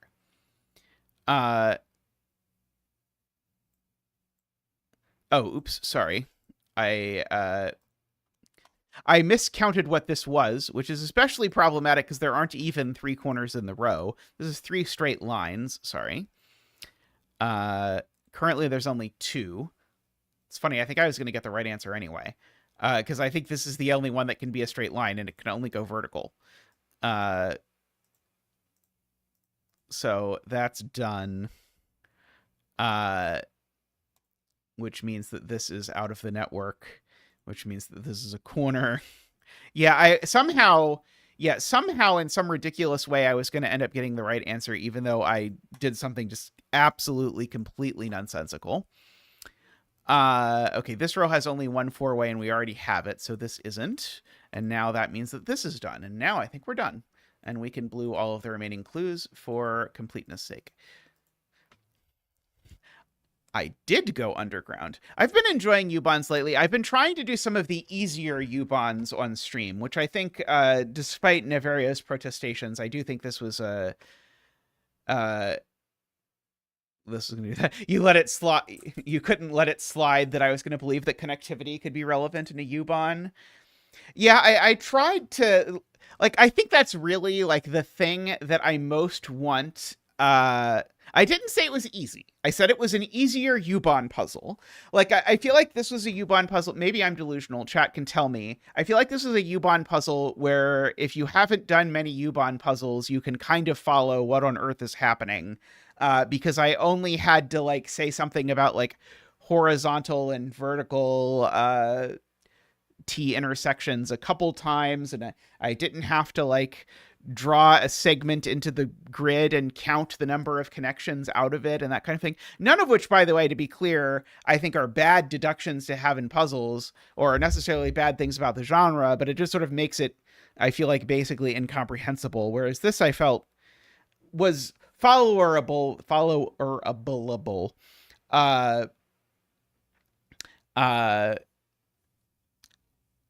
Maybe I'm wrong. Again, if you found this to be all complete nonsense, you can let me know. But I do feel like KNT Ubons also tend to be a little bit more fair and straightforward than some of the others. Like Woofer and Jacob love the really sophisticated Ubon deductions. And I think even their easier Ubon puzzles tend to be made to show off the really complicated Ubon deductions, which I think are then really difficult to coherently talk about in chat. Whereas KNT tends to not do that, at least in my experience.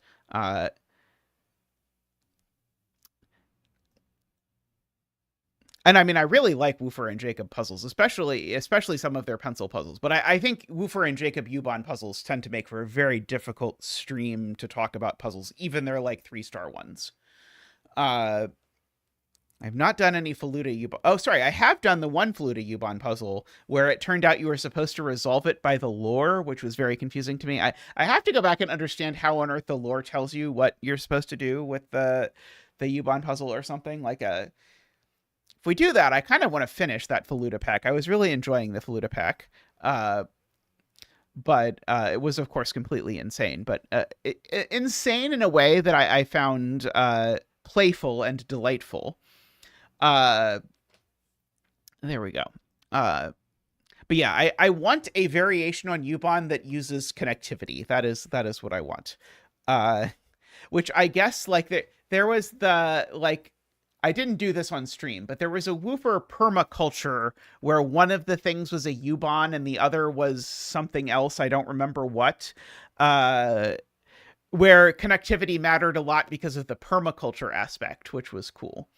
Let's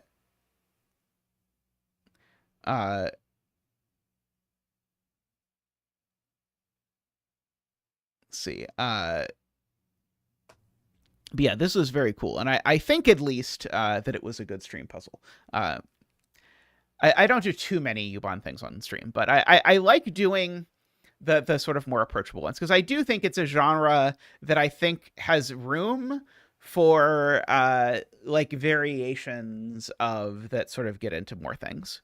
Uh, I was at one point thinking like, oh, maybe you could make Ubon like say something like, oh, it needs to be the case that even if you remove any one segment from the grid, that it doesn't connect, that it stays connected. I tried to sell KNT on this, but KNT said it didn't actually work out super well. But like something like, oh, this wouldn't actually be allowed because if this piece of the railway broke down, then you couldn't get these people home. But I think the problem is it's too global. And so I think you need basically the whole grid filled in before you can get any deductions out of it at all. Now, one thing actually, while I'm rambling about Ubon, KNT has this series of Ubon with empty clues, where in addition to these 4 clues, you also get a clue for how many gray cells there are in a row. That allows for a lot more earlier connectivity deductions. Sometimes, because you can say like, oh, there's a bunch of empty stuff, so you have to be a little bit more careful. I really liked that, and I think it's possible that the way to sort of embrace the connectivity component of Ubon, or a way, involves sort of having more clues about the gray cells or something. I don't know exactly. But that is one theory. It's something I have played with every once in a while, but yeah, I do have your Ubon in my network, or sorry, in my thing. Also, you have a Ubon where every clue has to have a clue of the same type next to it, right, Naverio? I think I have that in there too.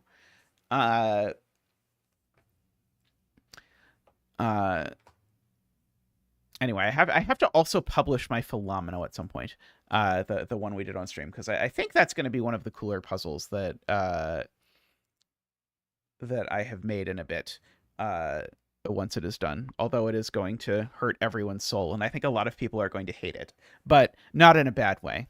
Well, I mean, it'll be bad for them because they'll have a horrible time doing it, and basically regard the puzzle as torture. But I think the people who like it will really like it. Niv is definitely closer to luring me into the deep, dark abyss. Yeah, there definitely is some... Naverio is the friendliest member of the deep, dark abyss clan. I think is the way I think about LMD setters. But Naverio is always sort of pulling you closer to the only 5-star puzzles all the time group. I stared into the Niv abyss and I'm scared.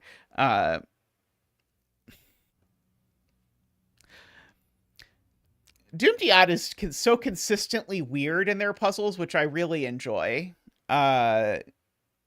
J-sums are great. I have enjoyed... I mean, the nicest thing about J-sums is that they're by far the easiest genre to set in the entire universe, I think.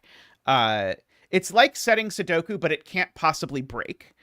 Like, really, if you've done J-sums and you've solved them, and your thought is like, how could anyone possibly make this? And you have any interest, I'd encourage you can set one. Like, I think J-sums are considerably easier to set than they are to solve. Because of the whole, like, they can't break and you can always figure out some insane clue to add to them, which will resolve whatever thing you want. It's very cool, which makes setting them very fun, but no one actually likes solving them, so I don't set them very often.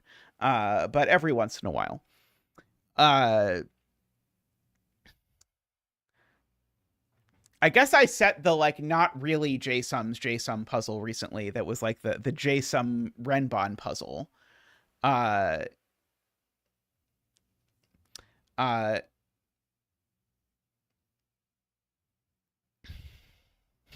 Doomjiat makes the kind of puzzle that if you read the solution guide, you'd rate 2 stars lower than it actually is.